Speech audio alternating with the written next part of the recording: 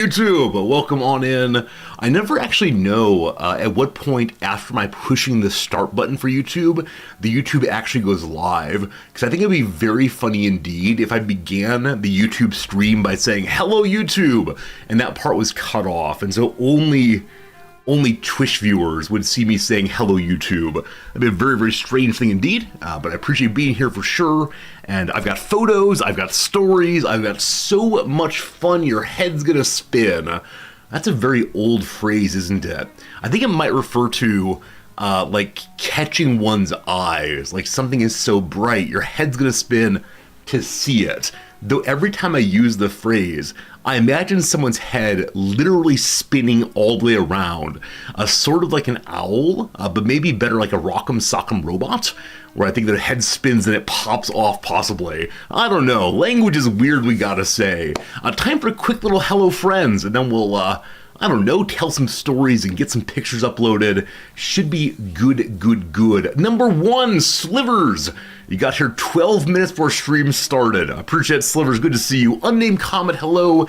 HPG, welcome on in. Raw, good seeing you. Blitzkrieg, good seeing you. Game Urchin, welcome back. How's it going, Silent Marauder? What is good today? Zim, I say you rediscovered me after the move to Japan because your sleep schedule became a mess during the holidays. I appreciate that. I appreciate it. Definitely the case that I know for a lot of us over the holidays, sleep gets absolutely all over the place. But I appreciate you being able to hang out with us during the intro at least, and hopefully can put you to sleep. If you need me to, I'll pull up, I don't know, the History of Philosophy website, and we can slowly read about Parmenides, and then you'll have a little nap time. But Zim, welcome back to the community. Always great when people in not great time zones are able to spend time with us once again. Good seeing you, Zim. Zeriarch, welcome in. Hello to you today. Ellis Dole, welcome Steve. Welcome Jim. Tonto, welcome in. Eka, good to see you. George, what's up? Praise Relics, welcome. Hello, Tika Lensic. Hello to you today. Heischel and Misty Nuts and Biggs and everybody else out there in Viewerland. Thank you for being here right at the beginning. George says that the YouTube stream starts with me saying, "YouTube." So we need to take a very, very brief moment after clicking the start button on YouTube to say 3, 2, 1. Hello YouTube. And then when that happens, they'll pick me up saying 3, 2, 1, and that'll be very, very awkward. But if we give it some time and some effort, eventually they'll have a very smooth YouTube intro, and that's what really counts. Hello Star Strafer, didn't recognize me without a tie. Yeah, often as stream begins, I decide on a tie, I put a tie on. Occasionally, if I'm far enough behind schedule, you will see me standing here in only a white undershirt. And those days I feel halfway naked. But today at least we have the yellow shirt on. Pardon me for 1 second. I feel like a blue tie today. I think today is a blue tie kind of day. Let's wear this one. It's been a while since we used the stripy blue tie. Apparently a little moiry, but what's new? The amount of work one has to do to make sure you only buy stream-appropriate clothing.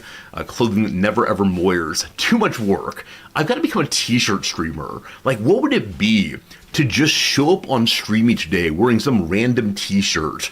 And I could say like, "Hi guys, I sure do like the St. Louis Cardinals. St. Louis Cardinals, go team. Hi friends, today I enjoy wearing a purple shirt. Isn't the purple shirt nice?" Oh, so much easier. I'm definitely putting myself at a competitive disadvantage by wearing the tie thing. What is moiring? Do I have a good example right now? If I go close here, it's hard to tell when we're in this resolution, but it's a kind of blurring that happens around certain clothes I wear. It's when the, I don't know, like resolution of the webcam can't capture all of the intricacy of a pattern, and so makes it blurry instead. It's something that some people will complain about. Other people don't notice or don't care. But the people who are really attentive to video quality will notice when I don't wear flat patterns, because flat patterns never moire, and then patterns with like very, very large blocks of pattern are fine, but it's very, very close ones cause more problems. There you go. Hello to you, Carbide. You got your New Year's card today. Hey, you're welcome. I'm glad you enjoyed that. Yeah, it's been a nice thing to see you all getting the New Year's cards. What a bit of joy that is. Hello, Paul. Hello, Grulion. Hello, everybody. Things to mention, friends. I've started the 2024 viewer survey form. This is our first time ever doing it. I'm not sure it's going to be useful, but I appreciate if you take a moment, or maybe 3 moments, to go ahead and fill out the viewer survey form. It's a variety of questions about your relationship to the stream, your reaction to the stream, things you like, things you maybe don't so much, and I appreciate it. Allow me to read through and see what exactly you all want to share with me, and if nothing, that's fine. If you do want to fill it out, that's nice too. Where do you find the form? ! Survey, SURVEY, will take you there. It should also be pinned at the top of the chat room, but I know that some of you are technological wizards who are able to ensure that you don't see any like Twitch stuff at all. All you get is the pure chat room experience with no weird pop-ups. Oh, you wizards. But yes, the survey form should be there. Thank you, Eka. Thank you, George. And I'll probably in the next couple of days have the bot set up to spam it occasionally. I don't want to be too pushy with the survey or anything else, but yeah, just so you know, there's a survey there, and I appreciate you filling it out. No matter who you are in the community, viewer, follower, new person, otherwise, a lurker, it's all great. I just do well with feedback. That said, there's 14 of them in so far, and I had a quick glance through them, and they're almost all entirely affirming, which is super nice, and I guess to be expected in that you all hang out with me so regularly, but I thought I might get some useful feedback by giving you all anonymity. I mean, the useful feedback, of course, is that you're having a good time, but it is... I don't know. I need one negative comment for me to fixate on for the next 4 months. Wait, this is not a therapy stream. What am I saying? It's even vaguely therapy. There's nothing therapy related happening right now, at least not on my side of the couch. I'm not sure. You're stuck on the second question because you can't choose both. Yeah, over on Discord, when I first posted the survey, 4 or 5 people immediately came in with here's where your survey is wrong from a design perspective. As I've mentioned over there, I am a humanities professor. I have done some work in qualitative surveying, but I had a political scientist look through the survey form before we used it there. So no, it definitely is the case that the survey is not perfect. If you just go with your gut, if you push some buttons, that's fine. The last 3 questions, which are in some measure the most important for me, the last 3 questions initially were required that you had to put something in there before you submitted. But one of our mods said, with today's ADHD-esque brains, it's unfortunate asking anyone, or it's unfair asking anyone to spend more than 2 or 3 minutes doing anything. So you can skip the hard questions if you want to. Anyway, the survey's up. I'd appreciate some thoughts on those ones, and whatever you want to put in there is fine. Like I said before, my student feedback forums tend to be pretty positive, but occasionally students will throw in one thing that is, I don't know, they think they're being funny, but it's always a little strange. Like 1 year, and I've told this story before, 1 year, years and years ago, I had a student jokingly put in, "This guy is such a racist. This guy is always using terrible swear words," right? This kind of thing throughout their student feedback form, all of which I'm happy to say is absolutely false. They thought they were being funny, But the problem is I'm not the only person who sees the survey forms in the case of student feedback forms. It went on to my bosses. When I would submit a package of applications or a packet of student feedback forms as part of applications for other jobs or other kinds of promotions or rewards, I would have to include that student's feedback form. Now, I always wrote an appended explanation.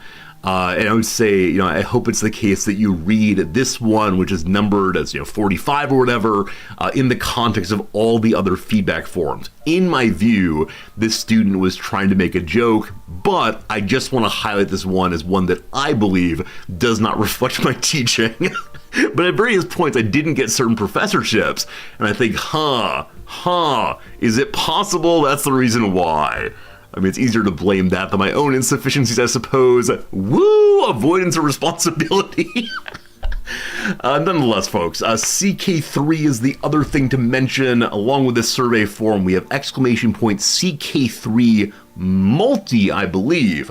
If you're interested in being part of the CK3 multiplayer stream, which is coming up in 2 weeks probably, I'd love for you to check it out over on Discord. We have, 15 people who have already expressed at least some interest, and 10 or so have signed up to definitely play.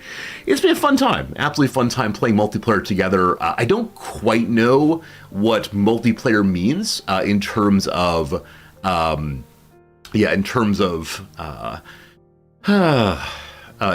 actual interaction between people on the stream. Will it be the case that someone sets up their territory in India and we largely ignore them? Will people instead be playing in a small area and interacting? I've got no idea. But with that said, it is it'll be a good time. So consider joining the CK3 thing. We'll see. Do you need voice chat or is it silent? So I wasn't planning to have any direct way for people to interact between one another. You can use the chat room, of course. You could use the Discord if you want to, but I'm not planning to have a voice chat on myself. And the reason why is I'd find that absolutely chaotic. So people can use the in-game mechanisms to interact. If they want to call each other out in Twitch chat, that's fine.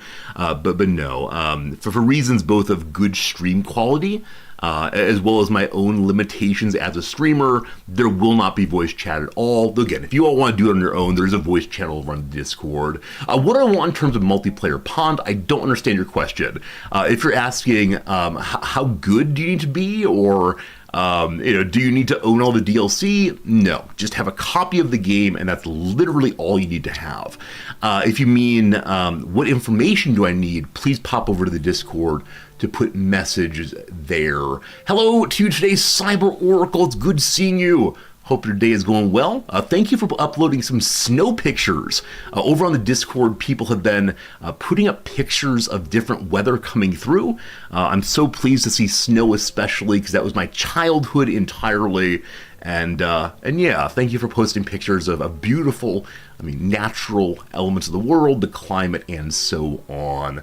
Oblo Turnip asks, to what degree is our survey of the year anonymous? So I'll be straight with you, as anonymous as I could possibly be. Number one, you do not have to include a name. I will not get your email account at all. Even if you're signed in, I do not get that. The one thing I can do, but have not done yet, is have all answers go to one person. So I can see, potentially, one person's answers about absolutely everything. But as long as you don't say, like, hello, this is Odd Blue Turnip, I won't know what person it is. Now, a few of you have said things that are in line with things you've said to me over on Discord, and so I could probably guess, but I'm trying to avoid that as much as possible. I do want to look at these things in aggregate, in total, as opposed to individual people and say, this viewer did this thing wrong, or this viewer doesn't like me very much, or whatever. Like, put in whatever you want to. I promise I will not try to break anonymity here, because I take that very, very seriously. And, even if I have a suspicion of what student has given me a certain piece of feedback, I try to ignore that as much as possible, thinking of them as an abstract student, because my sense is usually if one person has a certain piece of feedback, then at least some other students are thinking in similar ways, except for the people who put in pure joke answers. If you put in pure joke answers, I'm coming for you. I'm coming. All right, very good, very good, very good. Top line story of the day. We have heard back on my personal laptop. My personal laptop would not power on just after Christmas, no matter what I did. And I came to Twitch chat asking for assistance in evaluating the technology and understanding what I could possibly do myself. And we agreed together it was most likely a motherboard failure or a failure of a particular button, the power button. And so I went ahead and gave the laptop over to a Japanese repair shop. And yesterday they emailed me saying, yes, indeed, it is the motherboard is an issue. And so they said they can repair, nope, that's not it, replace the motherboard for around about 85,000 yen or so, which in my mind is $850. I know it's probably closer to like 675 right now. But once we get up to $675 to do a replacement, I don't think it's worth doing because that is like definitely more than the price of a lot of laptops, and that it's just below the price of replacing the exact same laptop in a newer model. I think the newer model is, I don't know, 90,000 or so. So very, very close. Very, very close there. Why are they asking so much for the motherboard? I do not know. It's a laptop motherboard. It is, I don't know. They did not do any kind of, breakdown of costs other than this is the total price. 85,000 yen is now $539 or $38.90. The problem here is one and only one thing. Like, the devaluation of the yen, while unfortunate from a retirement, if we go back to the US, the reason I actually get annoyed by the devaluation of the yen is that I'm unable to then make quick conversions between yen and dollars. So I become increasingly unpegged myself, unpegged between what the currency market is and my own sense of things. So that's unfortunate.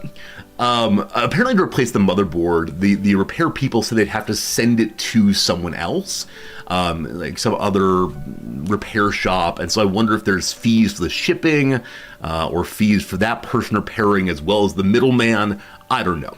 Whichever way, I went ahead and responded to him saying, I'm good, thanks. Thank you for offering the repair at that price, but no, I'm good.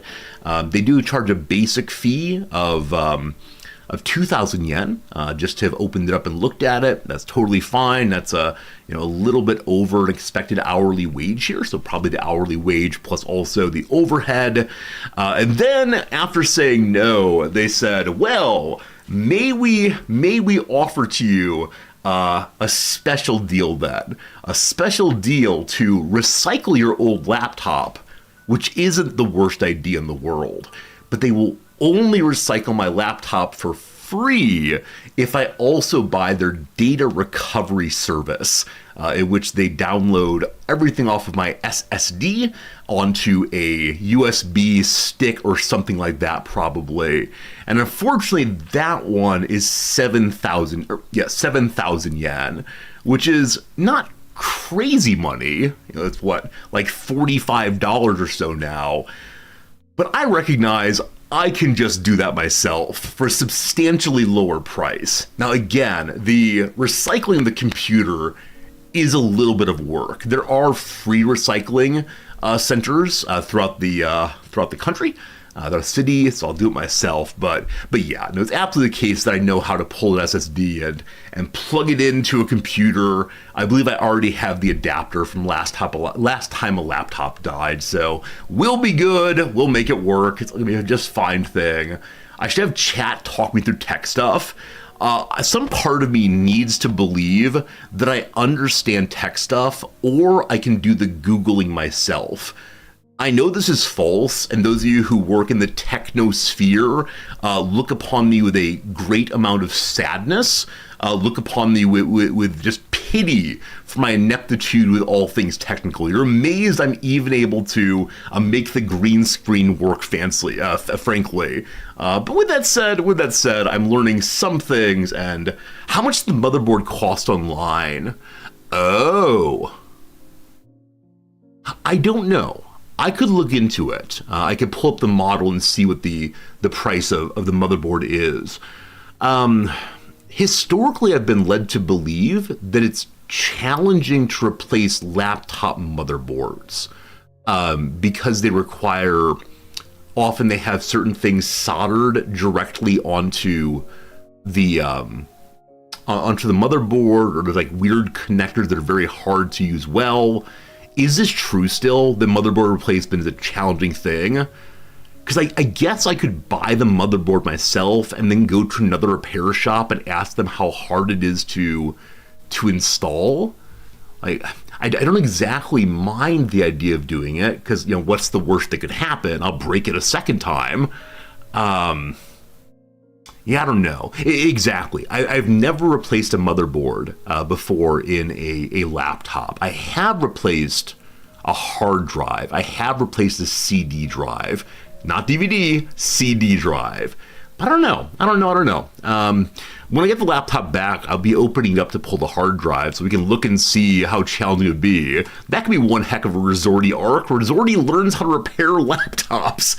Because, yeah, I'm definitely not interested in throwing away things that are still largely serviceable. I'm someone who prefers to fix instead of replace when possible, but as people have mentioned here, it is the case that a lot of laptop designers, a lot of folks who are selling technology make it very, very hard to repair them. So there's an incentive in the direction of buying new. Thank goodness for profits, planned obsolescence, blah, blah, blah. You know the arguments here. So, yeah, I'll go ahead and look at it. Now, with that said, friends, I already bought a new laptop. So the moment I got that email and saw the price for what the what the replacement motherboard installation would be, we were already on amazon.co.jp,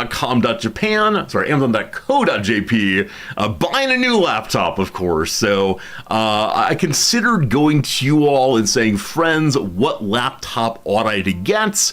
I considered getting like one of those fancy Lenovo ThinkPads, which are very, very common here in Japan.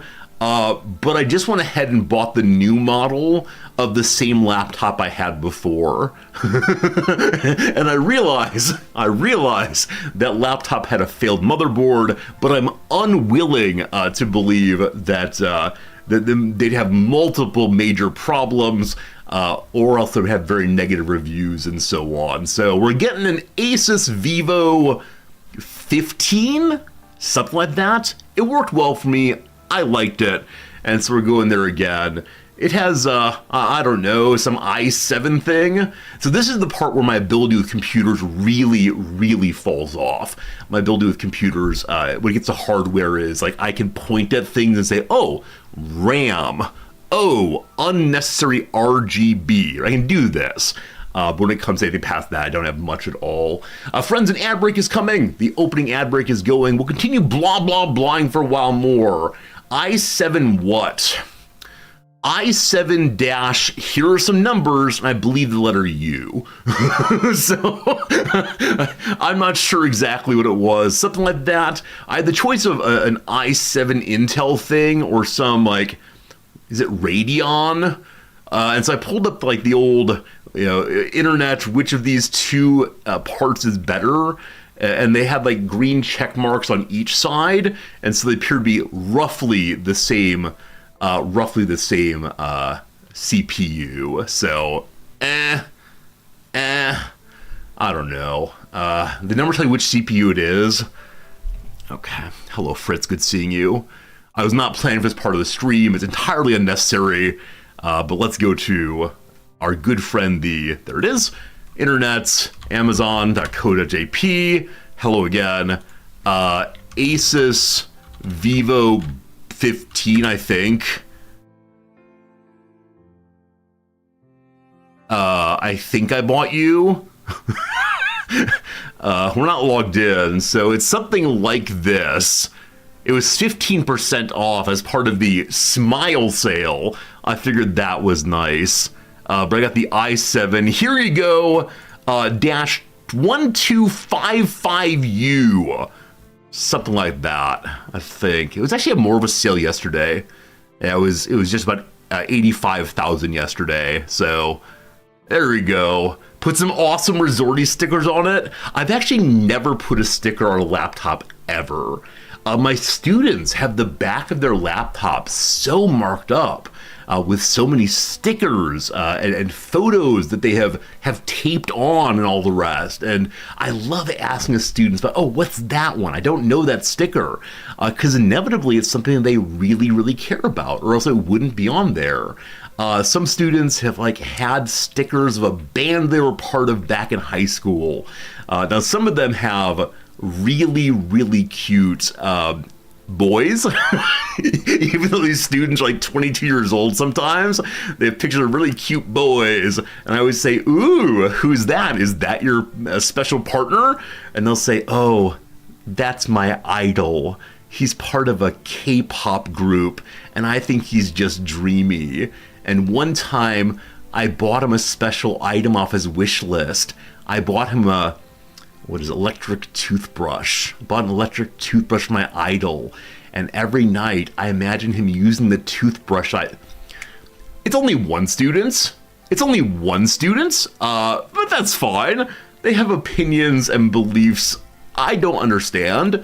Idol culture is still very, very, very, very weird to me in a way that it is just strange. So there you go. All good. You saw a student yesterday tape a sheet holder on the back of their laptop. Wait. What's a sheet holder? I've never heard of this before.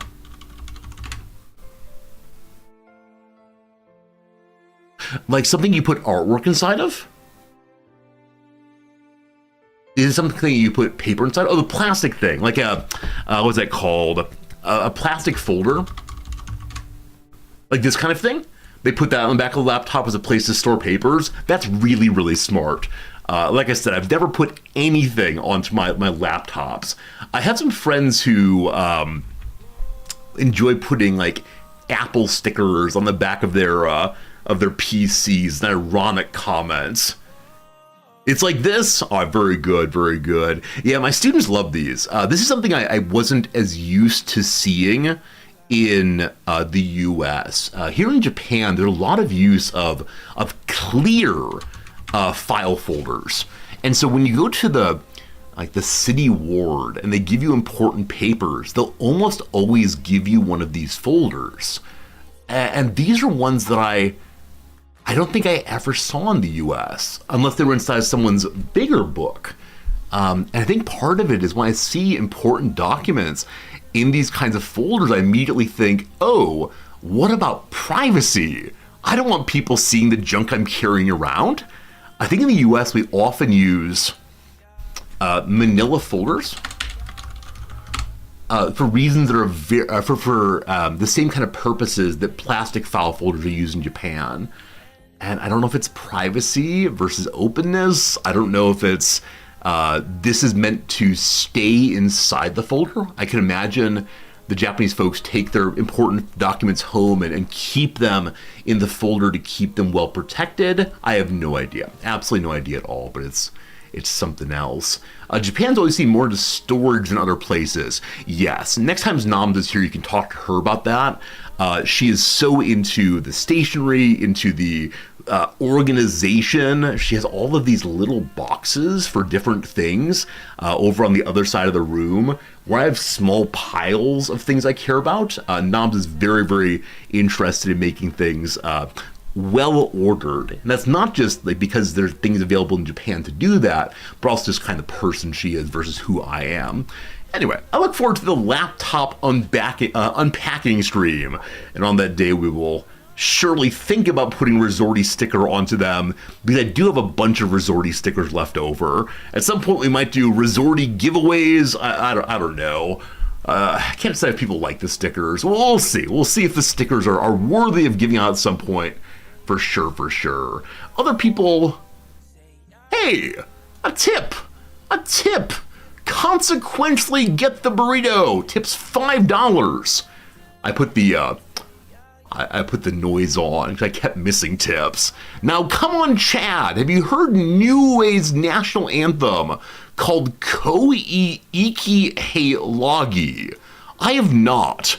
I was trying to move away from the let's do national anthems in the intro, but if you tip me money, I will look at anything you want me to. Like, clearly, there are limits, but sure, a national anthem of Niue.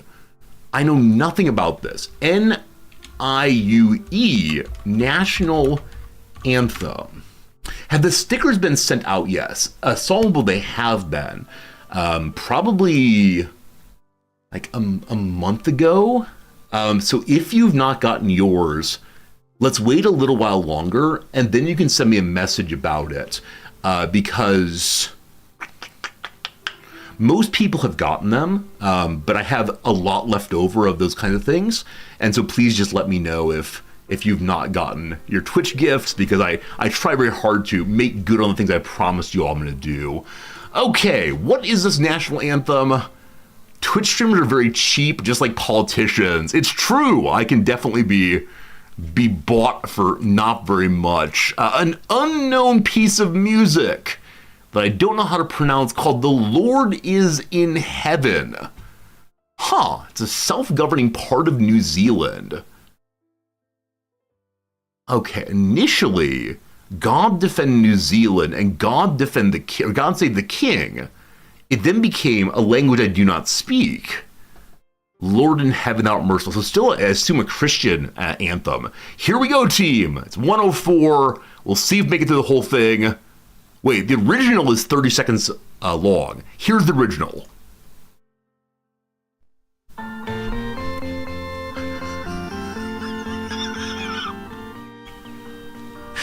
No. If I'm going to use audio for money on stream, it's not going to be that kind of thing.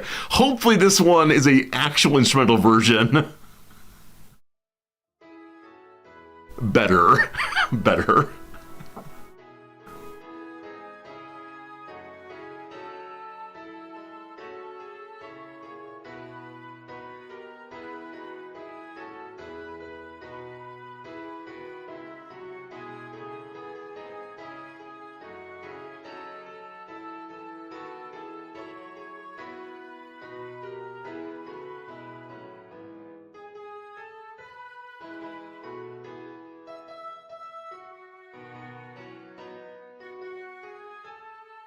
Wait, I'm confused.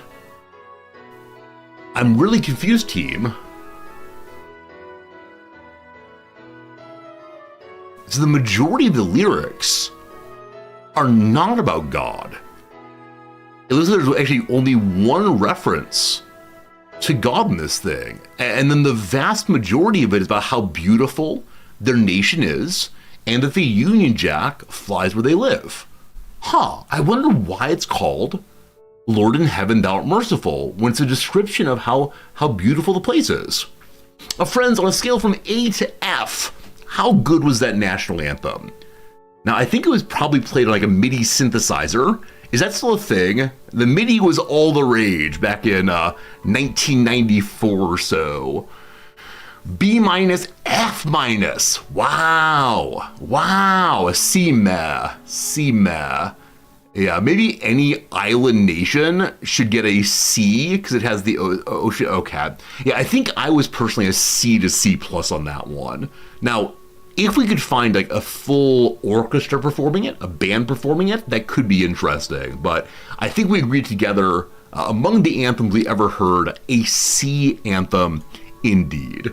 We got to go back to the tier list. Go back to the tier list of all the anthems.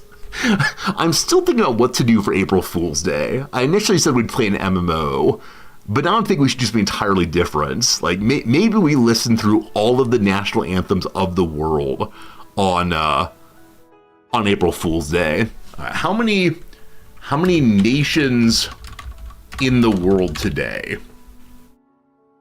195 countries. Of them, or not of them, along with that, how many non-recognized states that have, states that have national anthems? Because there are places like, what are they called? There are a number of nations that exist on oil rigs, like micronations that they're called. They assert they have sovereignty. What's this? This is a person who declares themselves king of the house, etc. Sealand, very good. Sealand is one of these micronations.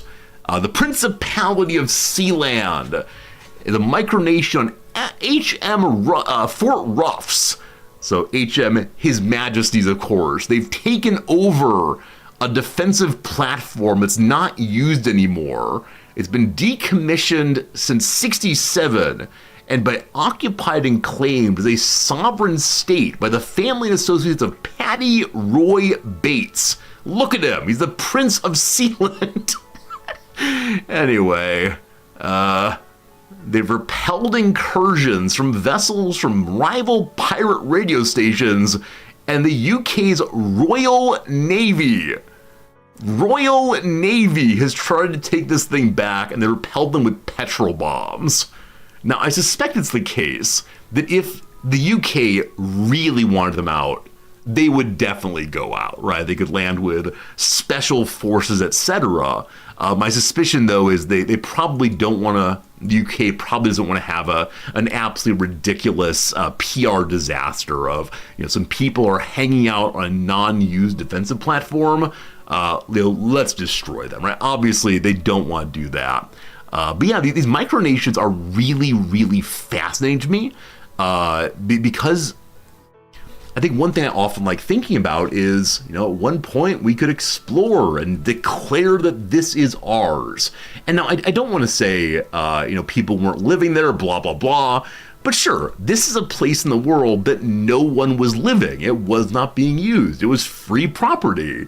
And so, how cool is it to be able to say, this is ours. We're going to make something new here when almost all the rest of the world's already been claimed. It's an interesting thing. And now, micronations are silly, right? But I want to know, does it have? In 75, they got themselves a constitution, a national flag, a national anthem, a currency, passports, and an immigration stamp. I believe that some of these places make most of their money by selling currency to currency collectors or stamps to stamp collectors, or offering people citizenship for a fee, which I think is really, really, really interesting. But they had a fire in 2006. Oh my goodness. Oh, right. I forgot that Pirate Bay, the big old we don't believe in copyright, download anything you want to site or index of available material online, attempted to take this over financially in order to claim that they were outside of any nation's territory, and thus outside of any nation's attempt to censor or fine them for what they do. Fascinating stuff.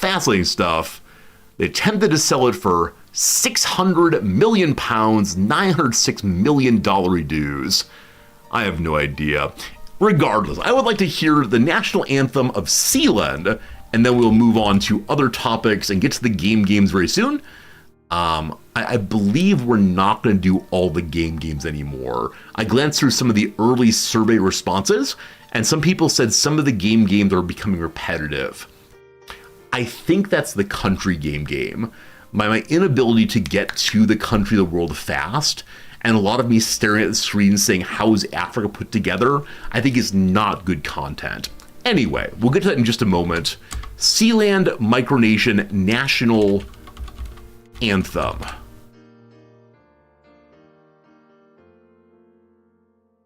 Okay, here we go. Emer Libertas. From the sea, freedom. What a line, huh? What a line.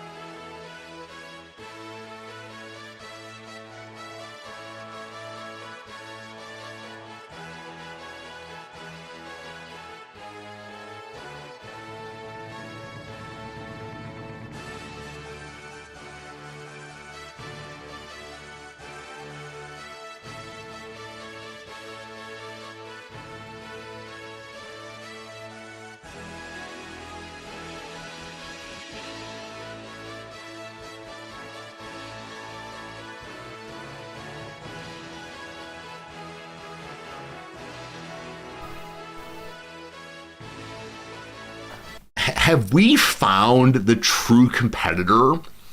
So if this were not played in like 8-bit nonsense, I could imagine this finally being the equal of O Canada. Like, I think I want to say, for me, this national anthem might in fact be A tier or S tier. I liked that one so much. Now again, I need to hear it performed in something other than just the synthesizer. So maybe this year, 2025, we should hire a band or a musician on Fiverr to put this thing together in beautiful music. That was good. That's good. Okay, all about that. Point made, topic discussed, fantastic. It's an F- no for you. Wow.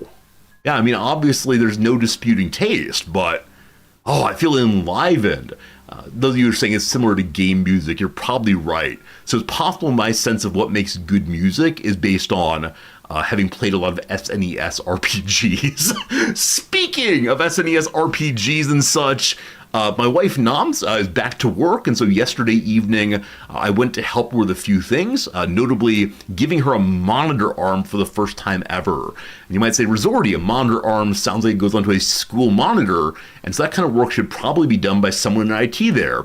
Yes, Noms is not like troubling IT when she has me to do things for her. So I put together the monitor arm, all good, all good. She's now living in the future with a monitor arm and also a second monitor and also a mechanical keyboard. Major upgrades for Noms at work. But while I was there and putting together the arm, from another room, I heard bum-ba-da-bum, bum-bum-bum-ba-dum, which, if you've ever been on video games, is the Final Fantasy victory music.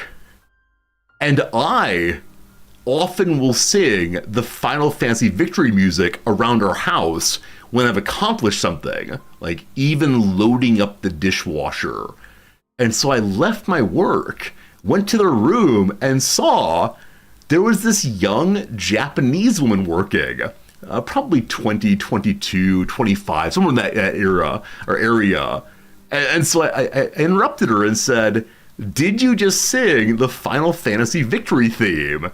And she went, she thought there had been no one else around to hear her. And so initially she was so embarrassed. And I said, no. I sing this also. I sing this from time to time. And she smiled then, and we talked a little bit about how fun it is to use little bits of music from different games one plays as a way of accentuating one's life. I told her I'm also a big fan of the Zelda music.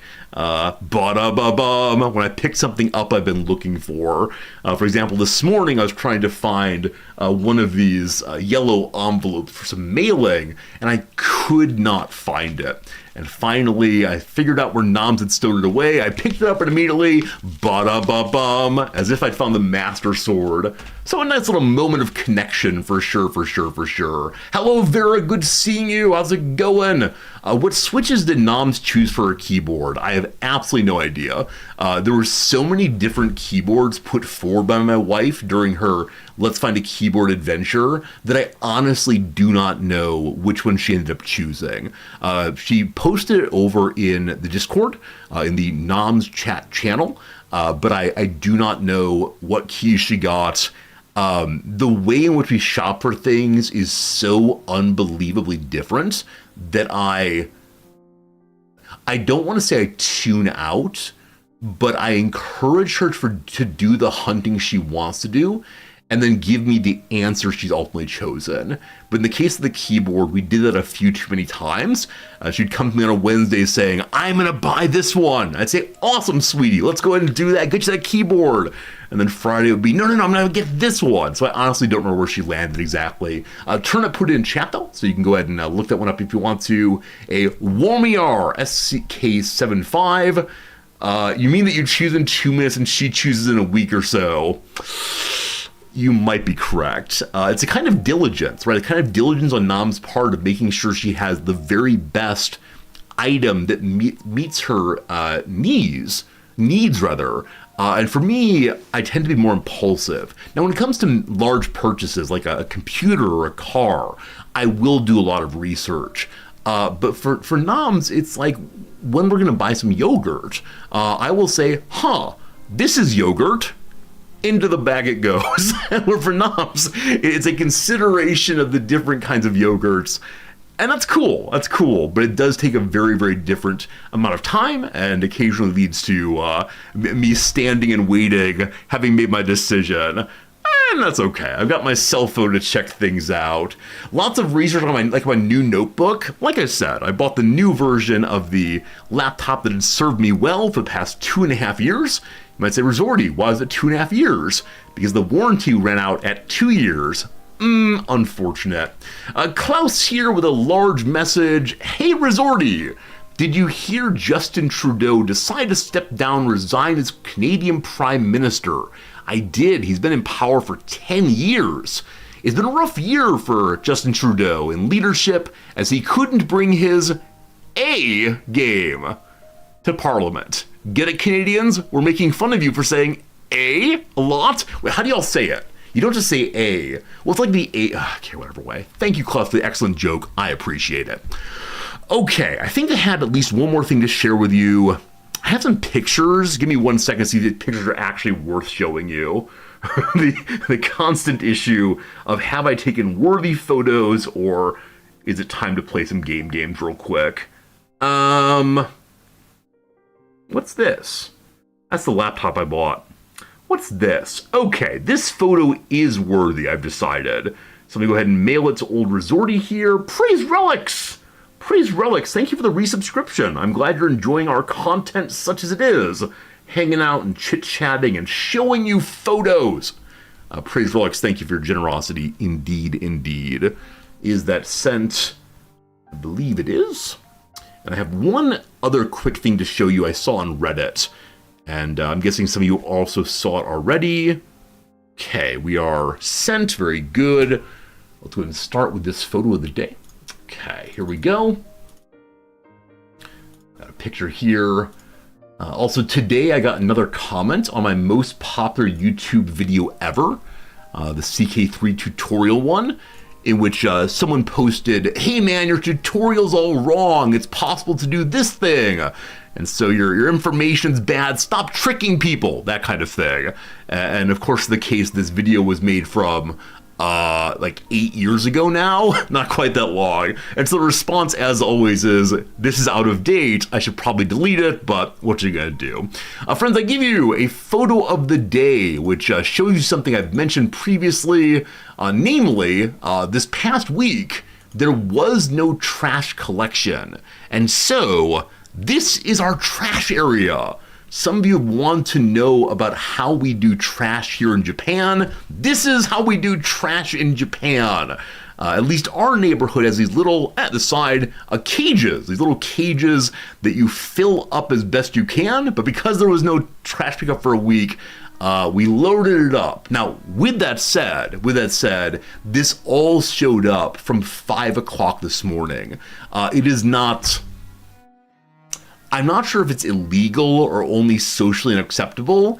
It's not okay to put the trash out the night before. You have to do it starting at 5 a.m. on the morning of collection. One chatter mentions, how does sorting work? I'm not going to go through all of it, but these are the combustibles. These are the things that burn. And we have one of the hotter incinerators in Tokyo, and so they burn in a big way. No raccoons there, correct. So ordinarily, all of the trash will fit underneath that green netting there. Today, though, you see at the bottom there's a little spot for the crows to get in. Now, I don't want a messy neighborhood, but if the crows get in, good for them. We appreciate that. On different days, different things go into the pile there, including cardboard. There's a day when we put our bottles out, etc., etc. You hope that plastic is not considered combustible. Boy, howdy, do I have news for you. The only plastic that in this ward we intentionally separate out are plastic bottles. Yeah, plastic bottles. In other wards, they do separate out all plastic, including single-use plastic. But yeah, here in our ward is just burn of literally any kind of plastic at all. And I don't ask questions about that. I'm not a Japanese incinerator worker. What do I know? But I'm sure inhaling all sorts of awful things. Bravo, glad you got your card. Congratulations on arriving. You're welcome, of course. Good to see you for sure. Have I sufficiently shamed the people who put their trash out too early?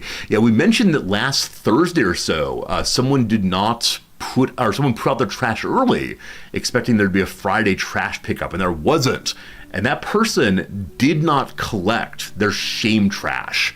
That person did not go out there and bring it back into their house until this morning. And so it just sat there all weekend long.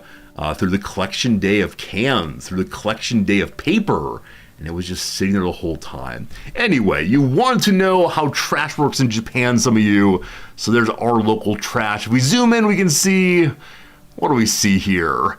Nothing identifiable. That said, as you'll notice, they're all clear bags. And why are they all clear bags?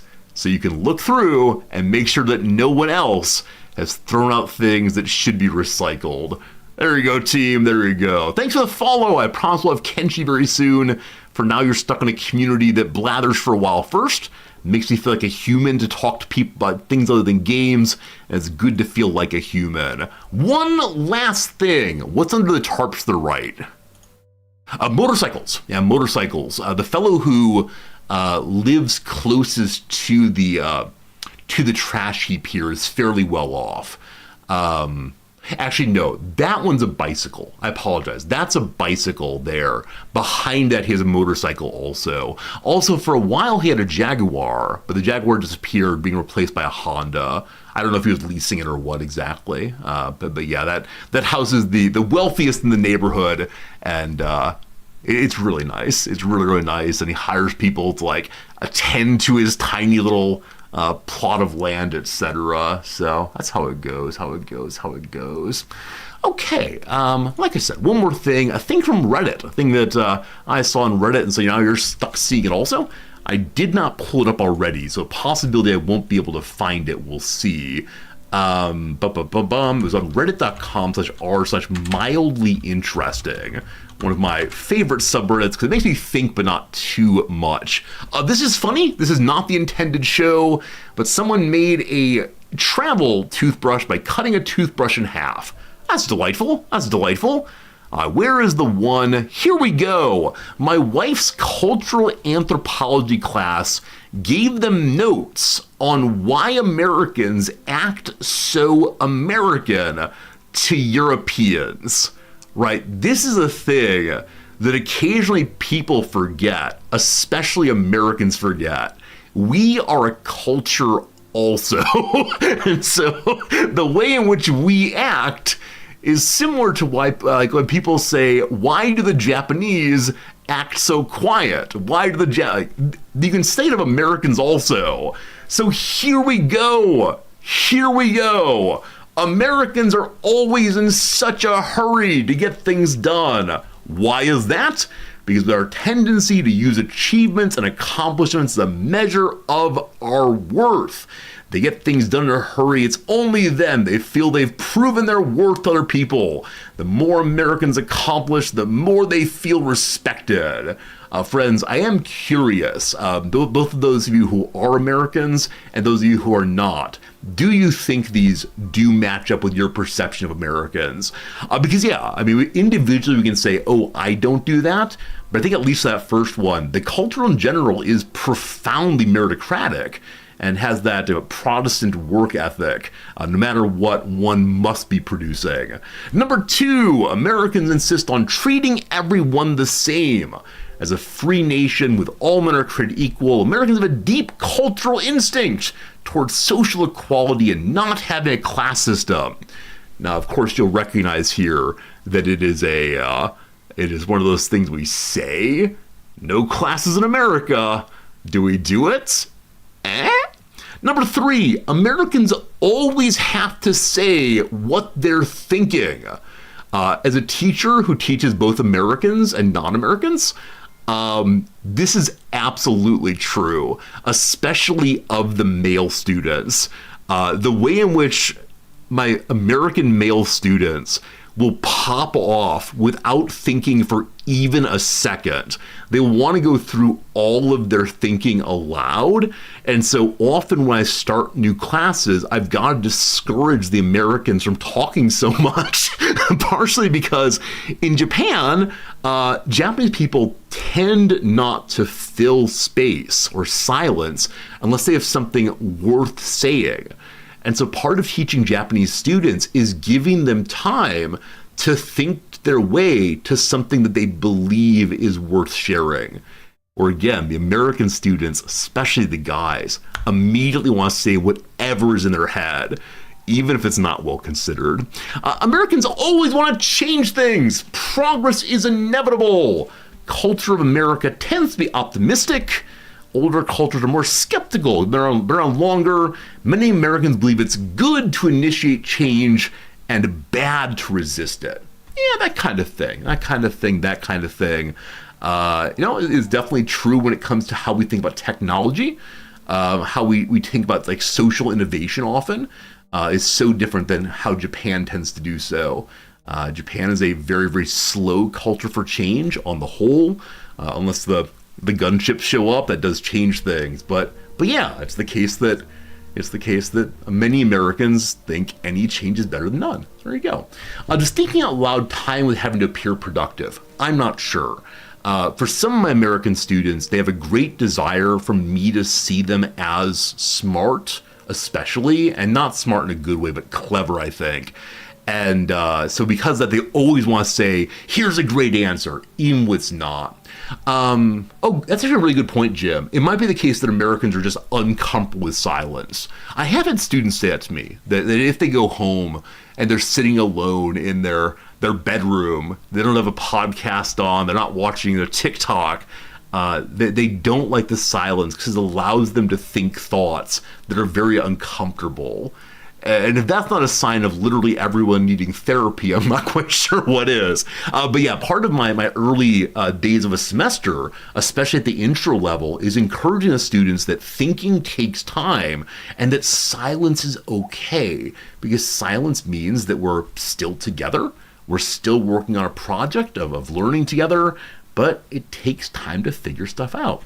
There you go. Americans don't show very much respect for their elders.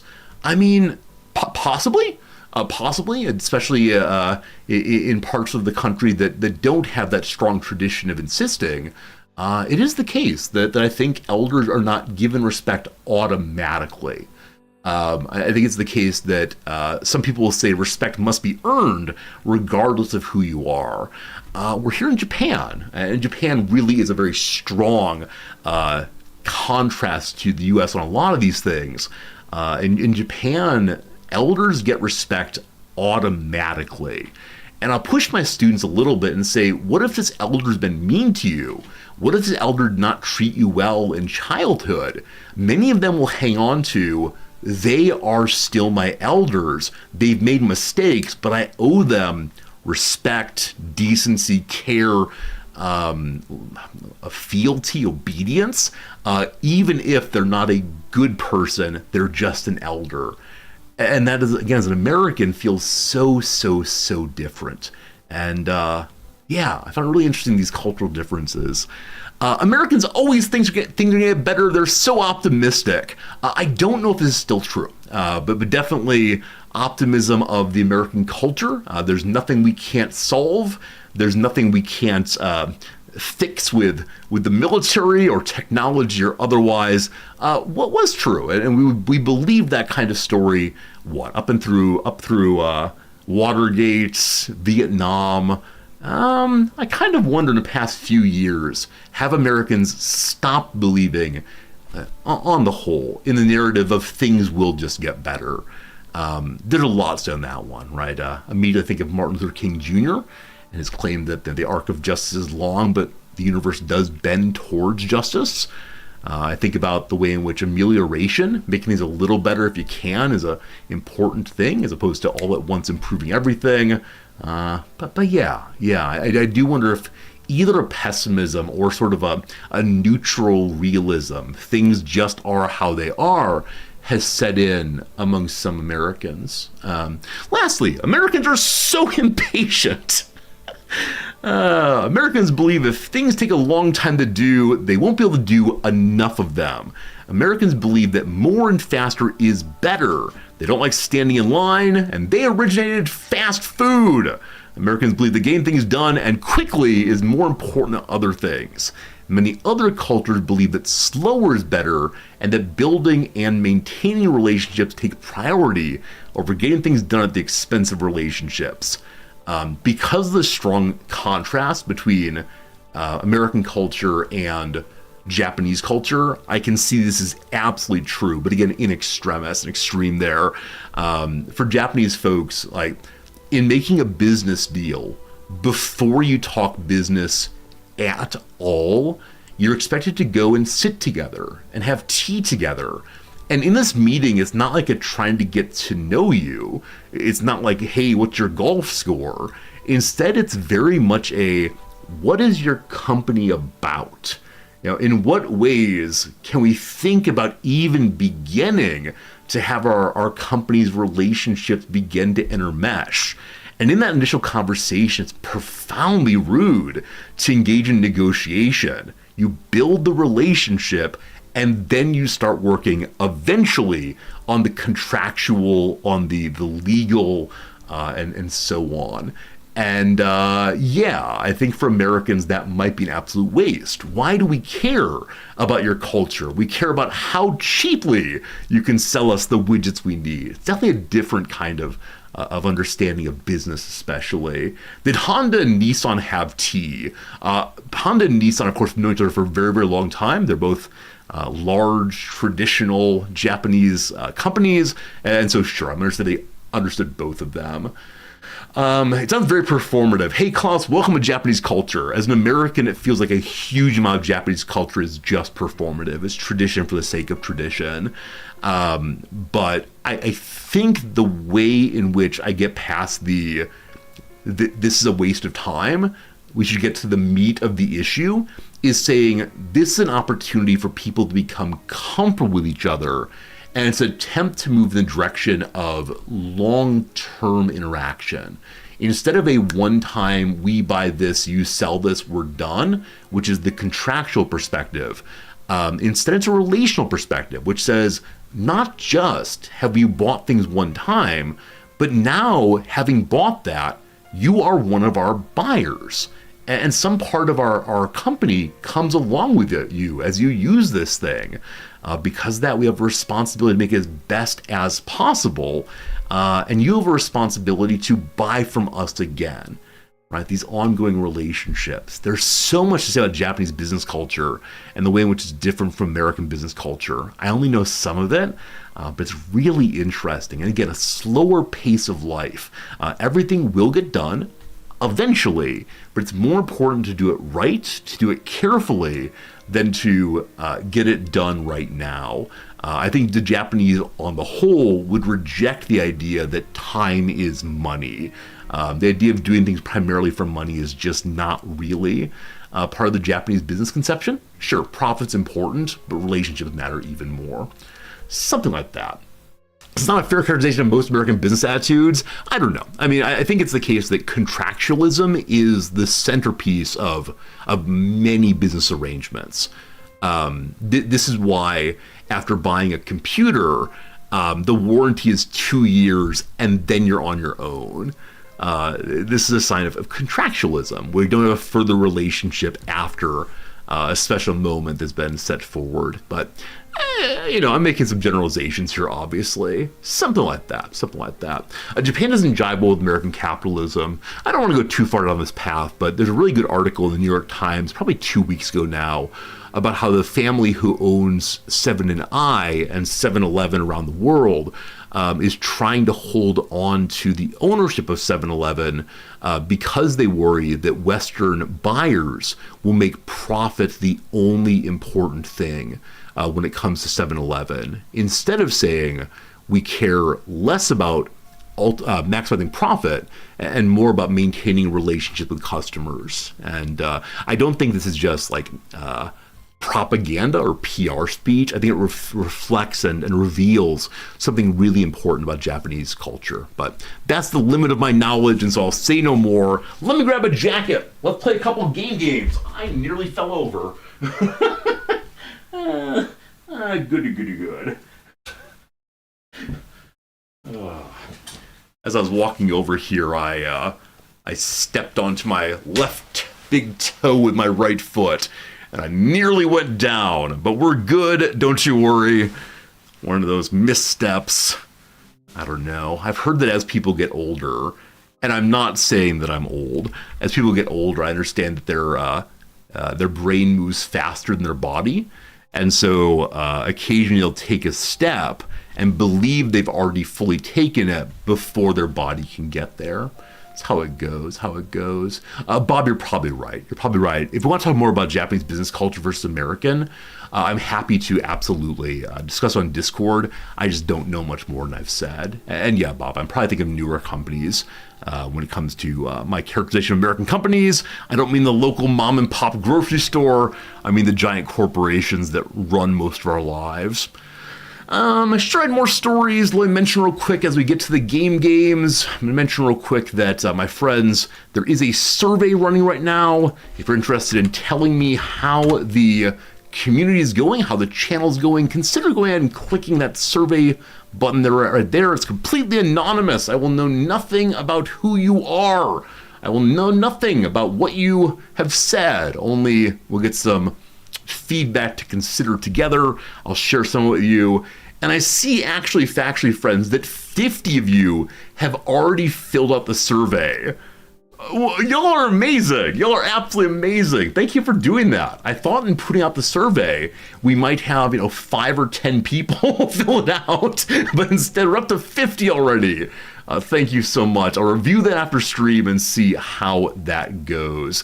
All right, team. I've decided we're not going to do the globe anymore.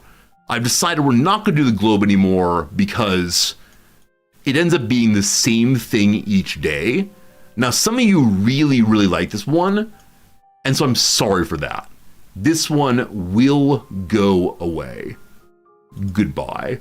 You filled out multiple times so you get all the answers correct. I guess I didn't say IP check, make sure people can't submit it repeatedly. I'm gonna assume that every single one of them that's positive in any way is just my mother submitting the exact same thing over and over and over again. Ari, I'm sorry. I know you love the Globe game. But I think it is the case. It's gotten too repetitive. we can start taking surveys, right? We start taking surveys of, here we go. While we're surveying in one tab, we'll do another one here. Do you want the Globe game? You all are here to vote. Heck yes. Heck no. You do you. That third one means that I get to decide, of course. Vote now, vote now, vote now. I really enjoy playing the games. So we're going to go ahead and do the 2 games, and then we'll move on after that and see what we're going to do. The graph game I will also definitely be playing, but past that, not sure. Folks, what game is this? Please guess now. I see a red light. I see some white lights. I see very little of utility in this one. This vaguely reminds me of Fallout Vaults. It vaguely reminds me of like Star Trek doors that often will show a light above them. It could be an elevator. It could be a lot of things. I'm going to say it's a Fallout game because that's what came to mind first. I'm going to say it's Fallout 3. It is not Fallout 3. Well, there you go. A Metacritic score of 90%. Goodness gracious. A departure lounge right here. So, what is it? The majority of you do not care about the Globe game either way. 11... Okay, so 30 people said whatever one's fine. 10 people said I want to see the Globe game. 11 people said I don't want to see the Globe game. Thanks, team. Very helpful feedback. Thank you for tying things as always. You are great, great, great, great, great. So seeing the airport board and what looks like dead civilians, I'm vaguely remembering the No Russian level in one of the Call of Duties in which you're invited to shoot up an airport.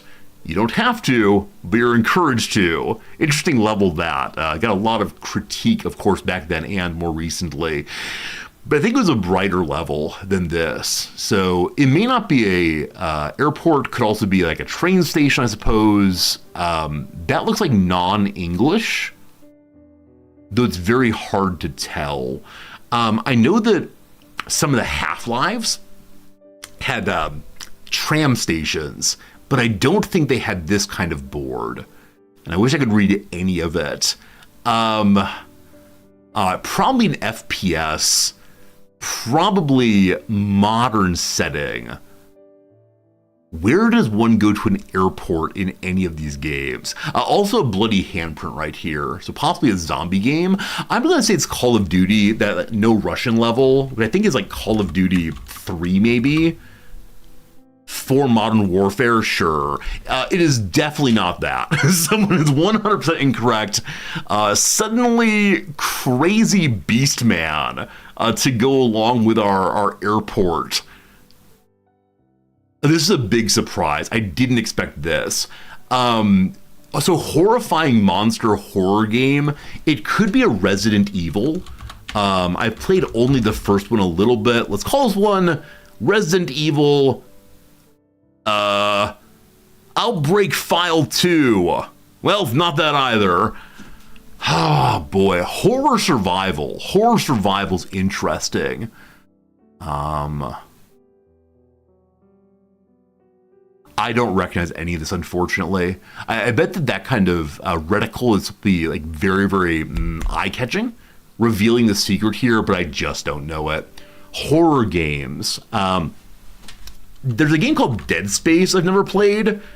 I understand it's like a very scary game with jump scares. Dead Space. Franchise Dead Space. Random guessing gets us somewhere. Is this Dead Space? Are there only 2 of them? 2 or 3 or Extraction? It's 2. Ha ha! There you go. Random half-remembered games for the win. We love it, we love it, we love it. Who got there first? Wow! The Steel Dragon as the second guess of the day.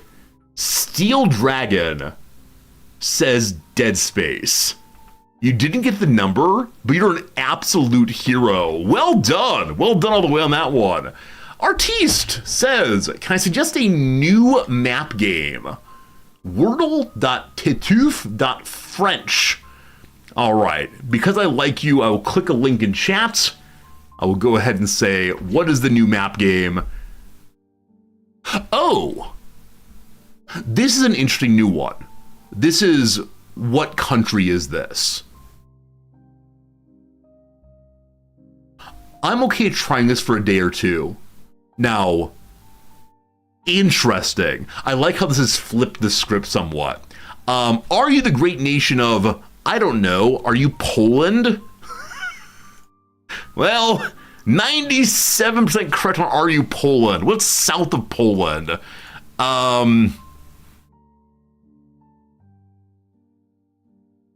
Not being able to see the size here is a little bit brutal. I'm used to size and then comparison. Hey, George, thank you for gifting a subscription to the Steel Dragon. You do well in video games. George is pleased. George, thank you for sharing your pleasure financially. Very kind of you. Are you Austria? I don't think you're Austria, but are you Austria? 98%. So to the east of Austria, to the south of Poland. I don't think you're our Czech friends these days. Are you our Czech friends these days? Oh, we're so close.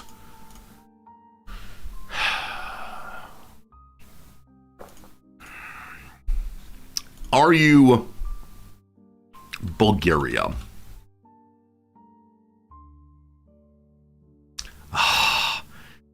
We're wandering in the wilderness. Serbia is northwest there. This is my last guess, and then you get to decide, friends. It is not Serbia. I've gotten probably a circle all the way around it. Friends, what country is this, do you claim? Hungary is the early guess. A lot of Hungary there, a lot of Hungary there. I wanted to guess Hungary, but everyone beat me. Some part of this game is definitely how fast your fingers. Hungary is correct. Good job. Who guessed Hungary first? You don't even need to wonder. You don't need to wonder who guesses things in the map games. It's our good friend, Ari. Well done. I'll keep that one open as a possible other game to play at some point. My friends, I give you the graph game. Happy graph game, everyone. My favorite of the games, except when I get the games right. From 2006 to 2022 or so, 428 on the far left-hand side, 502 on the far right-hand side, with some ups and some downs, but generally speaking, an upward trend. Number one is this commercial cranberry production in Wisconsin in millions of pounds. How heavy is a cranberry? It's one of the smaller fruits, I guess. It's grown in swamps, I believe. So because of that, I'm thinking Wisconsin does not produce cranberries. Wisconsin is not a swampy place in general. Though, I wonder if there's now like internal factory production. But when I think cranberries, I don't think Wisconsin. So off you go. Is it honey production in North Dakota in millions of pounds of honey? Do you all have honey and bears? I don't know the origin of this, but at least in the US, if you want to buy honey, you will often find it in a bear-shaped plastic bottle. And is this a reference to Pooh Bear, who loves his honey so much? Those of you in other parts of the world, do you get your honey in normal containers? We can also get them from the jar at the farmer's market. Is North Dakota a honey producing place? I have no idea. We'll leave it as it is. Whey protein concentrate produced in the US. So probably as bodybuilding becomes more popular, there's more and more whey protein made. I know a lot of people drink it daily before they lift some iron. There's not a long enough graph here for me to say, oh, with the rise of average everyday people doing bodybuilding and weightlifting, this goes up. So I don't know on that one. How much quinoa is produced in Bolivia in millions of pounds? I don't know. And lastly, craft beer, 3 E's, brewed in Colorado in millions of gallons. So all of these, it feels like, are can you connect the correct product with the correct place? So again, Wisconsin likely does not make cranberries. Past that, though, I'm not really sure. I know that there's been an explosion of craft beer throughout a lot of Midwest states. I know that Colorado is at the forefront of that, but again, it's just not clear to me how to apply that to the graph. And indeed, that's true for all of them. I'm going to say that North Dakota does not make a lot of honey. I don't know if that's true. Quinoa in Bolivia feels plausible, but only because I don't really know the geography of South America.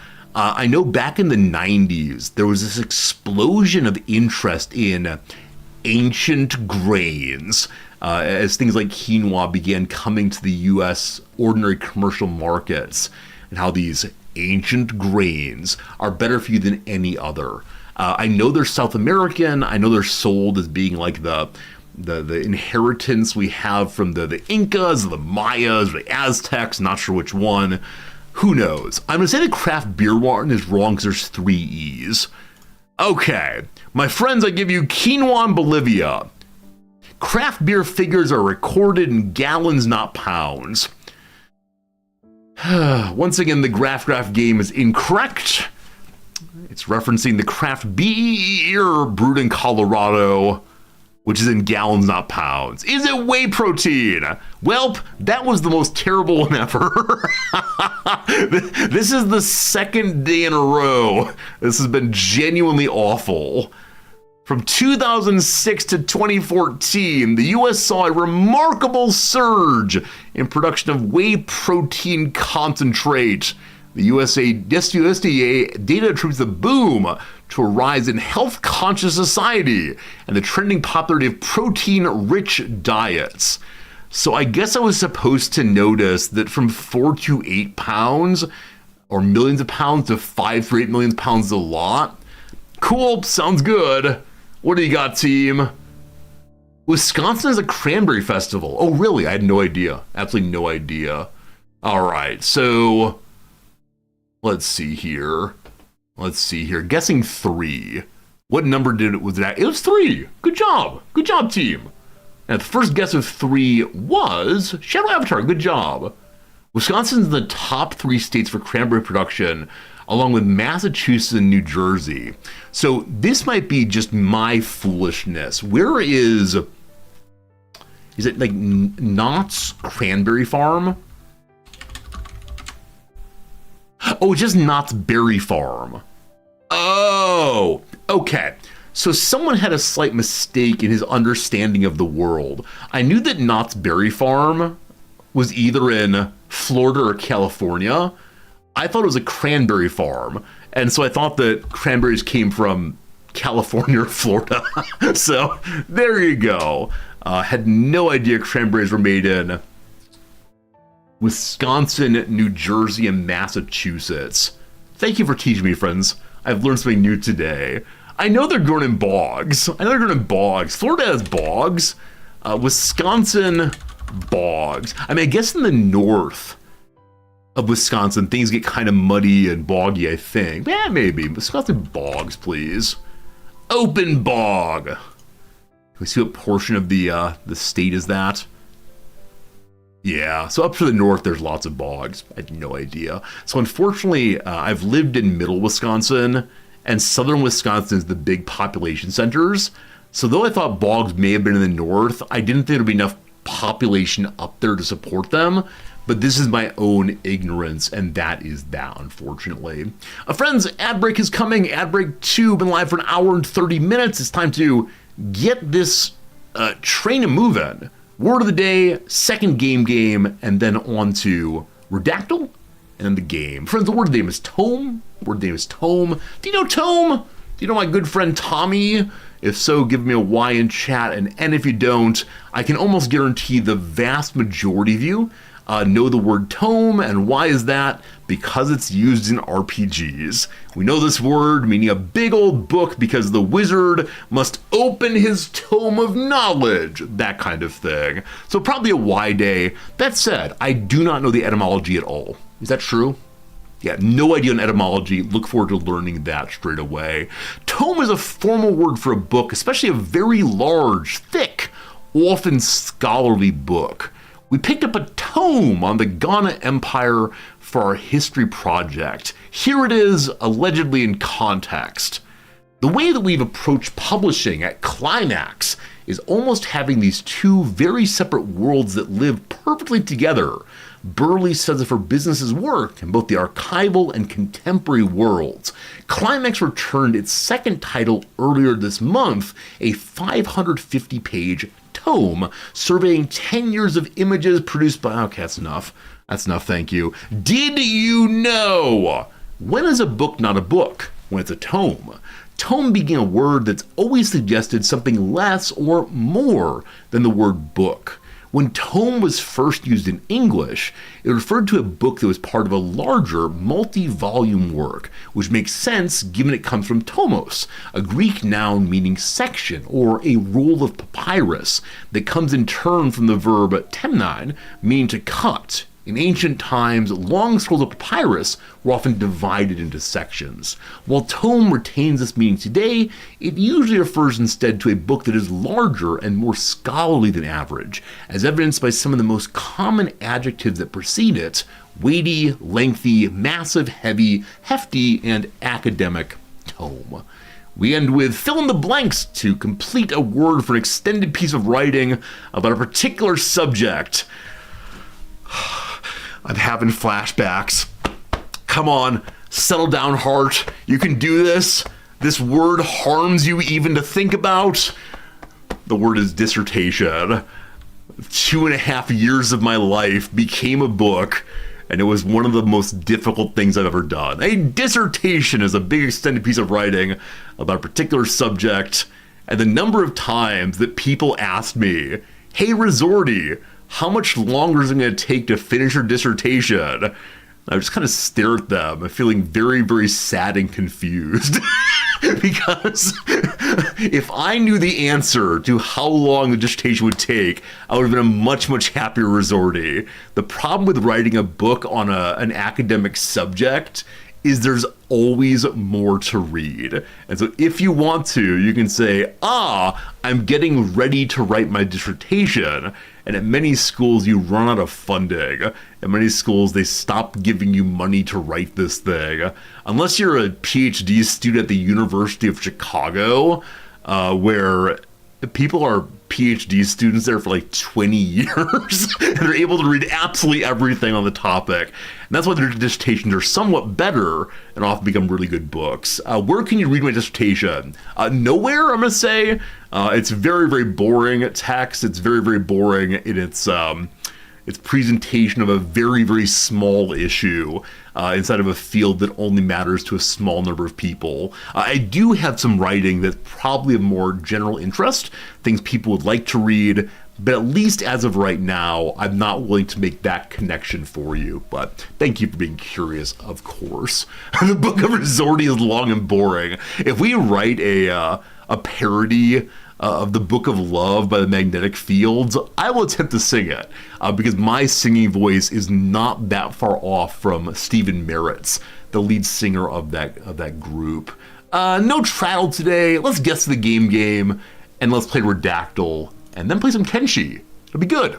Today's cover is this thing right here. The majority of people have guessed this in just one guess. My friends, what is this game? We see a mighty rhinoceros-like horn smashing through a building. We see what is probably a sword. We see what is possibly another large rhinoceros-like horn. I've got rhinos on the brain today, it seems. Those might be swords, might be weapons. They might be knocking down buildings. I'm immediately thinking of that old game in which large monsters fight in cities. There's a big monkey guy, there's a big lizard guy. That game is called... not quite in there right now, but that probably has more cartoonish graphics. Will this game be some kind of large monster versus large monster game, like a Godzilla versus King Kong? Or are these just ordinary people with their blades there? I have no idea, unfortunately, so I have to go ahead and guess kind of randomly. I'm gonna say it's a fighting game. I'm gonna say this game is Tekken. That's a fighting game I know of. I think Tekken is that red color occasionally. Which Tekken? It's Tekken 7. Thanks for asking. My friend says not Tekken 7. Sorry to say, not Tekken 7. A person here wearing a black outfit, maybe a butterfly on their back. Looks like a caster maybe, possibly a vampire. We can see both of their hands. So if this red thing is theirs, it's coming off their face instead of their extremities. Is there possibly another character here? I don't know. This undermines my idea of this being a large monster game. What are large monster games called? There's a whole genre of books and movies about large monsters like Mothra and so on. It's a Japanese phrase. I've forgotten it right now. Are you some kind of superhero? Are you Black Widow? Is there a Black Widow game? There is not. Are you is Black Widow X-Men? I don't think so. It's also probably too dark for X-Men.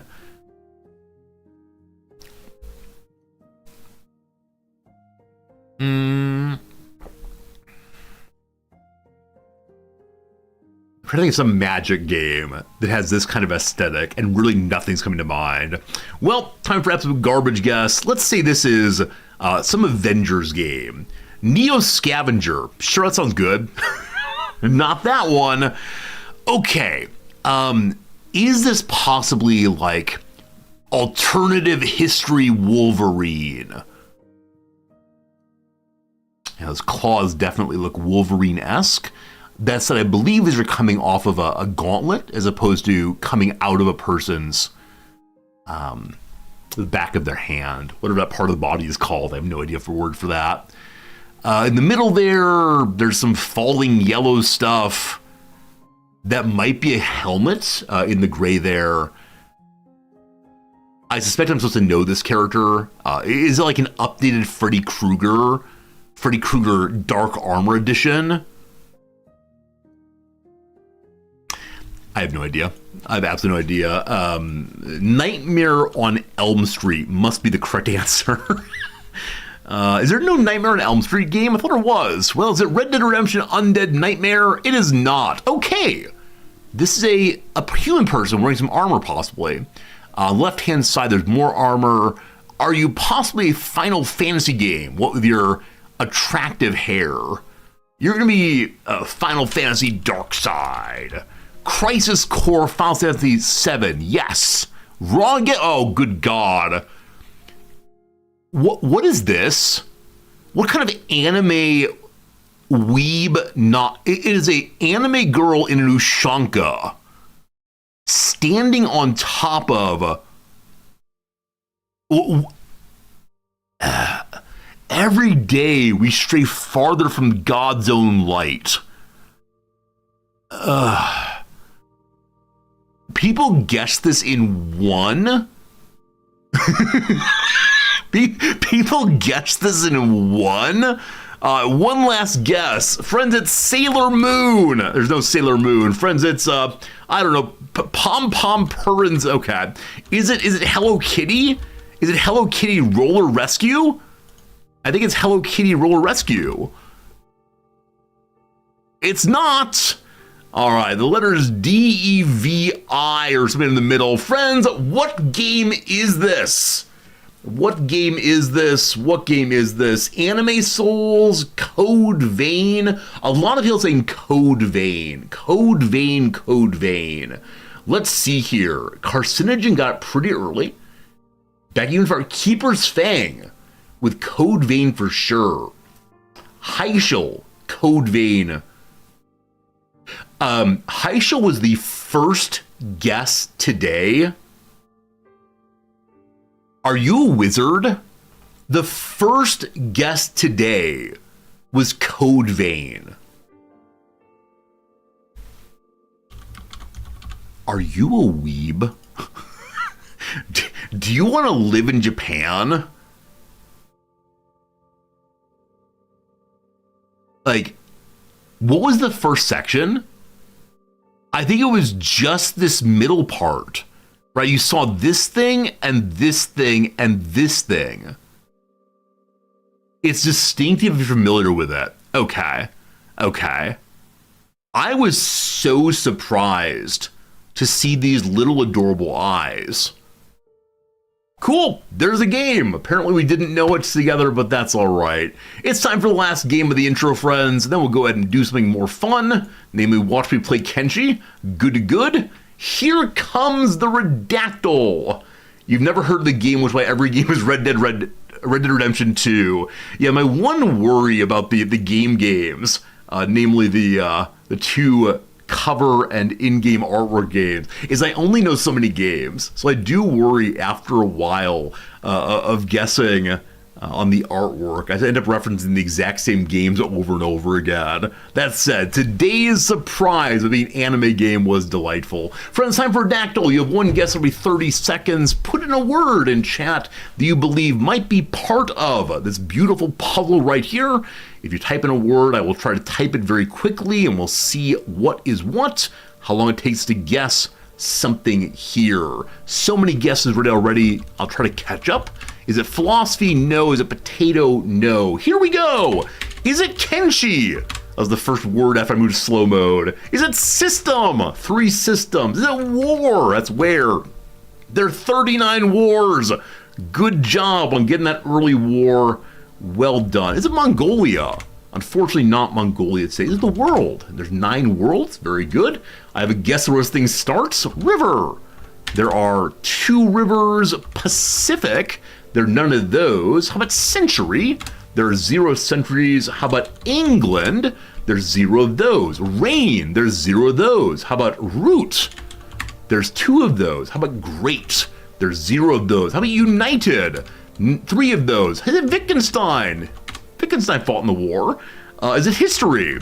It is 3 histories. Is it he? There's 10 he's. You can't have the unfortunately.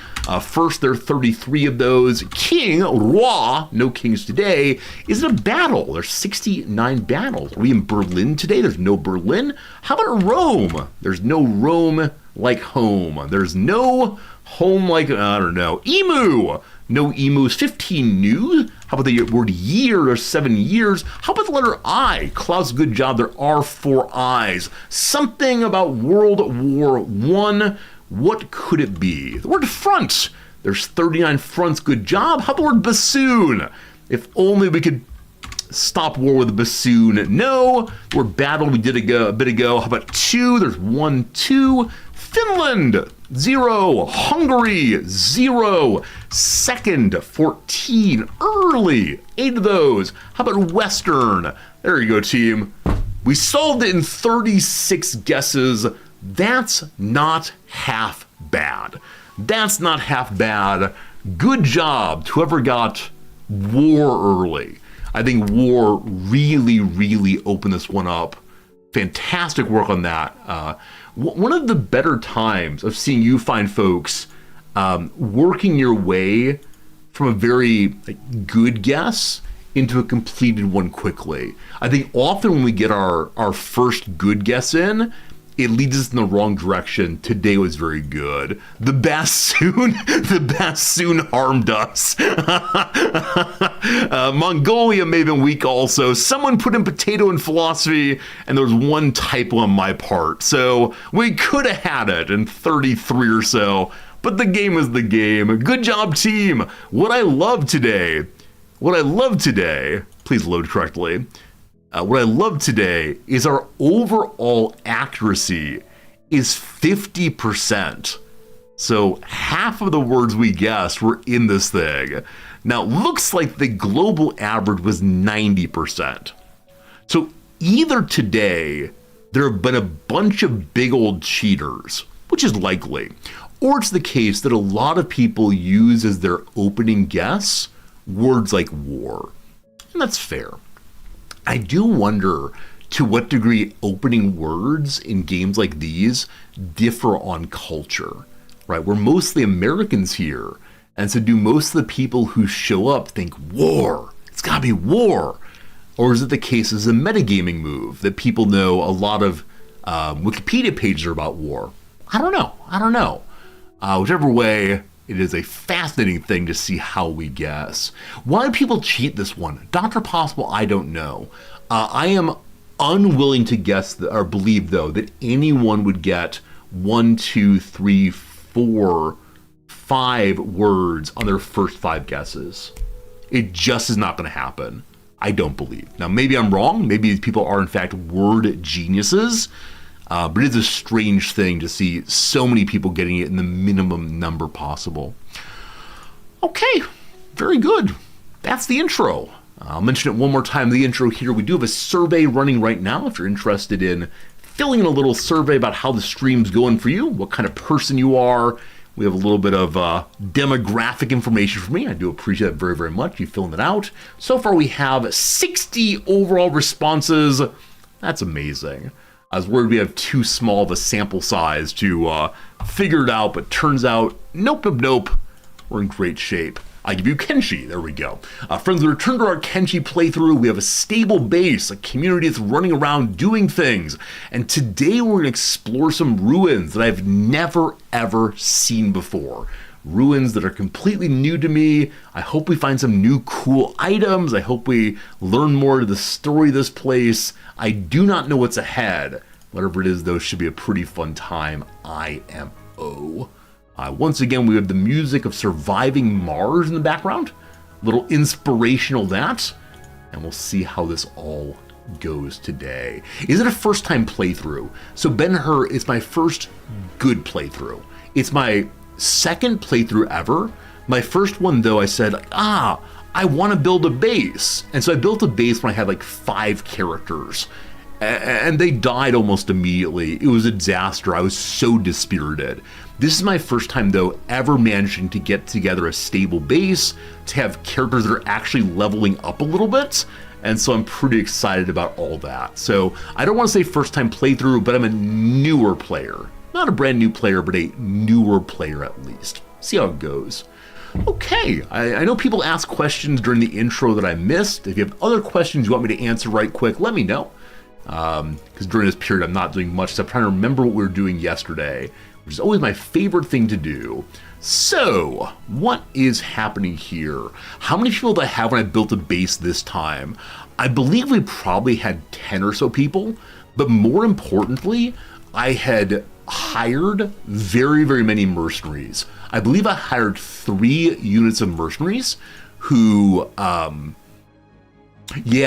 came with us to set up our base location, and they were able to keep us in good shape until we were actually strong to protect ourselves. Now, are we strong enough to protect ourselves against the really big ninja raids? Probably not, but we are working on it indeed. So the Goon Squad is down here. The Goon Squad, I believe, is mostly healed up. They had a minor battle a bit ago. Hamid is malnourished. Hamid has food in his pockets. You know what? Eat your food if you're malnourished. I thought characters automatically ate. Well, we'll see how that one goes for sure. Where are we? Right. The Goon Squad is right here. We're following along the coast, looking for other kinds of ruins. Yesterday we found the library at which there was nothing of interest except for a completely burned down set of bookshelves. Everything was destroyed. Very sad. Once upon a time was a place of learning. Once upon a time a place of knowledge and community, and check out the books and take care of them. I love talking about libraries with my students. I'm always very, very pleased when we have an opportunity to discuss how great of a thing the library is, and would it be possible to have libraries for things other than just books. And I talk about some of my friends, anarchist friends, who run a tool library, in which it's possible for people in the community to check out a chainsaw, possibly people in the community to check out some hammers or lots of other tools that maybe you wouldn't have available. Instead of needing to awkwardly ask the neighbor or go and buy one you'll use one time, they share these things in the exact same way that one would share library books. And so I asked the students if possible to have even more libraries, like libraries of clothes for when you have a special business suit for your interview. Would it be possible to have libraries of baking pans, which I know some libraries have, and I find it so fascinating to have all these different things that the students often say no. Books are special, right? People will take care of books because books are holy at some level, where other things they won't take care of. But no, I think the vast majority of people, don't want to take advantage. The vast majority of people want to be part of communities. Blah blah blah. Standard communitarian nonsense on the Resorty stream. Hey, Aaron Method, amen on archive love. The library here just recently hired an archivist, and she's really cool. And Noms and I have been having dinner with her and her husband once a week or so. And so I'm learning a lot about how archives work, learning a lot about, what it is to have a good archive, as opposed to just a pile of things that might be interesting from history. So I'm going to learn more about archives. Maybe the topic for me to learn in 2025. Every year I try to learn one new thing. What I learn in 2024, I don't remember. It must be so deeply inside of me that I already forgotten it. As we go along here, I'm really hoping we find some kind of bandits. Like, we're so far out in the wild. And hello, who are you? I know it's the case there are ransoms for some major bandits. I've never captured one. I found minor, leaders of hungry people. Not much past that. These are manhunters. These are slavers, my friends. These are people who we should go defeat at once who are against slavery. We fought one of the groups yesterday, had no problem with it, but then we put on some of their armor. And I didn't realize that by wearing this kind of random enemy's armor, it would lead to one of the major factions hating us for pretending to be some of their allies. Now, I may have saved scum at that point. It was a new mechanic I didn't want to deal with because I didn't want a whole faction to hate me. That's how it goes. I'm playing vanilla or with mods. I am playing vanilla. People have mentioned lots of interesting mods. Ooh, what's that? What's that? Mentioned lots of really interesting mods that could be worth trying. But as of right now, I'm just okay learning the game as it's presented. So we found another ruin at the tip here, and also slavers up this way. Let's fight the slavers. I'm feeling good. I'm feeling ready. Another battle. Combat this game is so chaotic for me, but also a really enjoyable experience most times. Even if we lose, we win in enjoyment. Now, I've lost the slavers, so it's possible we're wasting our time right now one round. Oh, do I have a mod called Dark UI? Oh, I might. Let's check and see. Let's go ahead and pull up the old Steam Workshop. I installed this game years ago, and so I may have been told to use certain mods I've forgotten about. Let's check and see what's going on here. So let's go to the workshop. Hello, workshop.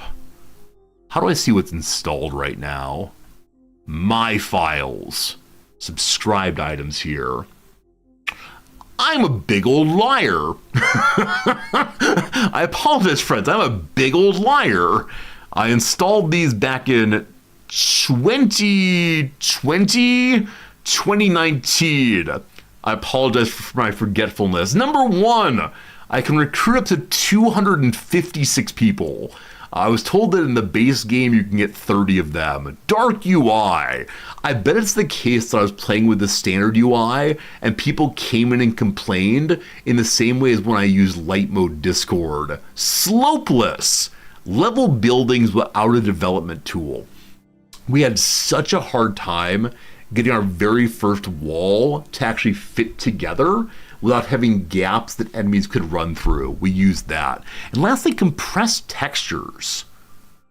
I don't know what that means, but it helps reduce loading time. Well, there you go, team. There you go. I do, in fact, have 4 mods here.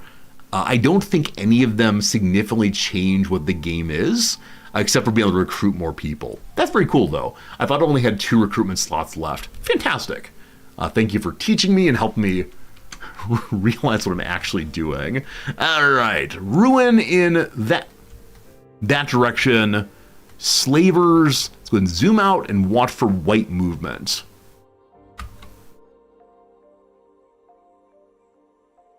The slavers get away this time.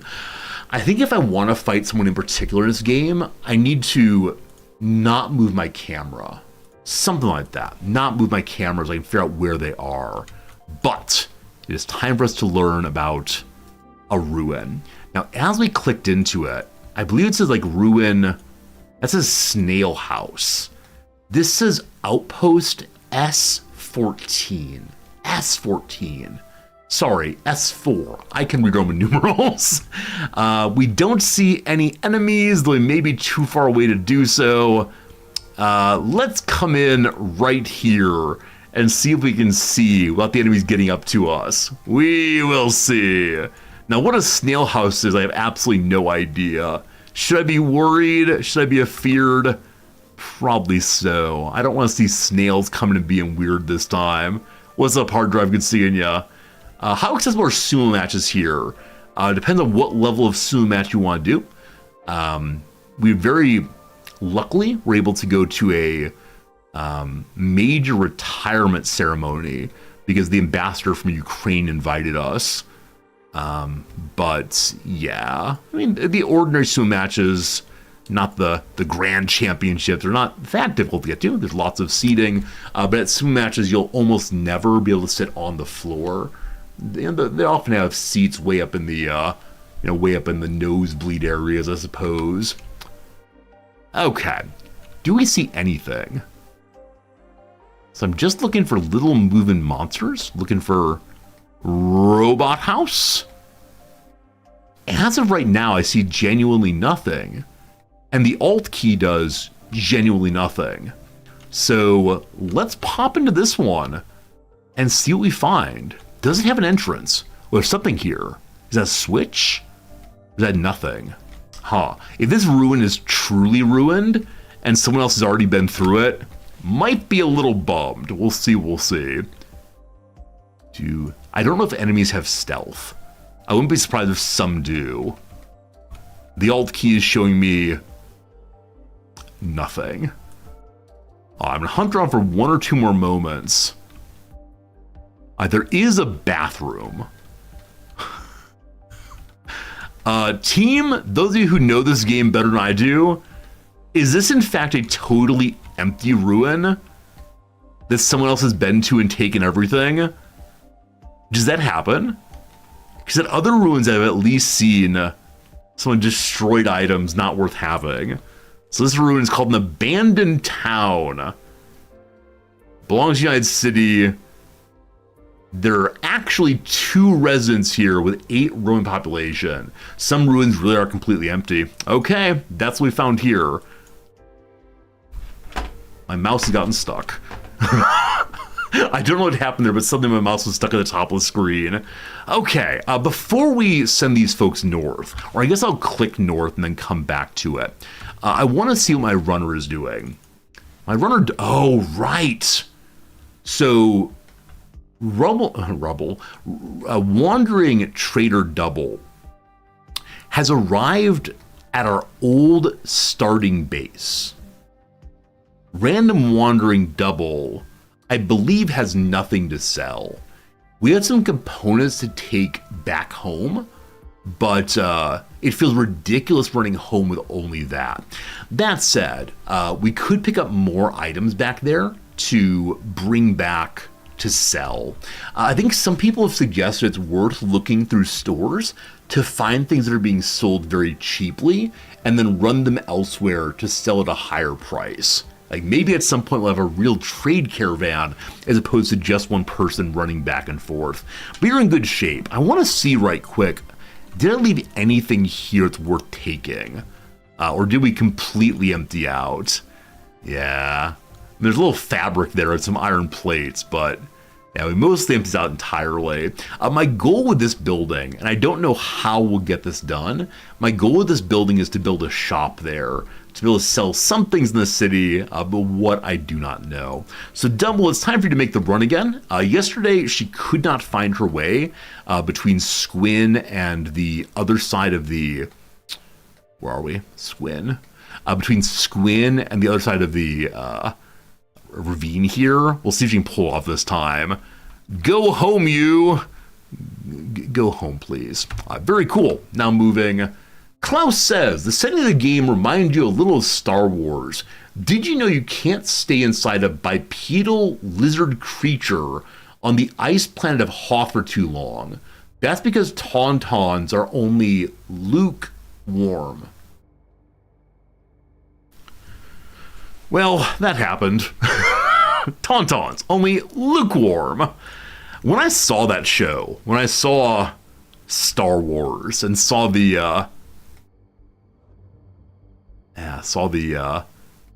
ice planet of Hoth, I kind of wanted to go there. Like, I'm not sure it was actually a desire I really had, but it was so different from where I lived. That's pretty good. Many people in this game choose to play trading nomads. That's cool. I mean, insofar as there are nomads in the game, right? Insofar as there are characters who just move around selling stuff, this sandbox game lets you do anything you want to do. So, that's pretty good. That's pretty good. On we go. Those of you who've played the game more than I have, that's a lot of you. I know when you hold down the Alt key, it shows you the items that are around you. Are there ever items just randomly in the wild? Right? Because in some RPGs, you'll be walking along and there'll be an interesting rock that's very easy to walk by. But if you just happen to click on it, wow, it's a special ring. Wow, you found some old abandoned armor. So are there things, and I'm not asking where are they, are there things that are not actually in any meaningful pop-up location? Northern Dakota's possibly Hoth. Yeah, I had a professor friend who was from rural North Dakota, a farming village, and he has this picture of himself standing in front of a 16-foot tall wall of ice, or wall of snow. It's absolutely nutso. All right, Double has found herself in a fight. It's probably just hungry bandits as usual. It's dust bandits, actually. Double's in range to take damage. Just keep going, Double. They can't get you if you just keep moving. So my greatest desire is to get Double to a level 100 athletics. It's just very, very, very, very, very slow. I believe in you, though. Back to the Goon Squad. We've stopped here. We don't see much. So the only things that are randomly left in the wilderness, those drop by fights. I was hoping you could find like a random cache of things. Because a lot of Kenshi, unfortunately or fortunately, I'm not sure which, is really not just barren of image, but barren of things to do, right? And so I know it's the case that this is a wasteland world. Something terrible has happened. But why would the terrible thing destroy all the bottle caps? Right? Why would the terrible thing lead to there's nothing at all remaining?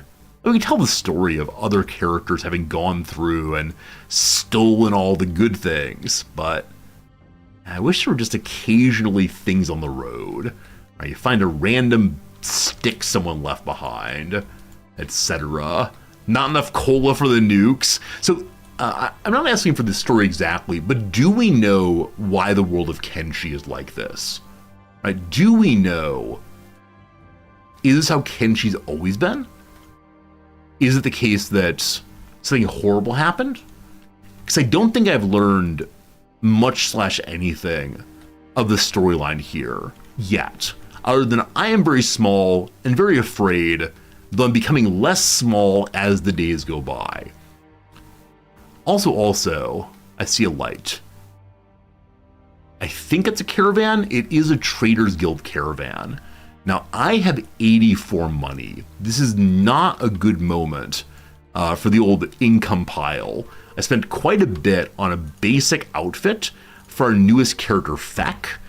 Just getting him some armor just getting him some pants, which are stolen. I shouldn't be wearing those. They're Manhunter pants. People might notice it. So I'm going to put those into the bag of Dennis Rodman here. No pants for you. So buying him armor, I guess, was expensive. I thought I bought him a sword also, but I guess I didn't. Huh. Kenshi 2 will be a prequel. We'll learn more about the game then. Okay. I look forward to playing Kenshi 2, etc. Also, poor old Scottie Pippen here, who's currently starving. Brother man, just eat the food. Poor old Scottie Pippen here is carrying a lot of really interesting items, but I don't know how to get him to a place to sell them without having a very large group protect him. He's not fast enough to stay with my my runner. We'll see. You know that they eat meat. I was pretty sure they ate raw meat. Do they not? Oh. So Dennis Rodman is full. Dennis Rodman is well fed and has no problems, where Scottie Pippen is malnourished. Do they eat grass? Because I believe that Dennis Rodman is carrying nothing other than fish, meat, and meat wraps. Any suggestions of what they eat? We can happily look them up on the Kenshipedia. But I'm just not sure. Now, if Scottie Pippen were to die, it'd be horrible. I mean, obviously not so good. Maybe he needs to have in his pockets. Yeah, that's it. So, give me a character. Hello. People are practicing fighting. Good job, you. Let's go look in this. One moment. And then hand the old meat to Scottie Pippen. And some new meat. There we go. Scottie Pippen ate the raw fowl meat. So apparently it needs to be in his bag as opposed to in the feeders, which is very, very strange because they're feeders for animals. You would think that the animals would eat at the feeders. Oh, video game. Oh, video game. Oh, video game. All right, team. I believe we're heading towards something of note. Right, we're going to see some traders, hopefully. And a light out here. Something white over there. Where'd the traders go? Once again, the moment I stop looking at something, they just disappear. The traders are ghosts. Straight away from civilization, haven't we, Romer? Traveling out bodyguards like casting your own death sentence in this zone. A samurai sergeant. So I believe the samurai are part of the United Cities faction. So we could just be silent. We could say we don't have the money to buy bodyguards. We can say, trust me, I can handle myself. Save your concern for someone else. Or I can be the big man here. I can puff myself up and say, did I ask for your advice? Now it feels very confrontational. But I've heard, occasionally to prove your worth. I was saying I can handle myself. If you say so, traveler. Okay, I was worried they might attack us. They did not, thank goodness. Now, where is the samurai sergeant in this pile here? May I speak with him? No, we had the one conversation. That is that. Occasionally we do just walk into random characters out here. That makes the game feel a little bit more alive. Not finding the travel or the traders feels a little less alive. Or like things are happening without me noticing, and that's fine too. Check the squad menu. I don't know, the thing here. Hello. What do you want to know about my squad menu? Isn't it perfect? Isn't it beautiful? The Goon Squad, the 1996 Championship Chicago Bulls, Outpost Defense, and Outpost Labor. That's my group. They're all doing very well, thank you. Is show me your squad menu going to be the new, what's your division planner? I don't know. Do we have Cur yet? No, I haven't found a place to buy any bulls in a while. I think I can buy them from the Nomads right by our base. But for that, I need what's known as money. Unfortunately, I have very little of what's known as money. Are you Ruins proper? You are not Ruins proper. The Goon Squad is fighting. It's Double. Where are you, Double? What you guys are up to? In the swamp. In the swamp. Probably some of those red spiders. But Double moves, you know, double quick. Just going home to load up again. Gotta be good to good. What's your swimming up to? I believe Double swims regularly on the back and forth here. Swimming of only 30. Have any of you ever spent the time to level a character to 100 and everything? I could see that being a goal that people who are completionists of this game might play, but it's a lot of work. It's a lot of work, obviously. There may be a button for food sharing. I'm pretty sure it's on for everyone. I'm pretty sure our food sharing button is on, if there's such a button. I think it might be AI. Is that right? Heal, help, share food. Yep, share food's on. No problem there. You've not got 100 everything, but fairly close. That's cool. That's cool. That's cool. We're going to mount this hill and see what we can find past there. Anybody moving? Some water there. I was playing that Caves of Cud game the other day offline. Well, ha! The Manhunters, we found those.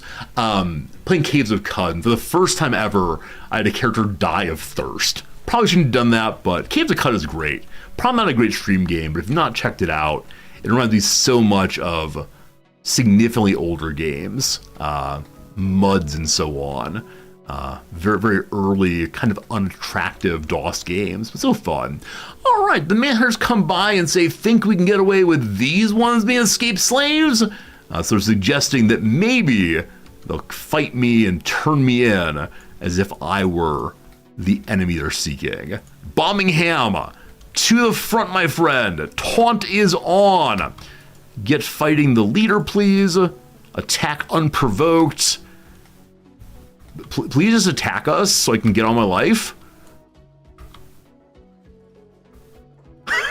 It's funny to me that when they say confrontational words, I'm not able to immediately attack them. I gotta wait around until they actually decide to go to battle with me. Because I think if I attack them first,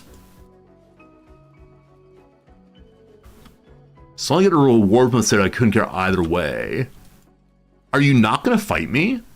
Are you just saying unkind words? Hello? There we go. Isn't that a little bit silly? So now they've attacked me to let me defend myself. I made a bit of a mistake here in having everyone piled up. That said, let's go and stretch out a little bit. Go to battle. Hamut! Hamut! Where's Bombingham? Bombingham is fighting literally everyone, which is kind of what we want, but we'll see how this goes. All right, the leader is being defeated. Dennis Rodman's in there, beating Dickens out of him. Over here we have another Manhunter. Rook is engaged. Good, good. Yeah, I tend to trust they're going to fight correctly. Is this true? Probably not. One-on-one. Absolutely gored. Last target here. Yeah, so those of you who play this game regularly are better at it than I am. Do you micro your fights? Like, do you try to make sure everyone is fighting correctly? Like, I know how to do that against the beak things, right? Make sure only one person's in front of the beak thing so we don't all get pecked to death simultaneously. But in fights like this, do you spend the time to attend to every single character's battle? It just feels potentially exhausting if you do. Not sure, not sure. Hey, Rover, don't know if I ever typed on a tablet. Screen was awful. My wife and I do the New York Times crossword on a tablet every night, and we do mistype constantly. A, it's medicine. A, it's a faction uniform. We could already get a full faction uniform, but I see no reason to pretend to be slavers. Feels awkward. You micro only if it gets hairy. I think I don't know how to identify when a fight's going to get hairy, when it's going to be particularly challenging to deal with, but in this case, at least they have medicine for us. Everyone needs medicine. Pretending to be dead. Shame! You have a squad of dogs to back up. Do you mean like literally dogs? Or do you instead like have a group of people you don't actually care about? They're the dogs and go fight for you. Alright. Looking for bodies. Looking for bodies in all the wrong places. I think there's one down here, maybe. Oh, fighting again. We're fighting. Someone's pretending to be alive. Soon will be no more. Yeah, we'll go and loot this one and then call the day, I guess.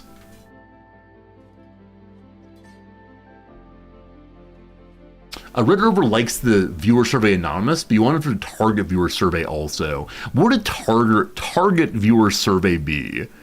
Like looking at particular viewers and saying, hey, why are you part of the community? Or saying something like, you know, all the subscribers, why do you subscribe? Should we do focus groups? Is that the next step on understand the Resorty community? Focus groups for everyone? My doctor has plenty of medicine still. We all have lots of medicine. Is it possible to combine medicines? Like this one's half done, this one's half done. No. I don't think it is, unfortunately. Too bad, too bad. I have a third party to survey my community. I did look through the, what's it called? I did look through the like best practices for 360-degree evaluations, which apparently all the rage in Corporateville right now. I don't know. So a group of contract tech hunters are no longer part of our community.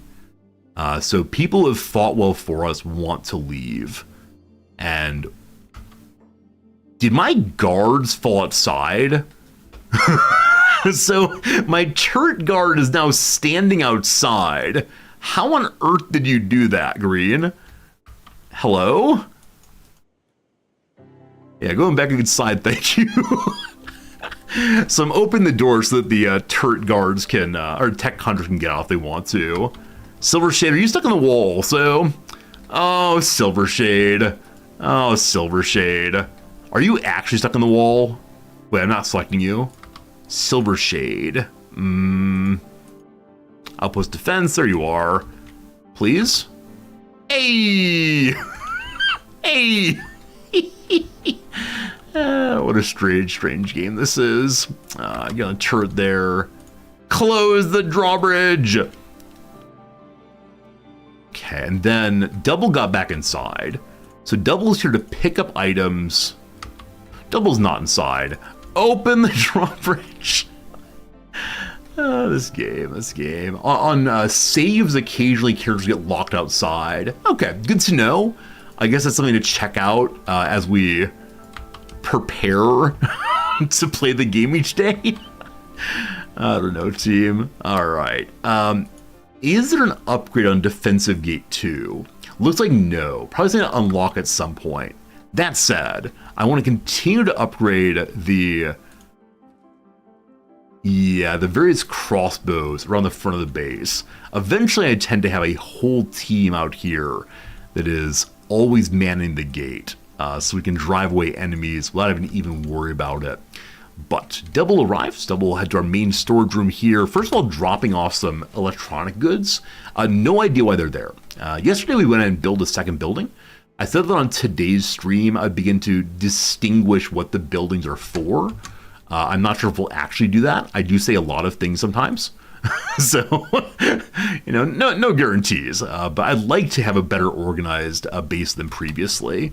Because there's a lot of junk just kind of lying around. And frankly, I feel kind of embarrassed to even see what I have here. All right. Leather is probably more valuable than animal skin. As right now, we don't know how to make much more leather armor. I don't recall what we're doing with it. But yeah, but all these totally empty leather buckets suggest I should wait for leather instead of just animal skin. Because the animal skin sells for $196. Oh, leather's actually only $158. So the leather, or the skin sells for more than the leather.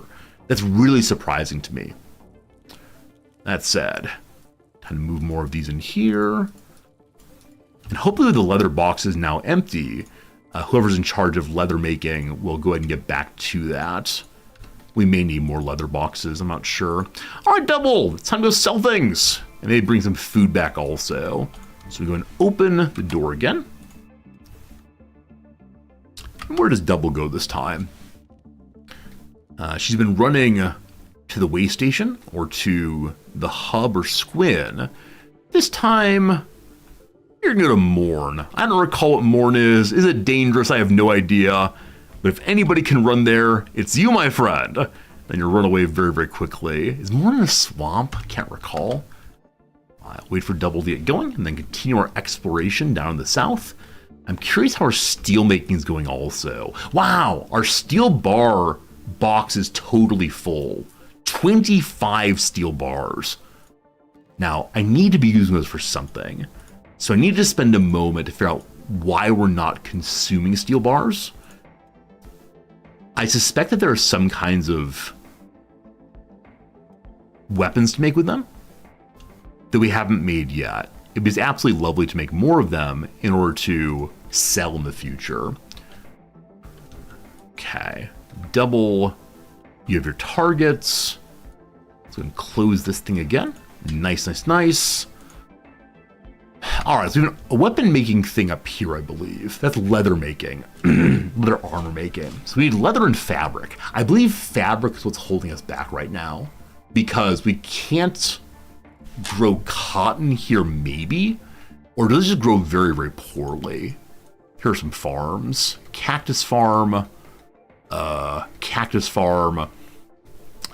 Yeah, I don't think we can grow hemp here. Or cotton. Let's see if that's actually true. So in-ray farming. We're gonna look at... Oh! I don't know how to grow hemp yet. So cotton... Wait. Cotton has 10% yield here. So we would get something out of it. I'm gonna go ahead and make it, because some cotton is better than no cotton. And then I want to see if someone's assigned to making fabric stuff. Benji is in charge of leather tanning and steel refining. Cool. Peace is in charge of the fabric loom for hemp. Let's have you also be in charge of the fabric loom for cotton, because there's cotton right there, Peace. So you're going to get to that. I'm going to have you do that at the same time as the hemp producer. Okay, that will then give us some fabric. Not a lot, but some. Oh, someone needs to be in charge of the farm also. Right. Bard is our water collector. Bard is not Bard. Bard's our water collector as well as our producer of everything else in Farmville. So once the new farm is made, wherever it is here, over here, I'll have you responsible for that. Cool. We'll get to that very soon. So Bard makes cotton soon. Good. Over here again, we have a weaponsmith setup also. Iron plates and fabric they want. Do I know how to make anything steely? I don't think so. So my sense is that we'd like to do a better job of finding recipes. Yeah, we absolutely need to find more recipes to begin using steel items. Now we also don't have anything leather armor being made right now, it looks like. So, can we see the value of these things? All right, so the sell value of the boots, 149. Less, 712 on merchant leather armor. Oh, wow. The value of trader leathers is 3,000, sell for 745. Fabrics and leather. They all appear to be fabrics and leather right now. I'm really going to take the trader's leathers as something to sell. And we'll make as many as we possibly can and see what happens there. All right, so back here in a little bit to check out the cotton farm. Good. We're Return then to our Explorers Squad, who has found what appears to be a ruin, but I got some doubts on it actually being a ruin. So we're getting very close to the ruins that we know.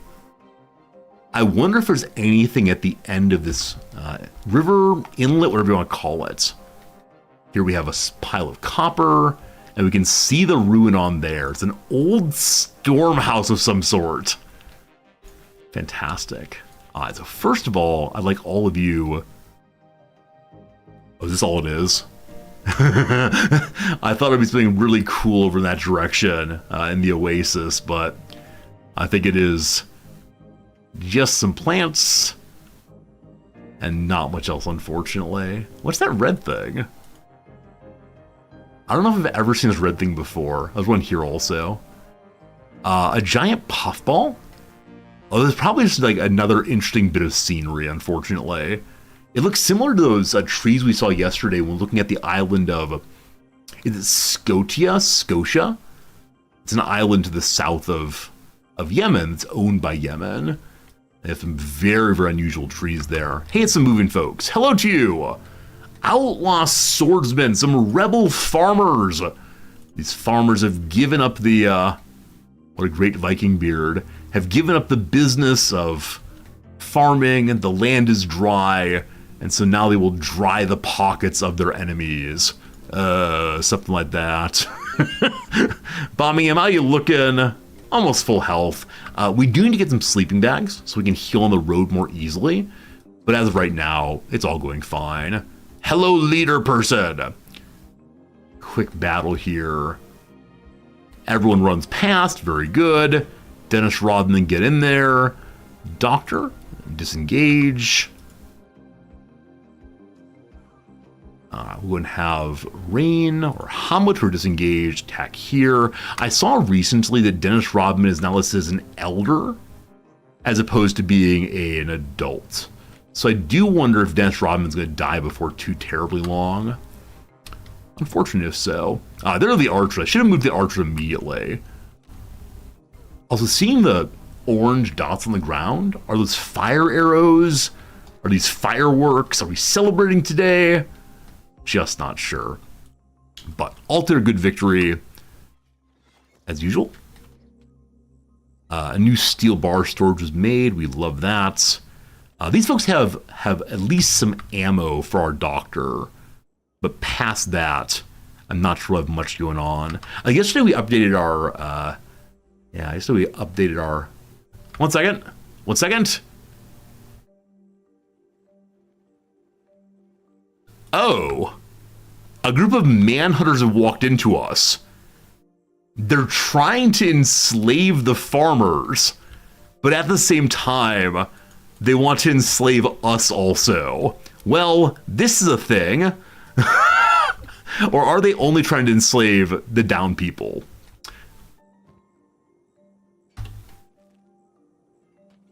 Okay, they are indeed fighting us also.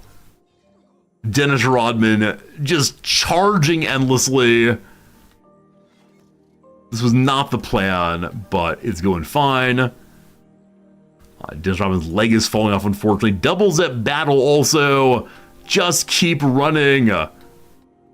Doing fine. Man, combat happening everywhere right now. But no one's downed.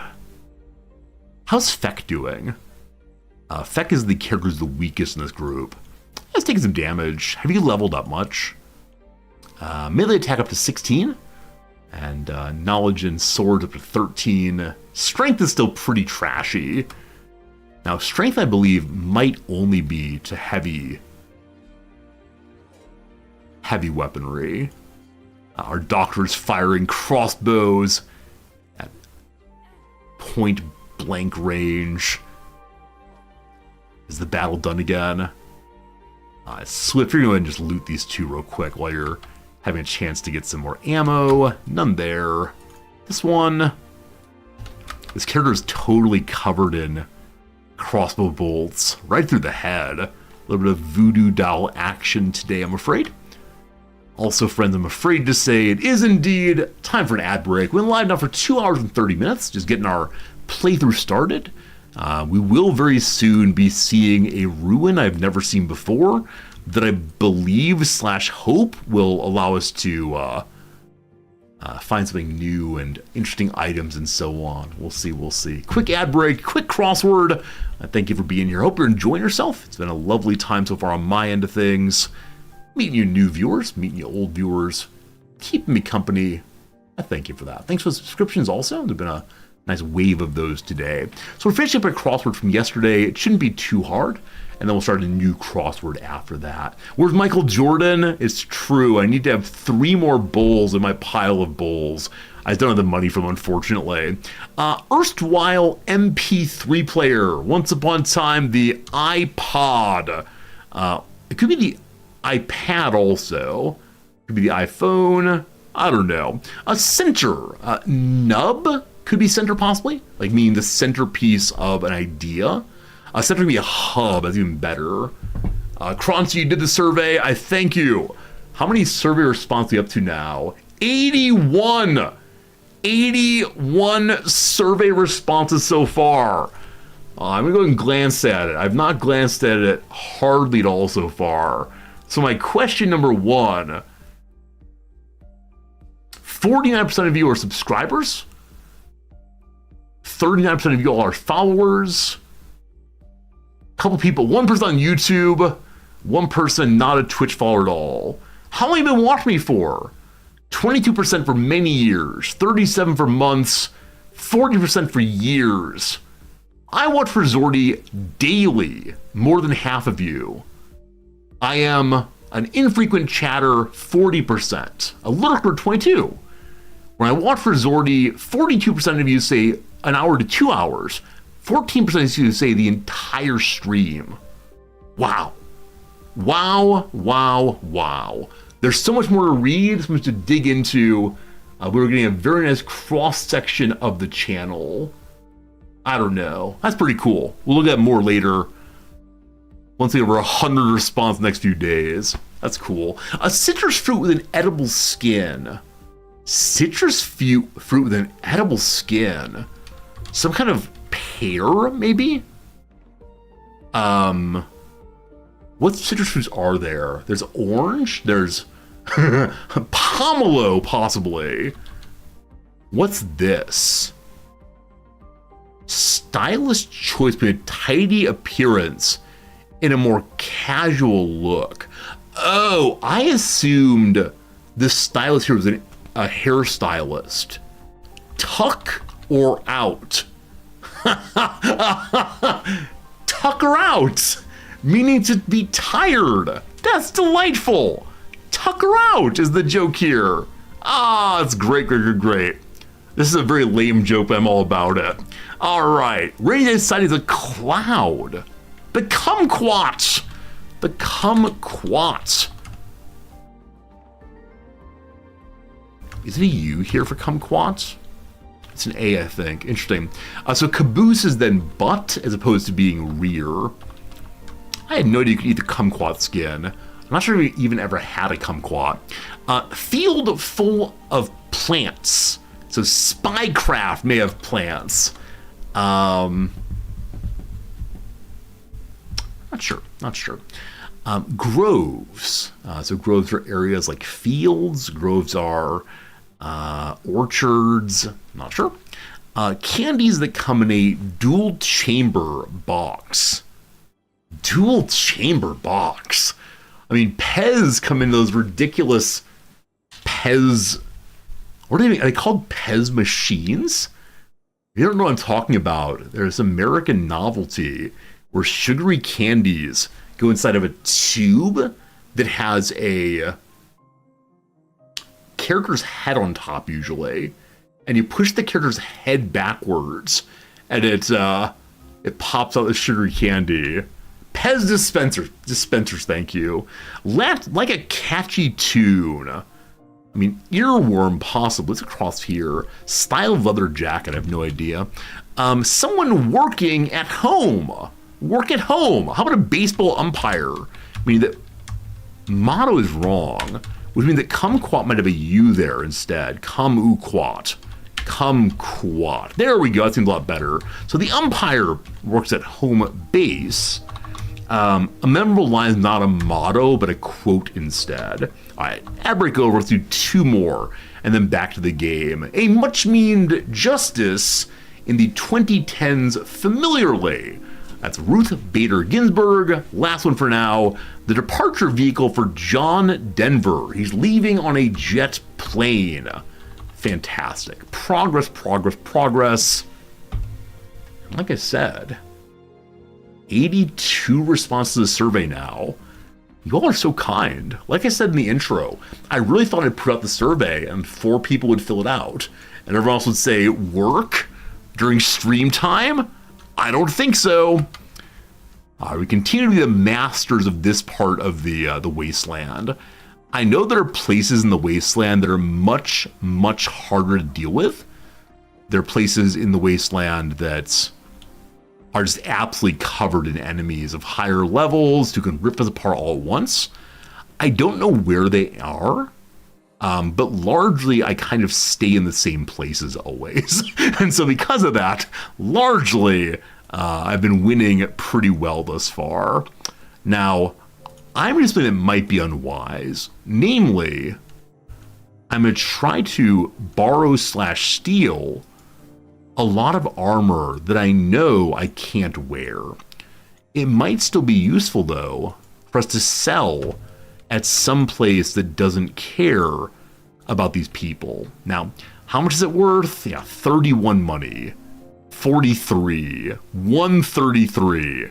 These are not big sales, but for the moment, I think any sales are good sales. I thought this person here was wearing like black lingerie. Turns out they're the, Ashlanders? The darker skinned characters. Like, what on earth are you wearing? Those are your clothes. That's how this goes. Wooden sandals on the ground. Does that mean someone cut off your legs? And so your sandals are just there now? We can free this slave person. You're unconscious, but a slave no more. Try again. Pick success. Now I'm gonna steal your things. At the same time though, look, you're not a slave anymore. Okay, I believe I've already looted these folks. Medicine for you. Got caught stealing. So silly getting caught stealing while they're dead on the ground. Another one back up again. Hello, Dennis Rodman. Grab. Oh, I think that's enough items for now. Alright. We could go through and see if anyone has these special body parts, but you know, we're probably okay. Who dat? Little buddy here. Yep. Okay, we'll grab these and then back on the road, I promise. Trading range is coming a little closer. There we go. Okay, so we gather up once more. Our health is looking largely okay. Got some half health left on poor old Feck. We're heading now to an actual factual ruin. Which direction is it? Straight to the north! Alright, there it is. Let's go around the side here and see. Just because they're free does not make them no longer a slave. Was that true? I figured someone like that, who had just been enslaved mere seconds before, would be freed from slavery because they had had their chains taken off. I remember that some characters, maybe even all characters, have a looks like a slave. You are no slave. And so I wonder if people who are enslaved in that brief moment now look like a slave. If then marked, like you said, branded as belonging to that particular faction, maybe. We're now in a place called Shun or Shun. Also, Double's being attacked. How's it going, Double? What trouble you get into? Are you also in Shun Shun? Oh! Okay, so maybe you're in Shun Shun. I'm not sure about that. We're not all in the same area. But you just saw a beast nest this direction. Yeah? Maybe not. Dust bandits. I thought the little paw marker there meant there were animals at weight, but I don't see it now. So maybe the dustbands destroyed it. Anyway, just keep running, you're fine. I'd love it if Double were strong enough to fight out all battles herself. But for the moment, at least, we know that she just needs to run, unfortunately. Okay, we've gotten closer. May I see anything? Storm houses, long houses. Looks abandoned. Does not mean it is abandoned, unfortunately. Getting closer again. Double, you good? They just need to trust Double. Like, turn off her alarm. Because she's fine. She got the fancy boots, the fancy bag, very little armor, just flying along. Pumping those arms. What amazingly good training she's gone through. I want her as one of my wingers on the Wrexham team, going up and down the side of the field all day long. Oh, what was this? What was this? Ruins, ruins, ruins. If you've never looked into how much running football players do during a match, it's really amazing. It's the really fast sprinting stop and start over and over again that amazes me so much in football. Because one thing is like go out for a jog, right? Say, I'm going to run from this place to that place, no problem. It's a much bigger deal, though, to have to like sprint over and over again. Okay, these are Garu. Garu are largely friendly, though some of them have taken some serious damage. They're herbivores, so shouldn't care about me. Okay. We're gonna visit the city now. I say they're herbivores and shouldn't care about me, but they're heading directly towards us. I've fought one Garu before. They say they're patrolling, they now say they're attacking enemies. Oh, who's this? A skin spider. Okay, two things. Number one, I've never seen these before. Number two, how disgusting. Oh my goodness.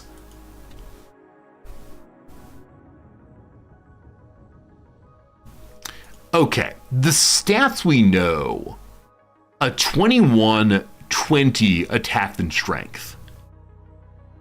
This one, 18-20. So we should be able to defeat them. But being caught out on that, I don't like. Dennis Rodman is charging backwards. I wonder if the Garu are coming to protect us, actually. I do wonder. So in raid this one, on the left, it's almost lost a leg. That's pretty good. You bet they're friendly, thank you. Cat. So Birmingham, my tank, is already in the middle of things. My suspicion is they attack front.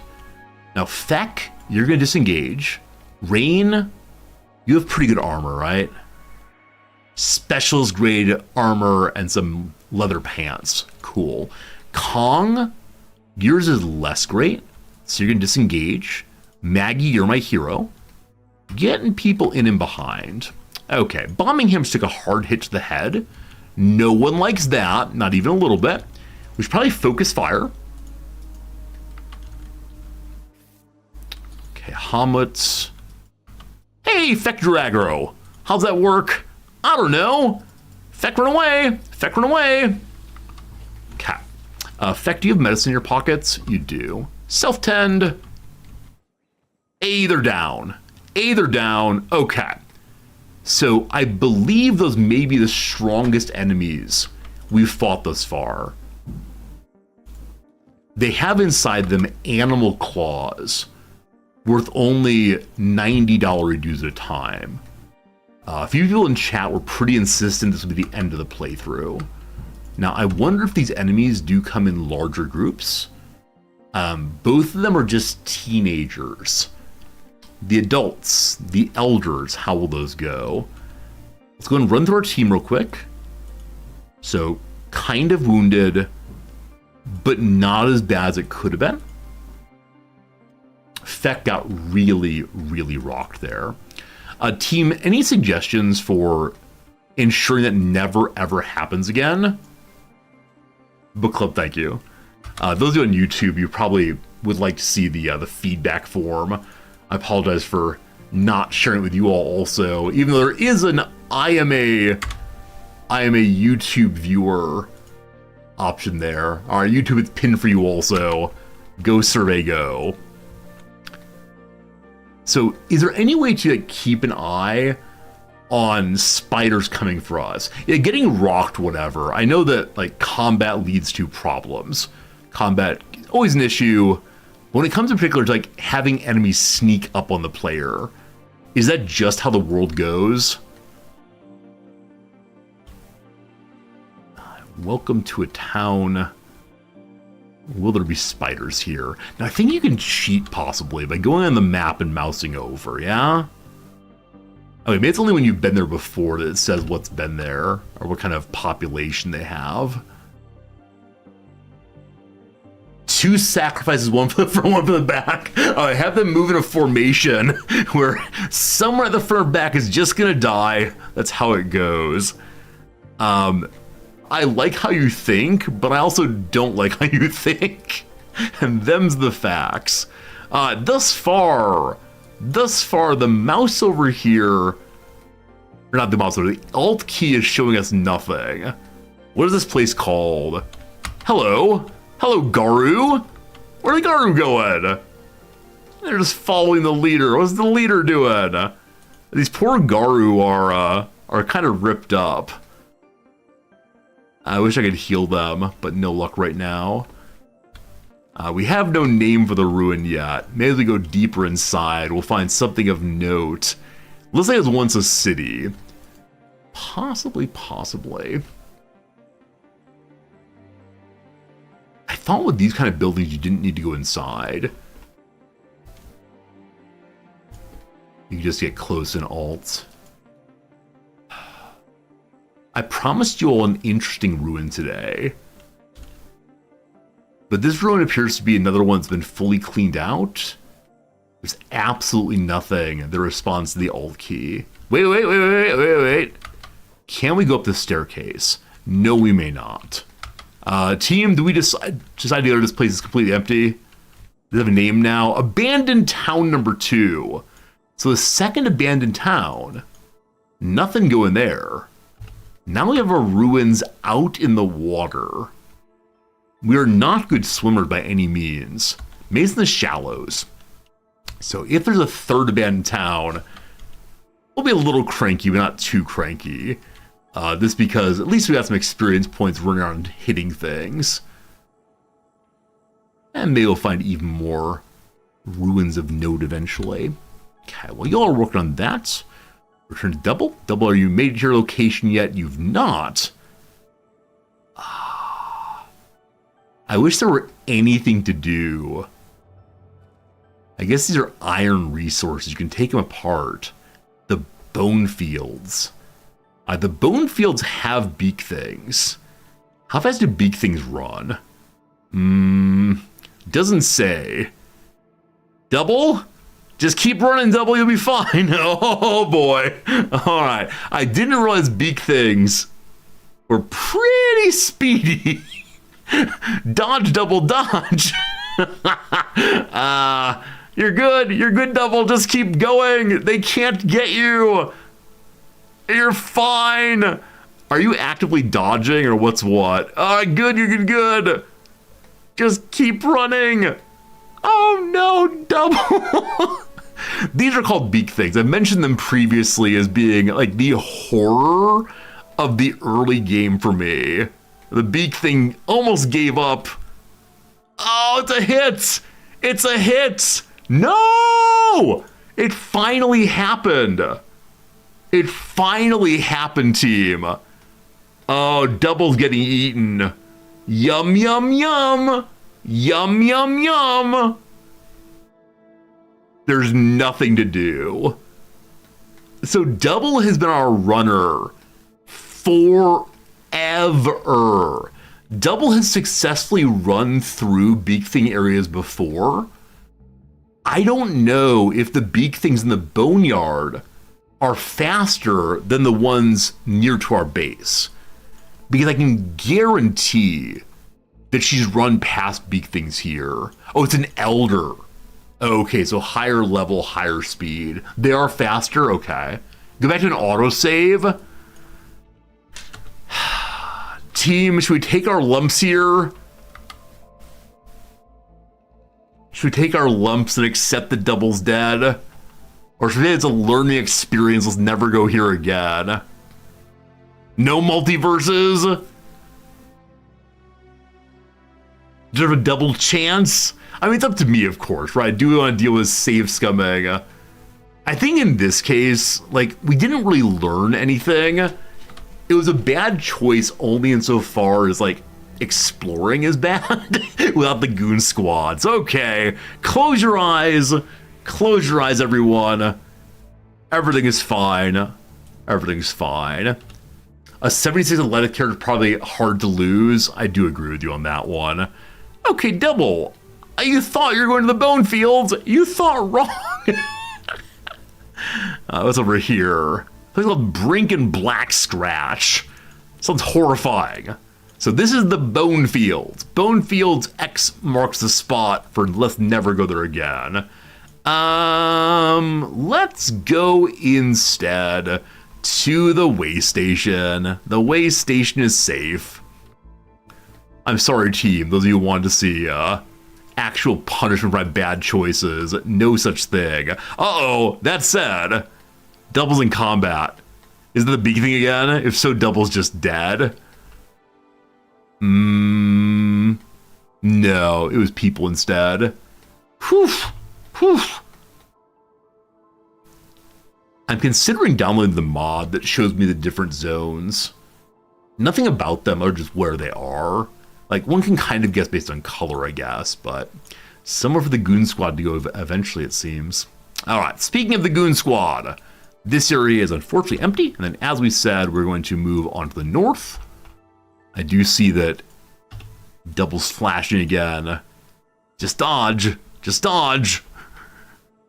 So I wonder what her dodge skill is. Her dexterity is 14. Is that the chance to avoid? No, it's attacking and blocking. Dodge is a 2. I wonder how much that leveled up.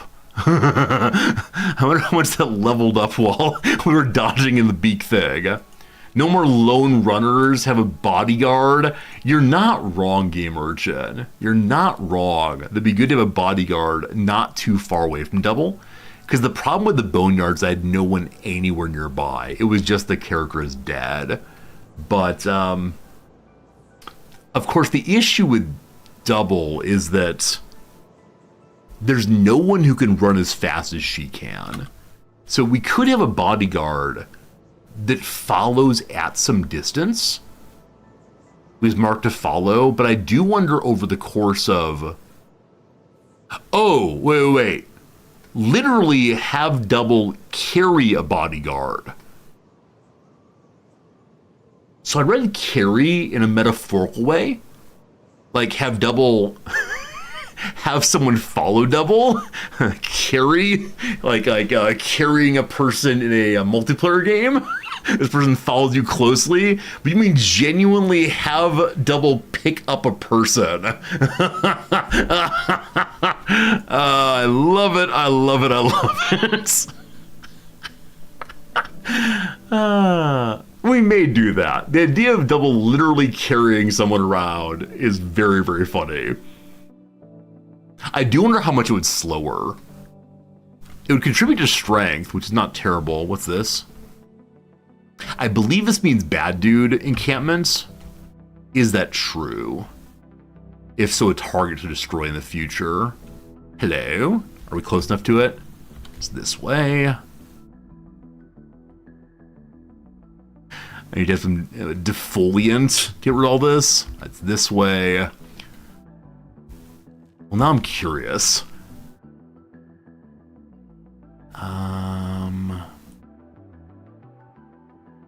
Am Am I looking at it? I keep going over top of it, it seems. Okay, we should be looking right at it. Hey, there we go. There's a campfire there. Enemy there. Oh, Kaishaku of the Nomads. So maybe these are not hostile. Let's find out. They got goats. And with goats are our friends for sure. All right, bruisers. Welcome to Shun. Out this way is a ruin. I wonder if we need diving suits. Wait, folks ahead, hello? Tech hunters. So these are characters that we can often recruit. Though in this case, they seem to be wandering on their own. Are they looking for tech? I have no tech, I promise. So...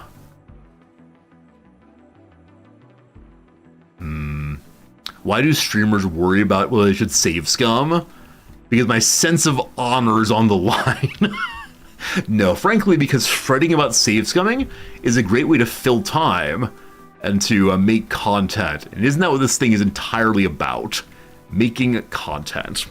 You should have said hello by now to that person. Hello. Yeah, I thought it'd pop up with a hello, but no luck there. Do you have goats for sale, or do you have anything to trade? I mean, it would be delightful to get ourselves a second goat to be a friend to Savior. They have only goats to sell. That's kind of delightful. Holy cow! Wait. Maybe I've forgotten how money works in this game, but this 84-year-old goat, or does it mean 84% to 100, costs more than a really good sword? Is this a case of what is it, like scarcity of the goats out here? Ridiculous. So I know I have a goat that I purchased at some point. Did I actually spend like 7,000 money on buying a goat? I can't imagine. All right, you keep your goat friends for now. Maybe we'll come say hi against in the future. Very, very well. Does that say Mark now? I hope it does. Hey, Arsenal FC. Thanks for that Prime sub. I appreciate it. It's good seeing you. Hopefully your squad's doing pretty well this season. I've not been paying attention too much, unfortunately, but there's the case that there's some youth players from Arsenal I believe Wrexham have their eyes on. That's how it goes. Thank you much indeed to Arsenal for your real generosity, though. How much is my other goat worth? Priceless, thank you. When he dies, we'll definitely eat his meat. Between now and then, somewhat less so. Okay.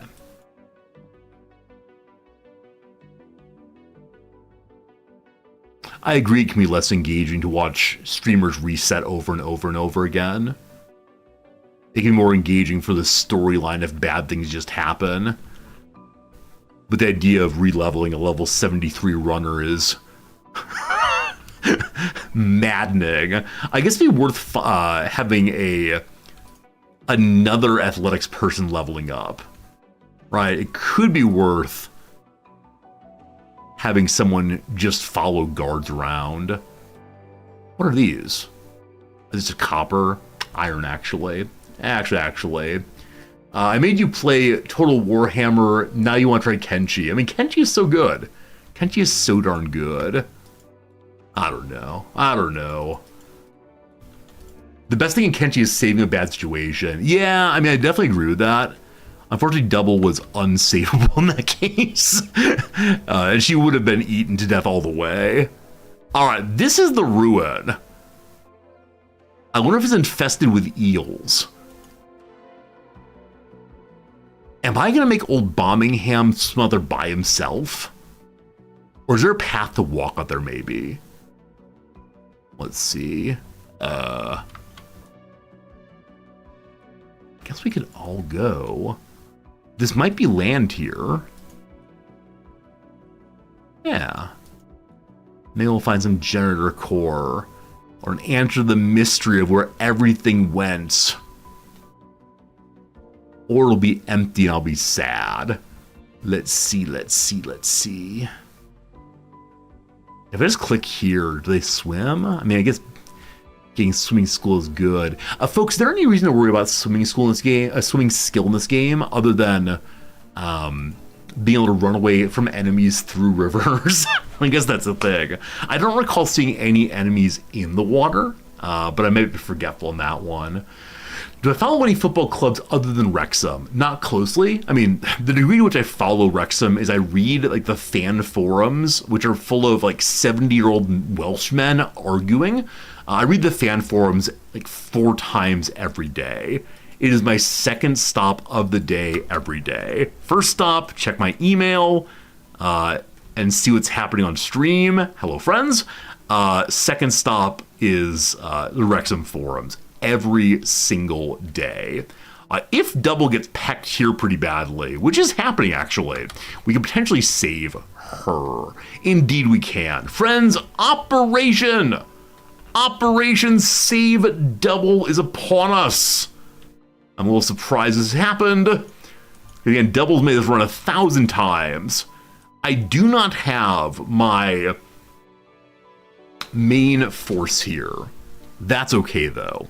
So do my archers front gate. Did you fall outside again?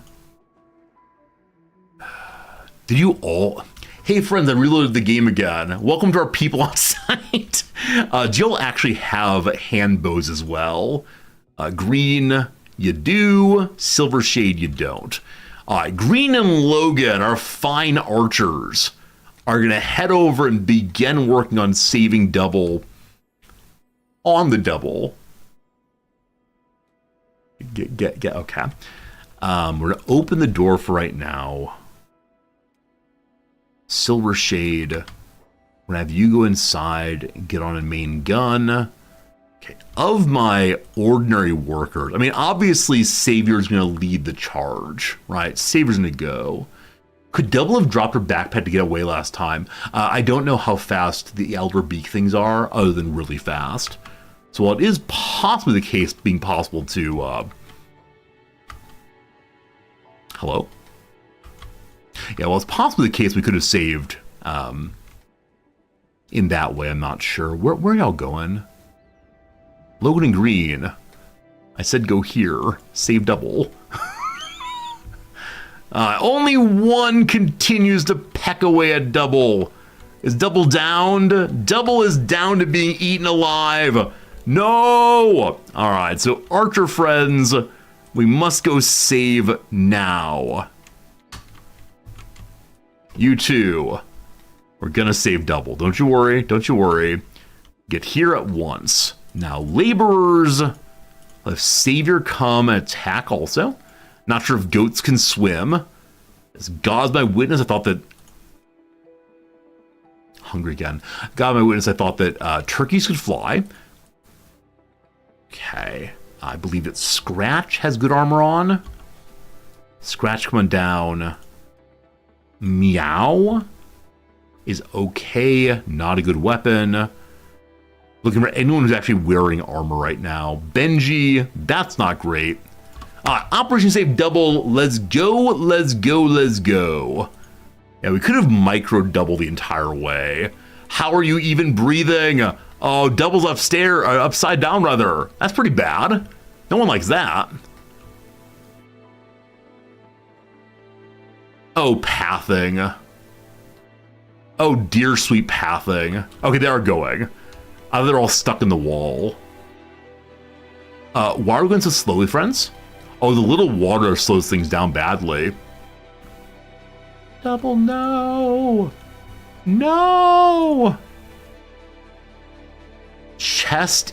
If the chest goes to negative 100, I believe they just die. Run! If only you had higher athletic speed. All right, Scratch is flying. I believe that Scratch was one of my very favorite...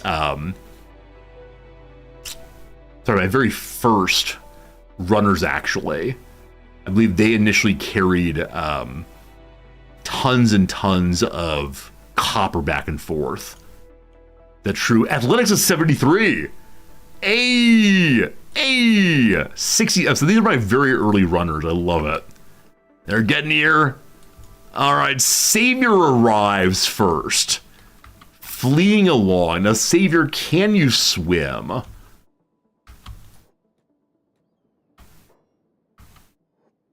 I don't think my Savior can swim. Oh, attack target. Nope. The goat can't swim, unfortunately. All right, Scratch, can you get in there and fight? Or are we all giving up right now?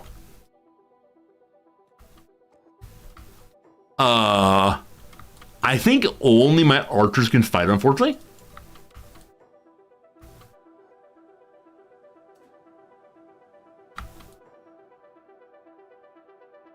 They're trying to go back to their job, okay. I thought we had, like, so passive is off. I thought like passive was off to protect their friends.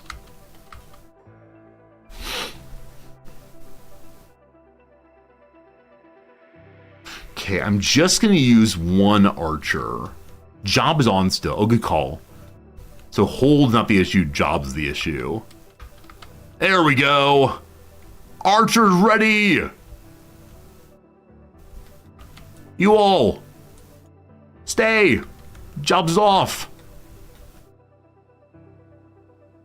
Benji, can you fight? He's in the water. This is very unfortunate that my meleeers can't do a darn thing while they're in the water, but the beak thing can attack in the water. Are the archers firing? They are. Oh boy. Oh boy. Can we draw it away from Double before Double's eaten alive? Pew! Pew! Oh, could we pick up Double? That's a good question. Maybe. Here comes Benji. Good idea. Picking up is possible. Fighting is not possible. Now, will Benji get hit also? Are we going to have every single character out there dying one after another? Some of my fastest swimmer, I can almost guarantee I have no fast swimmers. Unless they just happen to start as fast swimmers. A 2. A 1. Cat, you can do this. You can do this.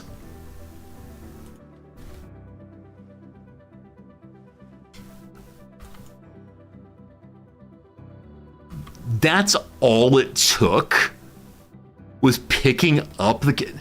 No. Okay, the big thing's coming again. The big thing's coming again. Just keep shooting, team.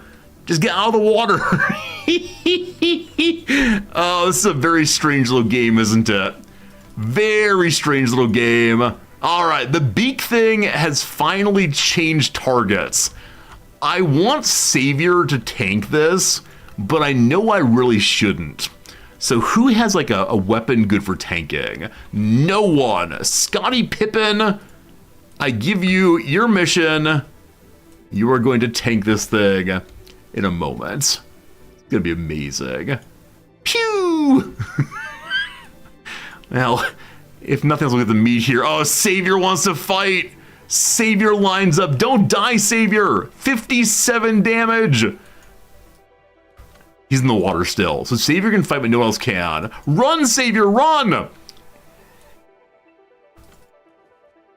Savior wants to go again. Why is Savior the only one getting involved immediately? Run, Savior, run! Oh, can we actually dodge tank? I had no idea you could do that, running it out over and over again. All right, Operation Save Double on, you know, don't do this video game.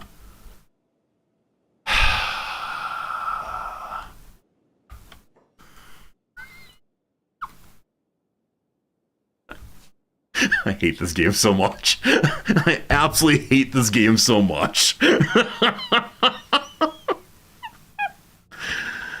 Alright.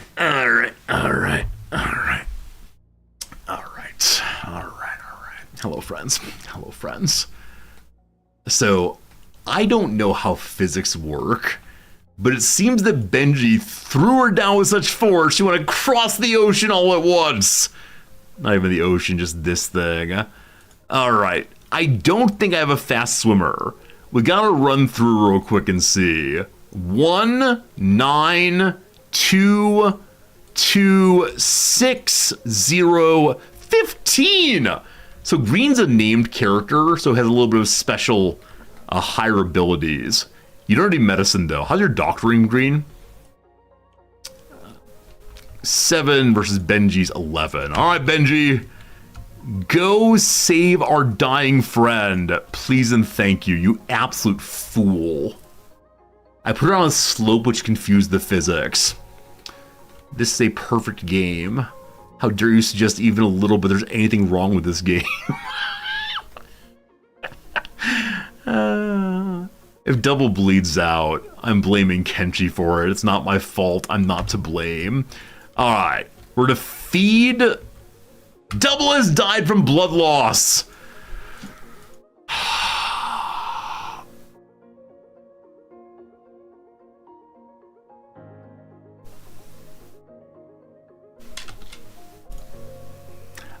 I'm okay fighting the fight. I'm not okay with physics killing a character, right? That's not story generation. That...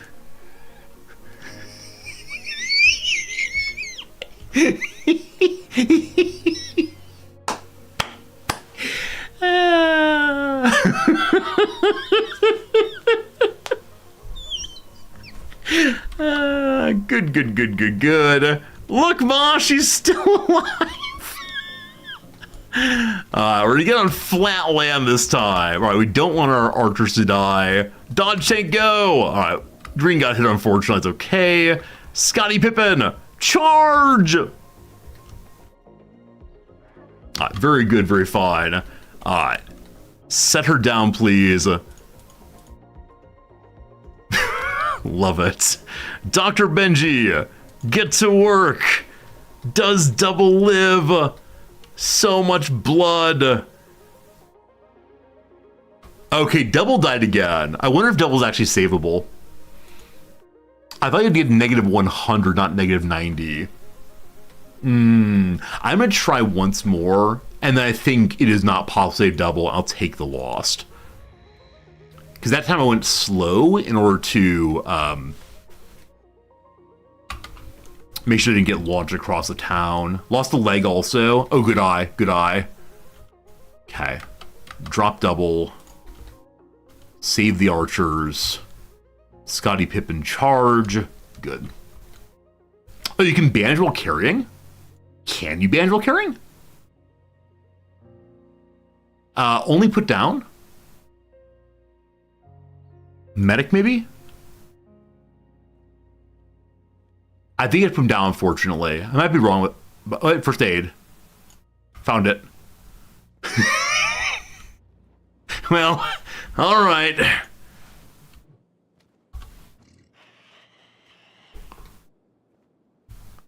Last chance. Last opportunity. We're saying no. All right. My friends, Double is gone. Not him, his hands are full. Wait, I don't know how doctoring works. How does doctoring work in this game?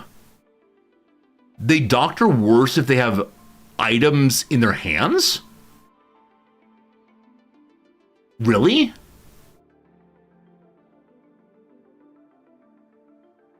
How does one learn this? Oh, got it. Oh, the suggestion is have someone else run over doctor. All right, last try. Last try. My second time saying last try. Let's do it. Okay. So, we know that Green is the best doctor. We know that Green does not have medicine in their pockets. Logan does. Logan, give it to Green. Green, who's hiding in the floor, come over immediately and doctor here. Don't let Logan get hit. Scottie Pippen charge. Final try.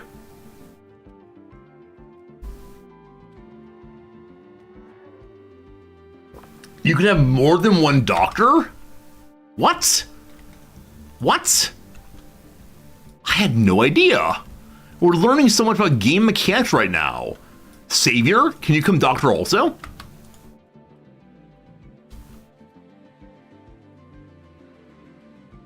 I don't see any red bar going. It's over. It's over. We tried. Double has been defeated in the way that Double should have died, namely by a beak thing. We could save Scum even earlier, but no. The place in which we live, here in the wastes of Shun, I believe, is dangerous. We believed for a long time that we would live here in peace and safety. But today we know, even here is not safe from the horrors of the wild. This beak thing, an animal we've killed 100 times before, this beak thing is a reminder that one must always be sensitive, attentive, ready in the wastes. There we go. There's my story of the day. Did you enjoy it? I don't know. It's something. All right, give Scottie Pippen food. Scottie Pippen is so full of things. All right, everybody, back to work. What are we gonna do with Double's body?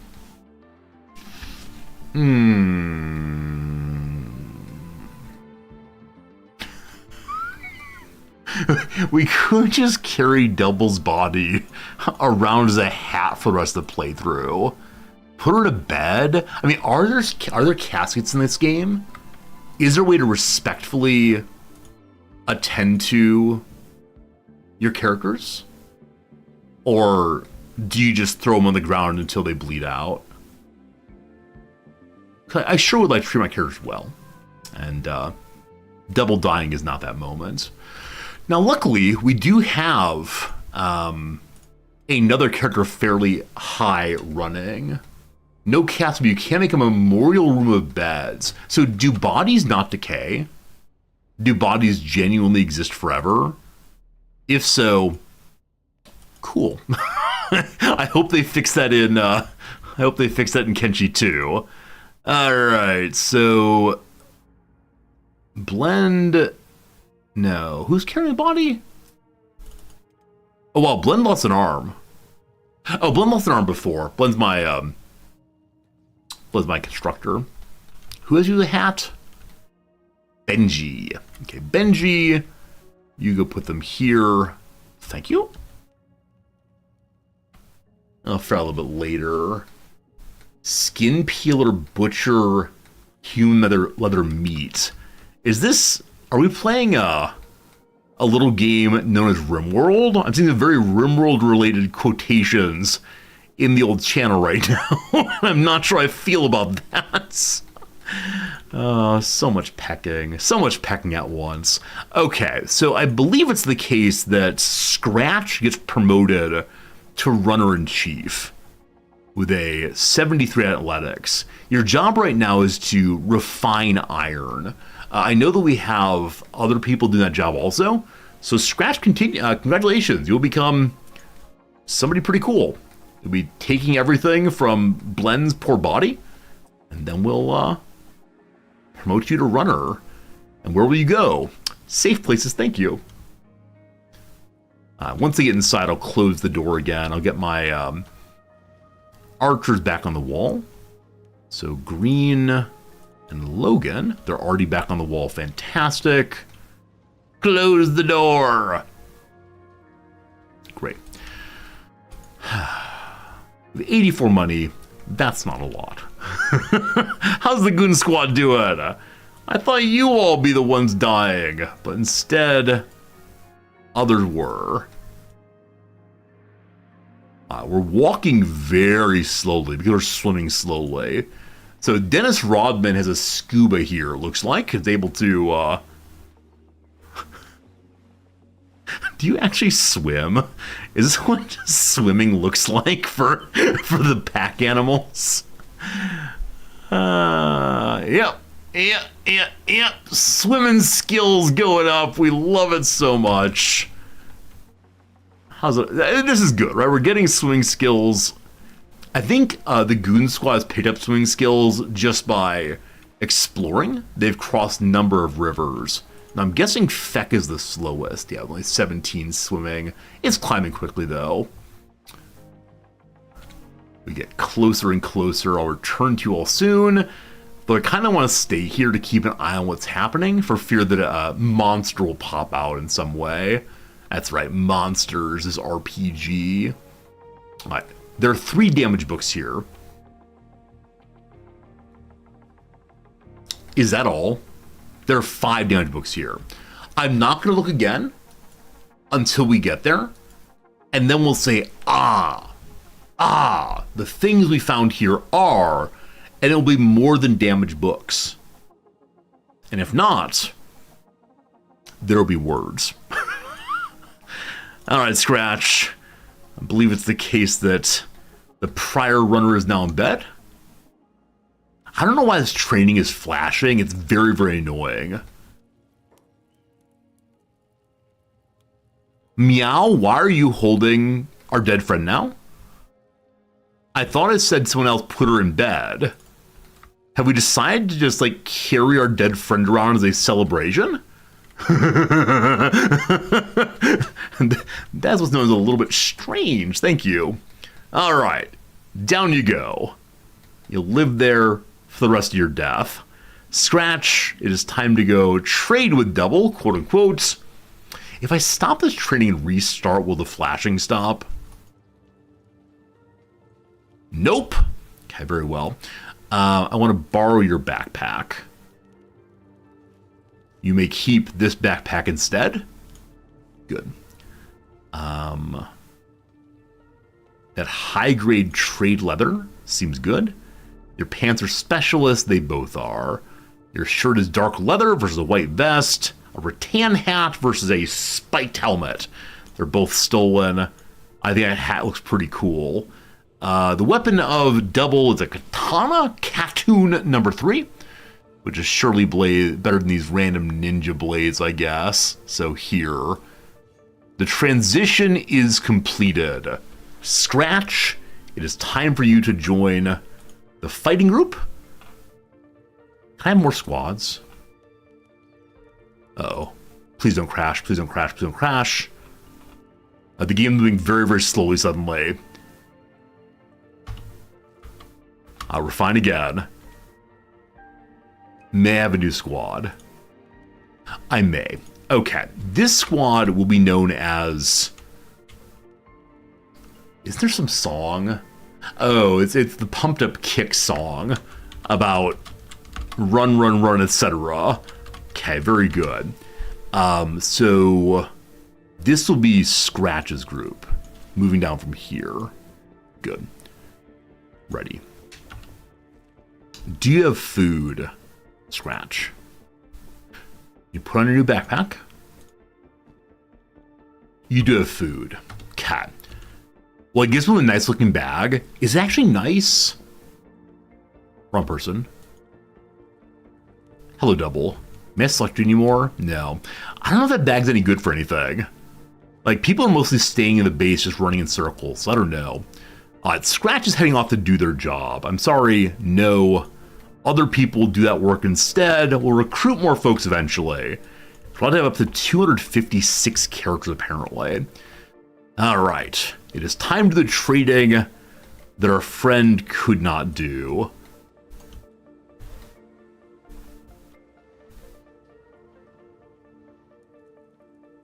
Do we have the door to open fully? Can't slip through unless it falls and impales the poor character. I'm really getting into Kenshi this time around. I think every time I play Kenshi, there's a moment where I say, man, am I enjoying this game enough to keep playing it? This time, unlike sometimes previously, I really, really am enjoying it. So, that's pretty good. If you die due to beak things, I will finally give a bodyguard to these characters. For right now, though, it's just you running. Oh, what boots do you have on? You have slow boots, don't you? Nope. Fast shoes, no problem. Okay, Goon Squad, have you made to the location?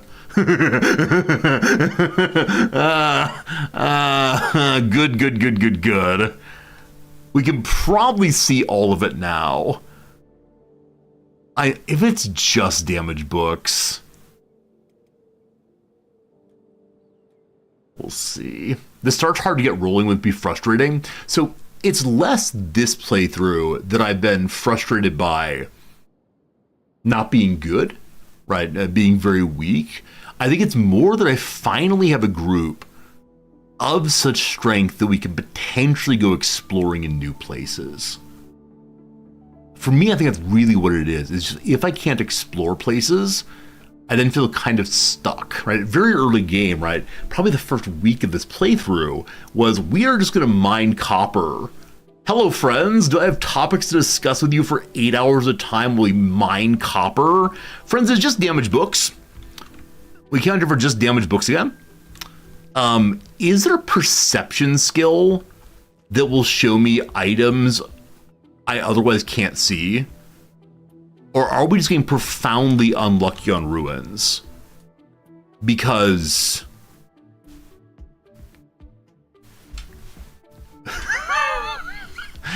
I believe we've purchased a number of maps. This Lost Library says it has 30 residents there. I assume then that there are things to see in the Lost Library. This one is cleared. I think these may be scary to me. If scary to me, let's go check them out. Let's see the things I may have seen before and run away from. I think one of them may have been a ton of blood spiders, which we'll see how this goes. Okay, so how's the running going? Looking great. No big things, thank you. Lovely, lovely, lovely. Blood spiders are favorite. I mean, they're a lovely color of red. Unfortunately, they also make us a less lovely color of red, possibly. There may be locked chests. Wait. So do chests not show up if you mouse like this, or if you alt? Do you have to find them by looking a little more slowly? Or would alt also show them? Level up that swim, so good. Okay. The 3-path ruins are just true ruins. Okay. Good to know.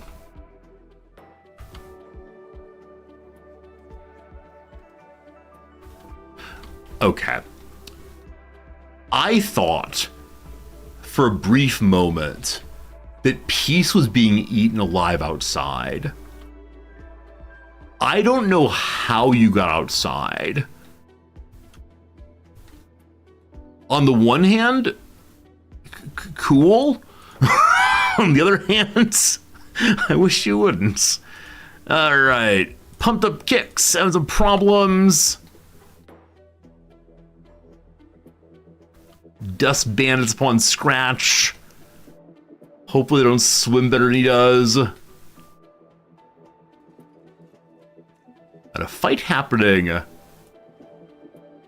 Huh. Did we get really, really lucky with double for a long time?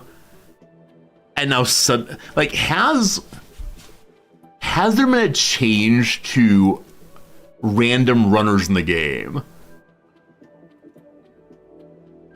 Because I am absolutely certain that we had double run back and forth over and over again with no problems at all. Like, genuinely not a care in the world. And now we're having some cares in this world. Please heal yourself. No first aid on your own there.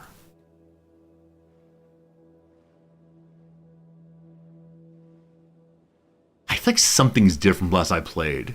It may not be anything different, but maybe it's got very lucky before. Maybe it's got very, very lucky on double being safe, but I guarantee for weeks of play, had absolutely no problems at all.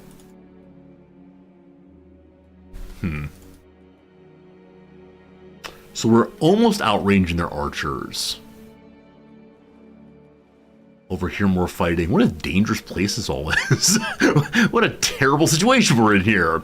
Friends, as the case, another hour's passed. Been live now for 3 hours and 30 minutes. Where does the time go?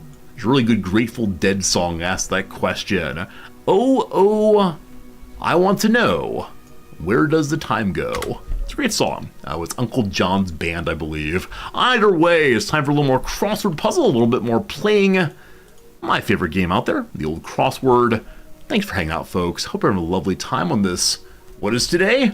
It's a Tuesday here. Probably a Monday where you're from. I hope it's the case that your Monday is going well because I know for a lot of people it's back to work day. Was it a Wednesday? What's today? It is a Tuesday. It is a Tuesday indeed. Here we go. The Bourne Identity Organization, probably the CIA, like the stories on the podcast Normal Gossip. Rumored, maybe? I don't know Normal Gossip at all. Okay. Many an action-packed Star Wars scene. Probably a battle. Phantasm. It's a ghost. It could be a spirit of some sort. And so it's not the case this song is called Hella Cold in the D, a T-Baby song, but something else. We'll see. A Seoul-based airline. What is the name of Korea Air?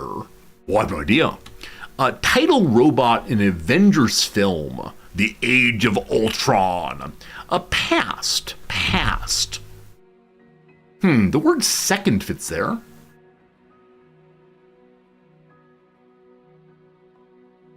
I have no idea. Past.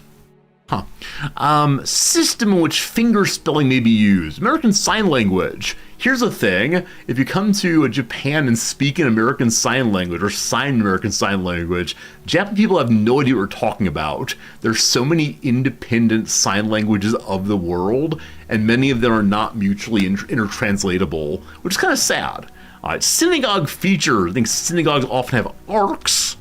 Zootopia's Mayor for One. I've never seen Zootopia, unfortunately, except I think there's one scene in which there's a very slow bureaucrat who's a sloth, and the main character, who's a fox, I believe, just wants things to hurry up, and the sloth will only go its own pace. That's a lovely scene that shows you how bureaucracy works.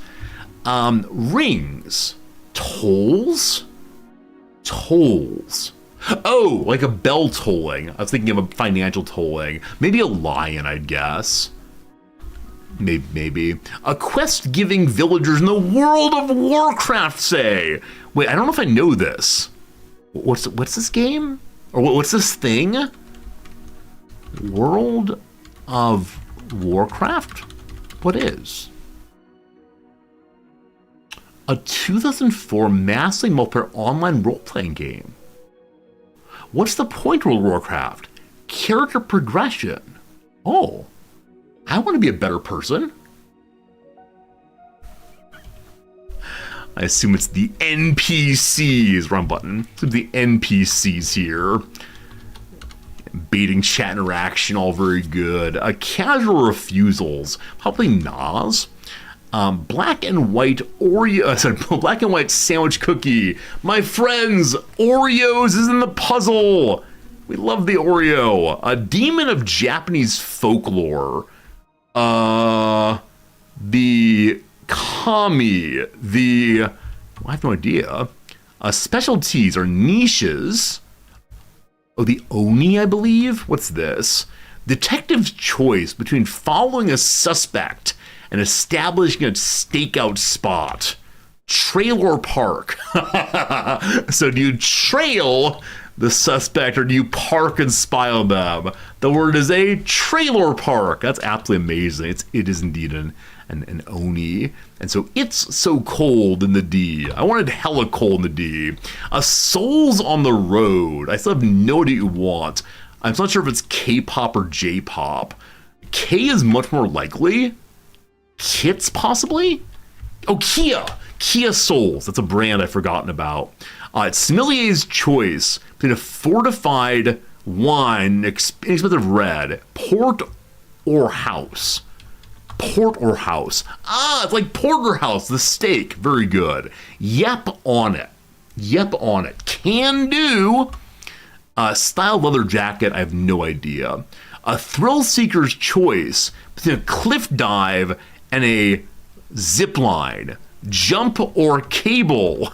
Jump or cable. A selection for Virginia Woolf's Common Reader. It's an essay. A smear. Possibly blur. What's the down though? Like a catchy tune. Like a catchy tune. Listenable, repeatable. It has a hook. Vacationer's choice between a country bed and breakfast or a downtown hotel. In or Ritz? In or out? Inner ear? All right. That's enough for right now, friends. We'll return to this in just a little bit. We're very, very, very close to finishing that one. And then guess what? We have even more crossword puzzle coming. Will Scratch get away is the question of the day as Scratch swims very, very, very slowly. So close to the way station. They don't quite recall the way up there. We'll figure it out together. But friends, it is noon. It's time for my very quick little getting some coffee break. I would like to leave our friend here running safely, but I'm not sure that they'll be able to run safely. So the game will have to remain paused, and the Goon Squad continues to explore, heading into an area with 30 enemies possibly. I don't even know how to think about that. Friends, back in about 2 or 3 minutes, coffee in hand, smile on the face. If you're here and enjoying yourself, consider throwing a follow this way. We're playing Kenshi every day this week, and then probably on some other fun strategy, simulation, base building games. We'll see. Also, while you're here and I have your attention, if you'd fill out a quick little survey for Old Resorty, I would appreciate it. Survey link is in chat right now. It's just a little survey asking what you think about the stream, things we can do better, things that are going well. So far, 97 of you all have filled it out on the first day. What is that? What? So much data. I'm not a statistician. I don't know how to do anything with this data, but thank you for it. Back in 3 minutes. See you real soon, folks.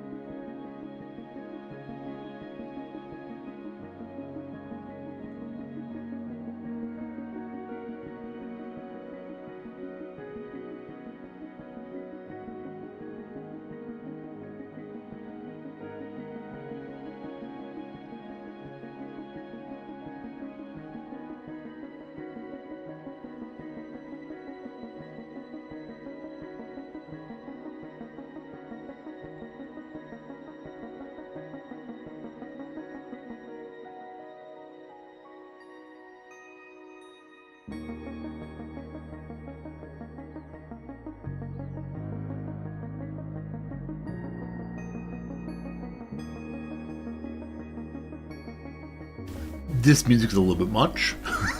Definitely a little bit much. I apologize for that. Alright, back with coffee in hand. I feel absolutely... what's the word for it even? Like...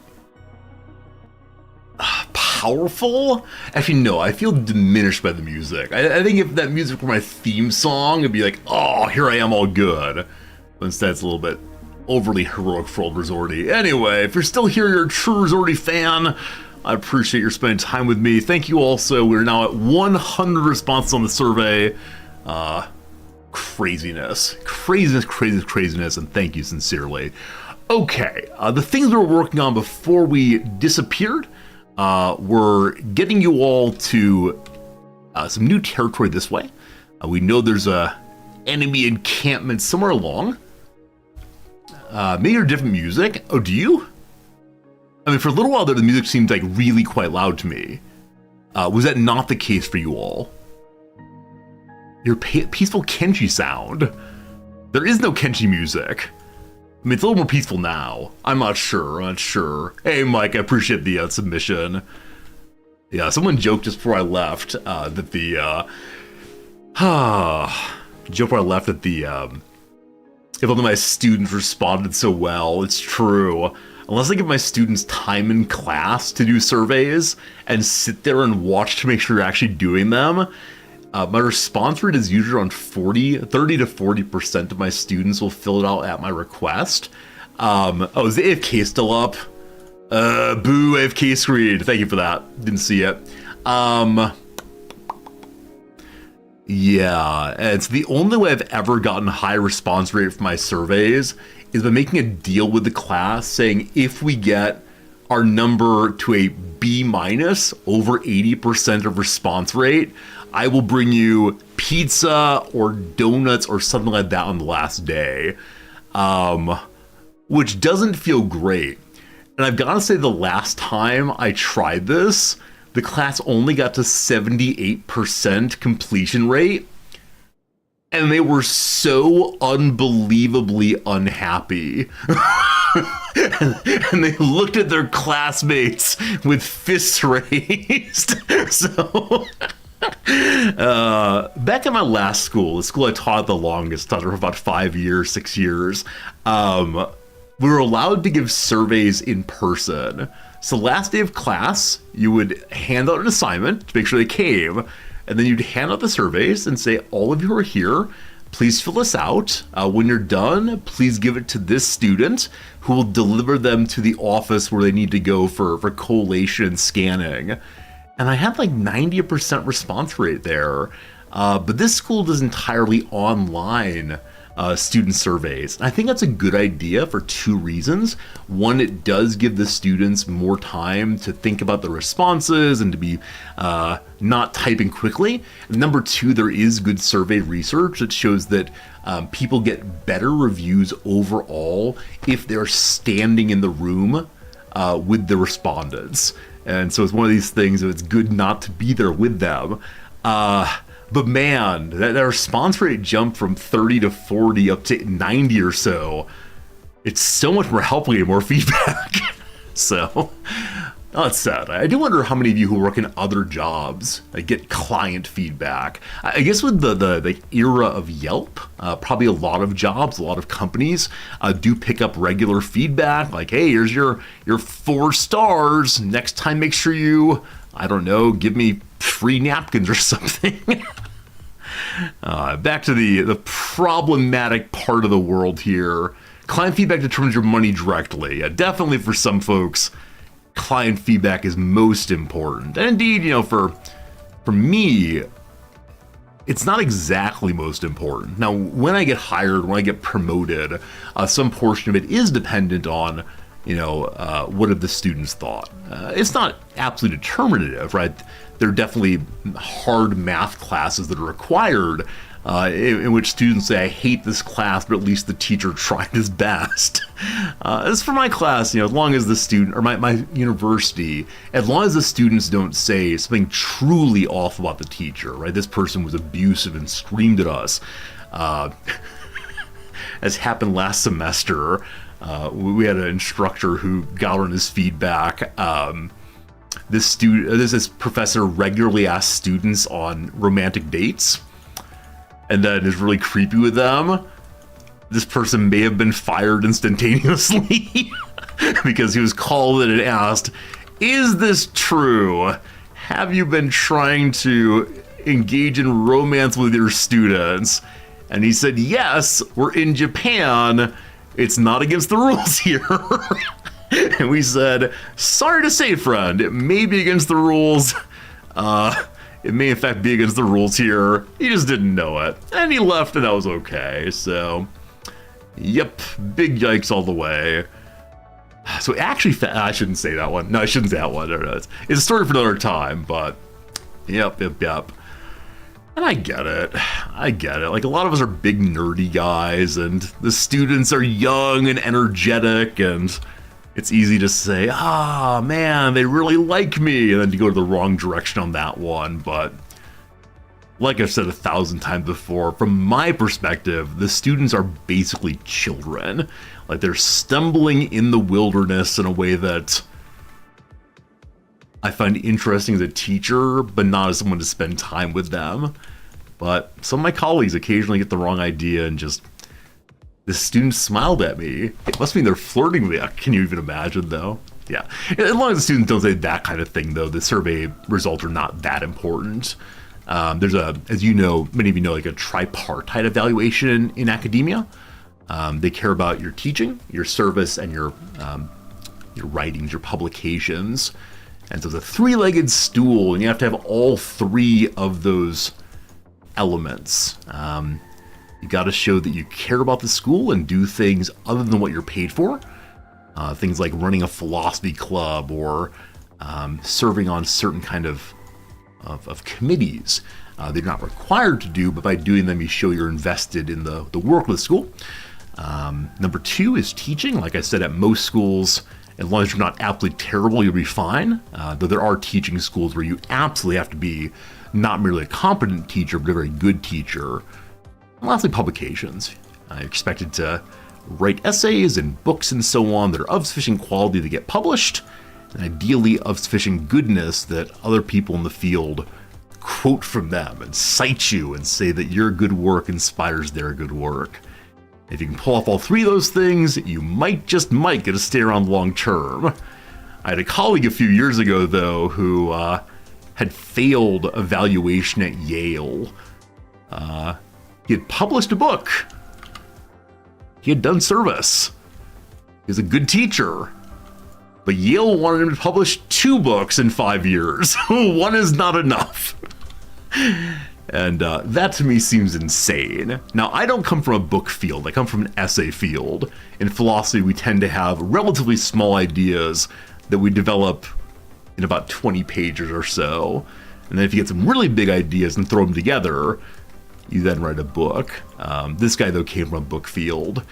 And so wrote a whole book in 5 years, and Yale said no. Now, that said, many of the Ivy League schools in the US have a reputation of being very hard to stay there long term. It's part of their prestige, not just to reject students and say we have a 4% admissions rate, but also it's part of their prestige to say we choose the best faculty by rejecting those who do not live up to our high standards. We only have X number of faculty make it through our very hard tenure process. And that is absolutely abusive because it's one thing to be a student and not get a particular admissions to a school. Like, you can get to other schools, you'll probably be fine. But there's so few academic jobs. And if someone says, like, okay, I found a school, oh God, I'm gonna do as well as I possibly can, and then they don't get to stay long term. It's so upsetting to the family. You gotta move somewhere new. Maybe you'll find a new job. One of the people I know who had a similar experience at Harvard ended up not being able to find a professorship, and so went from thinking he'd be a professor for the rest of his life, having a job, to instead working in some kind of marketing, I think, something like that. That's how it goes. The best is not always the person who publishes the most. The very first dean I ever worked for, when she was evaluating the publishing leg of the promotion stool, her only question was, how many pages is it? She would literally count pages to determine the goodness of essays. Now, this is really, really, really stupid. She did not care about citations. She did not care about level of the journal. Just how many pages did you publish? Which really biases towards history. History essays are so long by comparison with philosophy essays or math essays. I mean, okay, right. Welcome to a little behind the scenes philosophy chat. One of the most cited essays in all of recent philosophy is Edmund Gettier, or Gettier, your choice, Is Knowledge Justified True Belief? Edmund Gettier has published, I believe, 2 essays in his entire life. This thing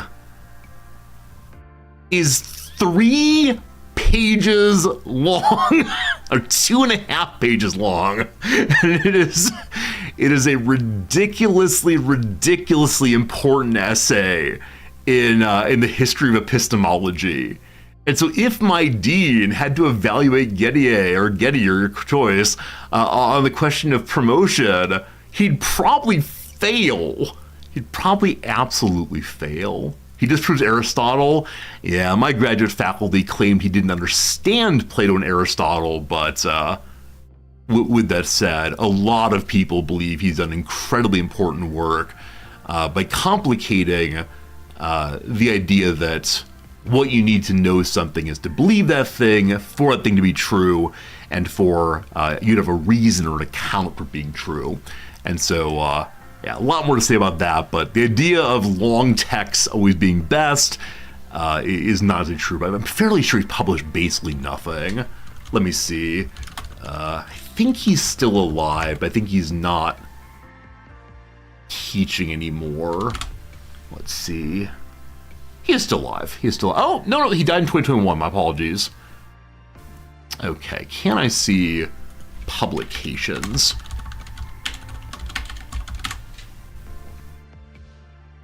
Books. Maybe post more I thought he did. Anyway, the JTB essay is the big one. If you want to have your idea of knowledge somewhat complicated, it's useful. I think he's ultimately not right, but still. Okay, the reason I was pausing and talking about, about epistemology is we've walked into 4 of these skin spiders. I was told previously these skin spiders might just be GG well played. They're level 35 in combat and such. Big old Bombingham is just below that. Dennis Rodman is a 23. So hopefully our superior numbers will give us the glory today. But I got some doubts. Team. Wait, they not engaged us. 1 second. Dennis Rodman, what are you doing? Do they not want to fight? Have we allied with the skin spiders? Like, this definitely feels like aggro range. Take it as a win, but the only way we get good enough to fight them is by fighting them. I know I should be horrified, but still. Oh, there's a sandstorm? My characters don't say about being a sandstorm right now. Maybe they are anyway. Sounds good. On we go. I do wish the enemies had a much more distinctive color than the background. I realized to hammer that would be to change the game completely. Isn't the fun just the sudden surprise you're with an enemy? What are you? You're a pile of nothing. Hello, Garu! If you want a lot of meat, you can fight the Garu, but they're fairly tough fighters being herbivores. They'll grind your fingers into paste for sure. Okay, so this is an area I've been near to before. And yes, indeed, it's very hard to see them, but there are blood spiders right there. There are blood spiders in that area. Now, we've leveled up quite a bit since last time we engaged with blood spiders. Oh my goodness. So in this place, there's some really attractive items. I don't know what a topper is. I don't know what a guardless katana is, but I want these things very, very badly, of course. Robotics components, electric components, nothing to do for blueprints, but probably stuff to sell.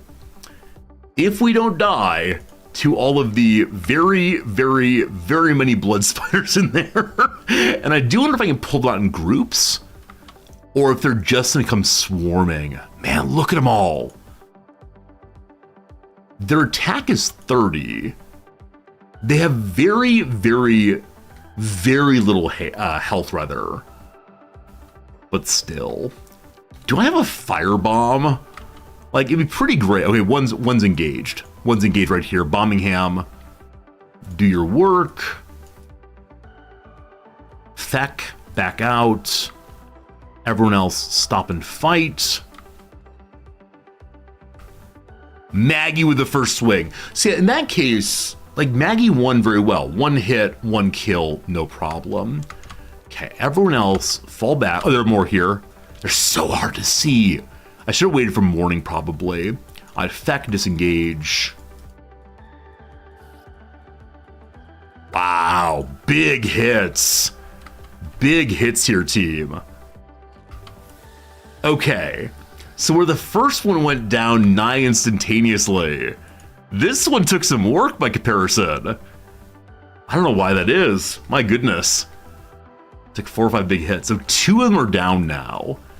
If we go to the city view, there's still 30 of them in there, assuming that that is an accurate number. A lot to go.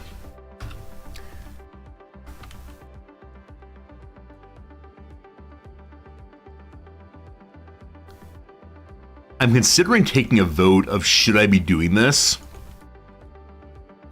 Oh, crossbow to pole. Are we playing World of Warcraft with crossbow to pole?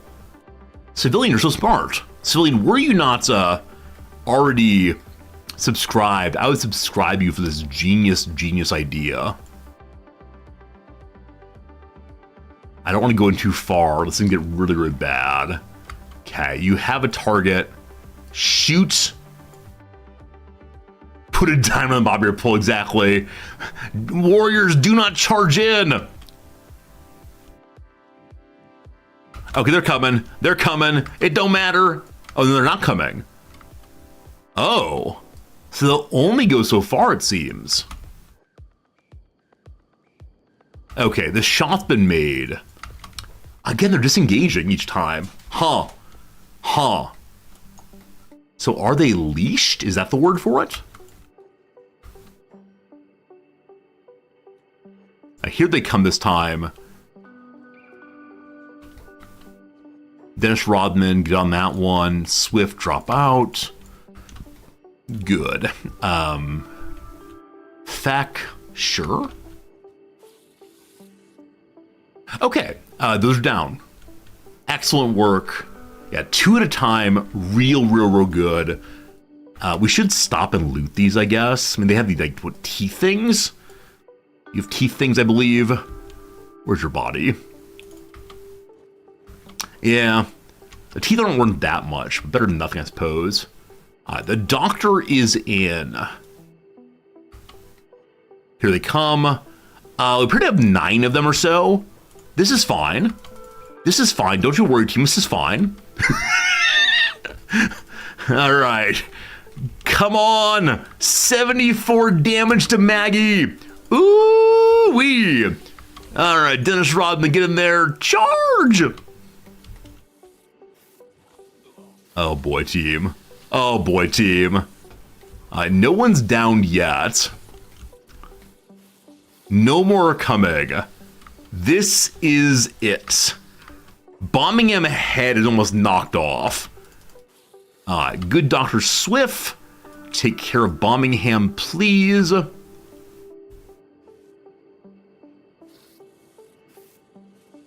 We're all fine. All fine. Everyone's fine. I've had worse injuries, says Maggie.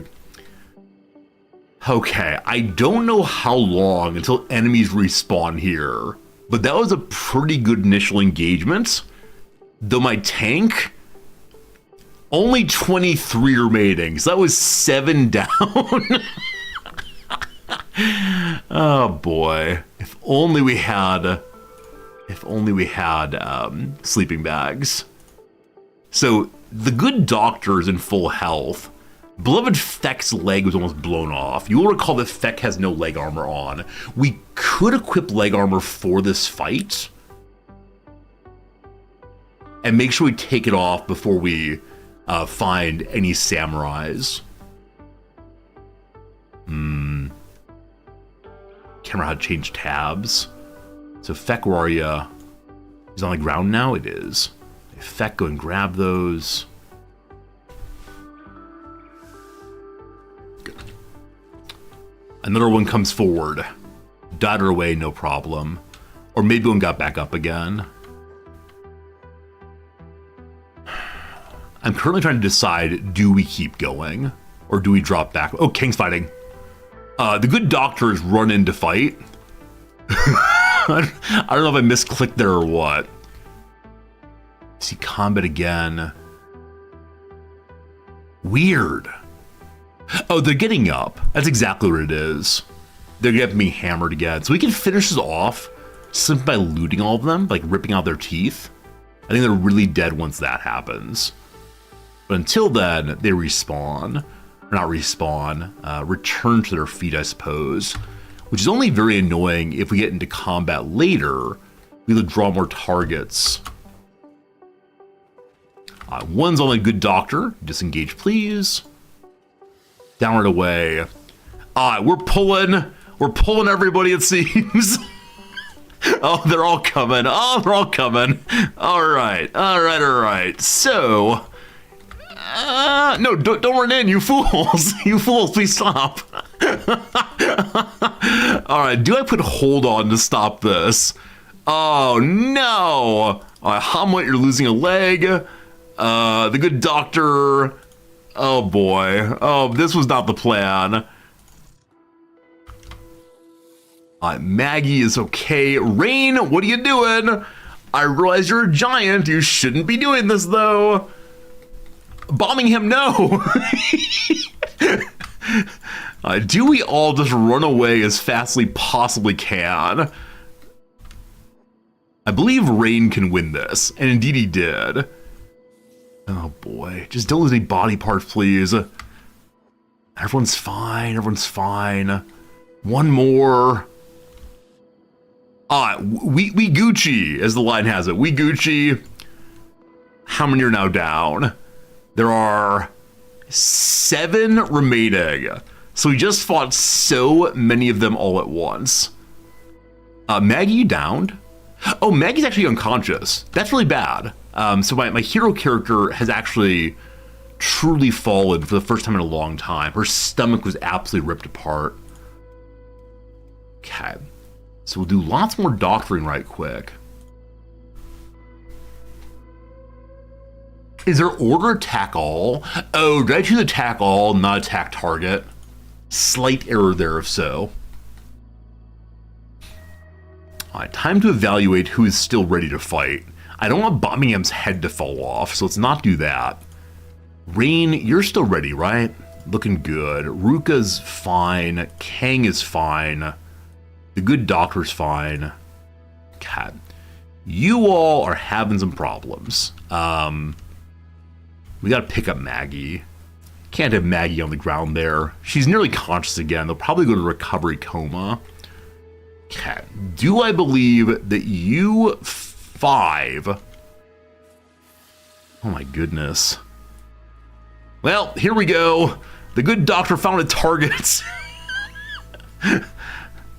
You can do it, big boys. You can do it. All right, another one down. I quickly loot that one before it comes back again. I'm believing in myself. I'm not sure I should, but I am believing in myself. Good doctor. Can I force you off of shoot at every... Oh, you're in range. Does that do it? No. I can move everyone to passivity. Hey, mild-clonic jerk, good seeing you. How you been? Happy New Year to you. Happy New Year all the way. Okay, I don't see any more of them.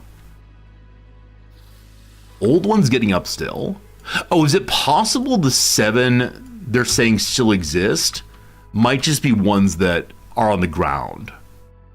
They're all dead. Please sing a little bit of "We are the champions, my friends. We keep on fighting until the end. No time for losers." I think I skipped a line because we are the champions, my friends. Nice. All right, we're in real bad shape. Real bad shape right now. And I thought they were all dead, but surprise! Glass cannon returns. Wow. Oh, wow. This one's fighting just tremendously. Just not going down. All right, down for 800 seconds now. Now you're actually dead, right? When you pull out your teeth, you are dead. Good. Good. All right, so Hamlet, you're in bad shape. Rain is fine. Okay, Rain. What's here? Okay, in this area, an old library, looking like just a bunch of damaged books, not looking like any chests at all, etc. What a shame, what a shame. Okay, the old bar maybe. A book. Now, these are just the ordinary research books, correct? I don't know if we need any of these, but better to have them than not. They're also worth how much? $300 if need be. Leather. I thought it was a letter. I much wanted to read a letter. It'd be fun. Grabbing various repair parts and so on.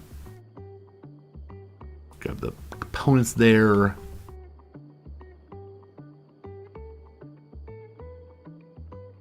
Not sure if you can hear the music well. I can never tell how loud things are for you all. As usual, I need to get myself some headphones so I can tell. On my end, the music is a delightful volume. Sounds a little like Hawaiian in the background, maybe? What do y'all think? Louder background music? Quieter? How's it compare to the old voice here? Alright. Katana and Horse Chopper are both marked out as being higher level. Oh, what's this? Oh! The music seems to be similar to Surviving Mars tunes. May I tell you a secret? That's because I'm playing the Surviving Mars soundtrack. Surprise, surprised. Surprise, surprise. You like it, but you're not convinced that you hear what I hear. Hard to say. I think I'm hearing the same music. Now, of course, I do have my own speakers, and so I like turn them up and down. As long as, uh-oh, fighting. Uh-oh, fighting. Uh-oh, fighting. They're pretending to be dead. Okay, Birmingham. Steel teeth.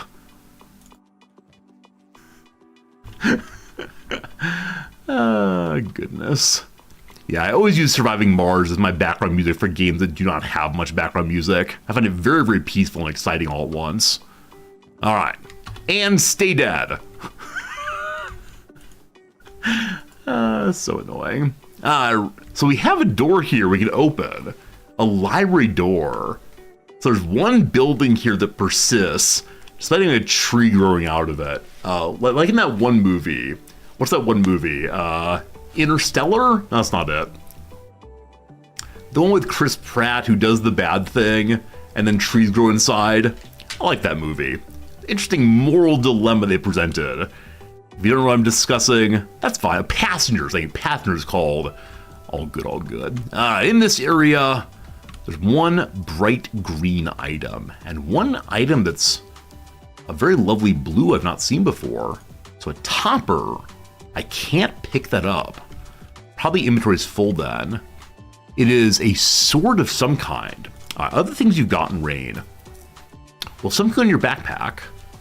A Cartoon Model 3 Horse Chopper. I believe this is a defensive weapon. So the Fragment Axe. Oh, I forgot these weapons have a penalty to indoor usage. When we go indoors, which we haven't done recently at least, more fighting, we should be changing our giants over to swords we use inside better. The person who's a horse chopper right now is Birmingham, my alleged tank. Oh, sorry, the Falling Sun. The Falling Sun is a defensive weapon. So, y'all good? Hamlet's down also. Whew. More faking surrender.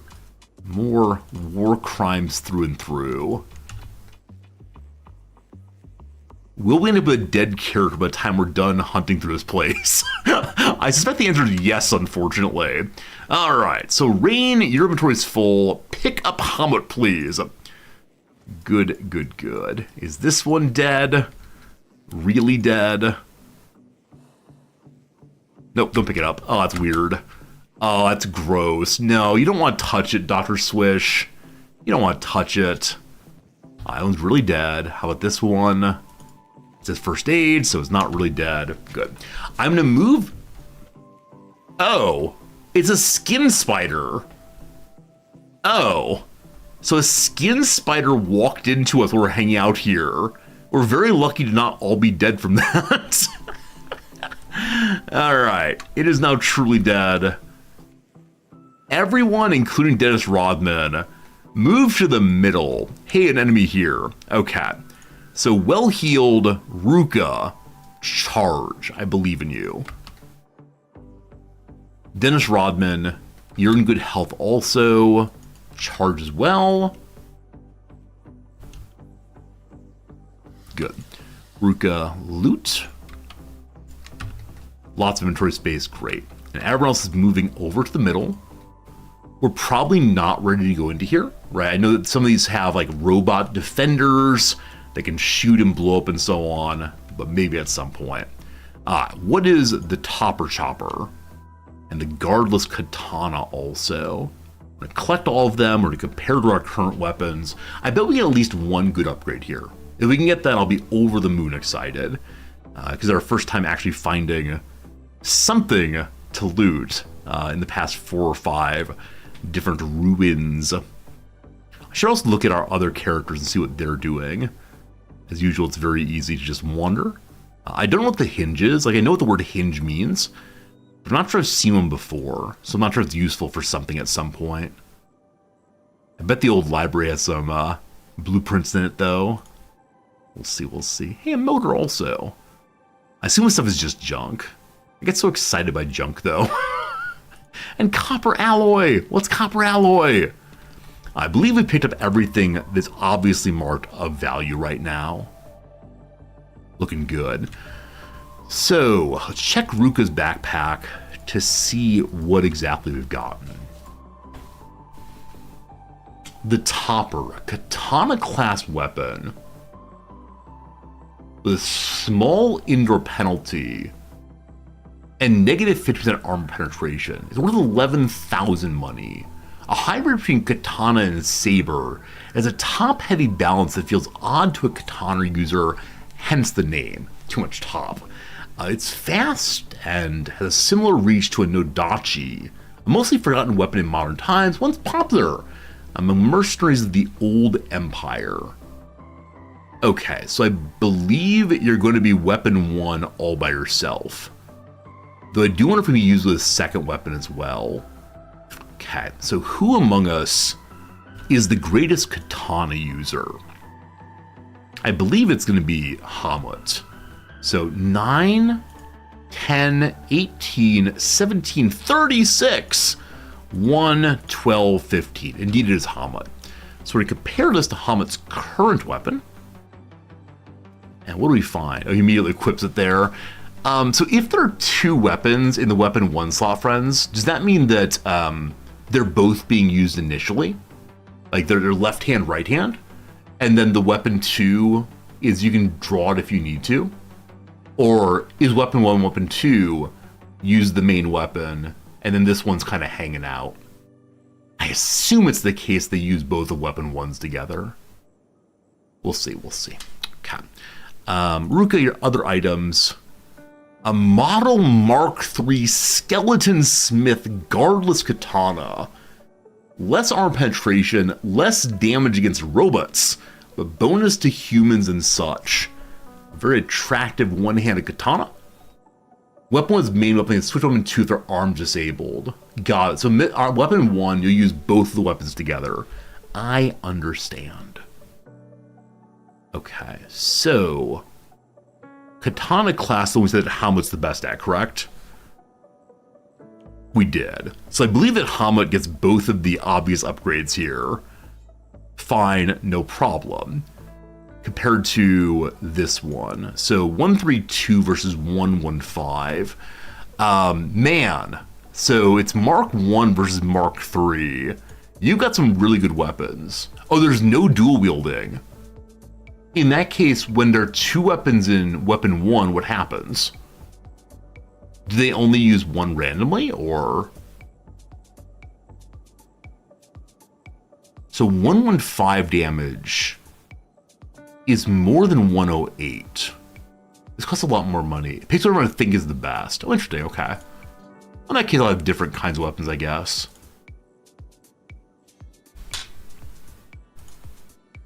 Okay, Hamut's knocked out, so we can't pick it up.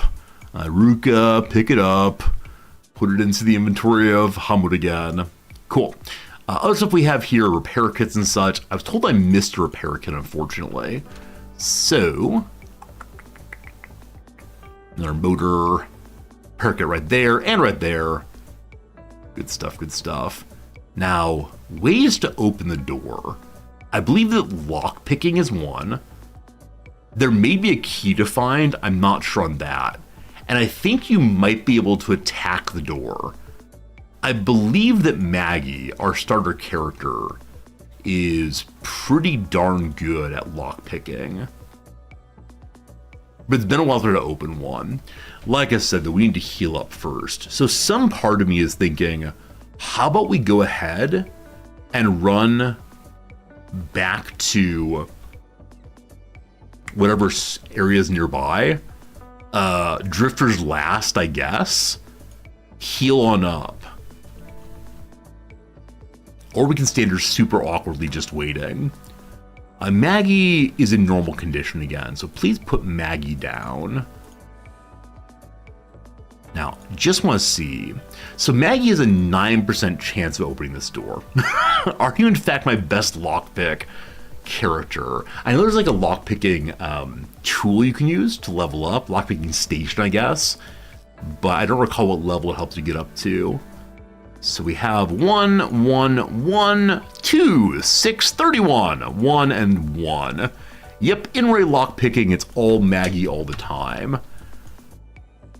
So maybe we just stand here until we really heal up.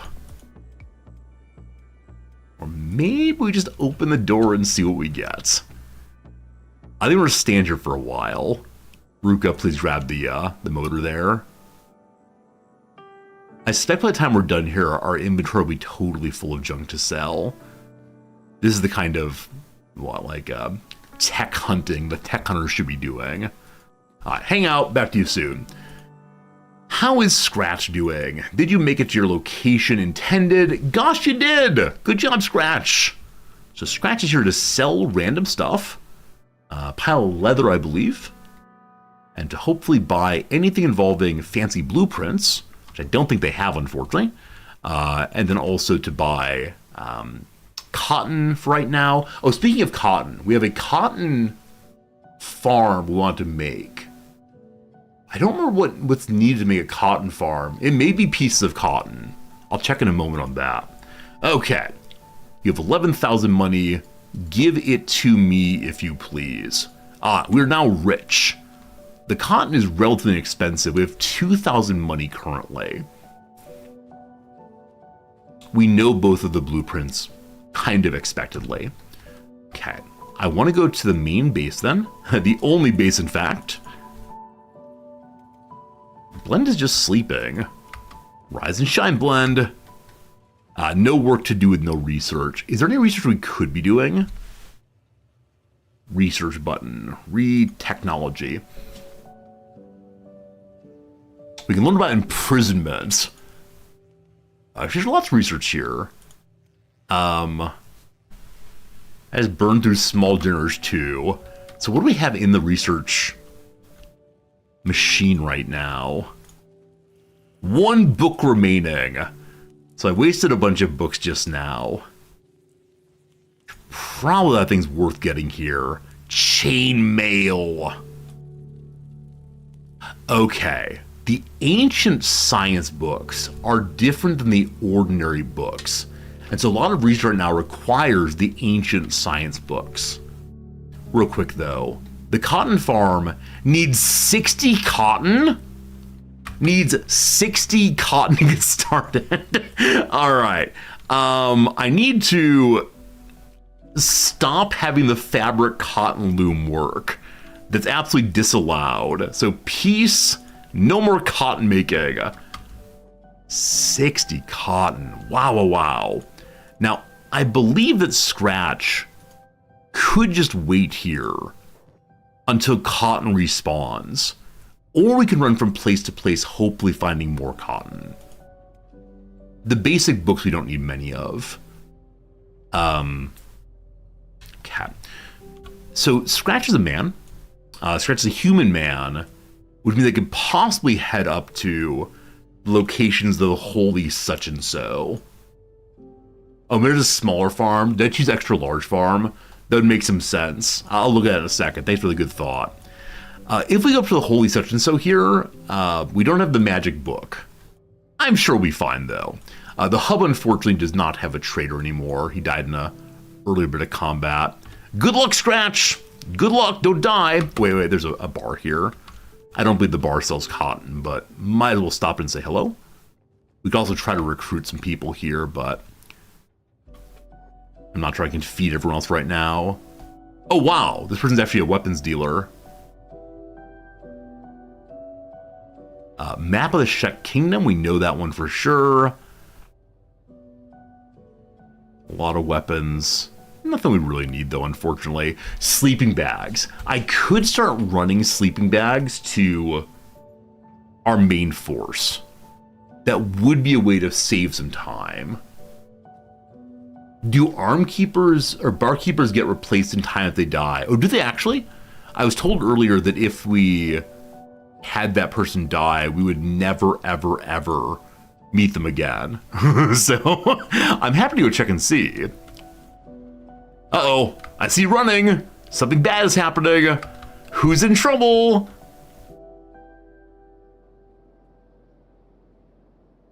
Probably enemy is at the gates. I'm not sure there. There's a dealer back here also. Hey, thanks for catching that. I clearly missed a dealer back there. These small little way stations often have much more in terms of,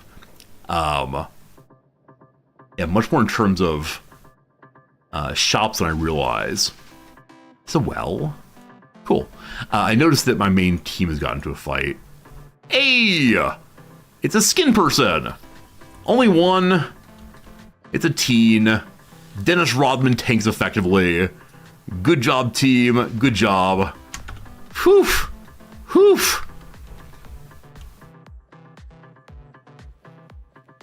Okay. I'm happy to go run over and see if the barkeep has been healed up once more. So scratch. Once you're done here. Hello. Skeleton Doctor.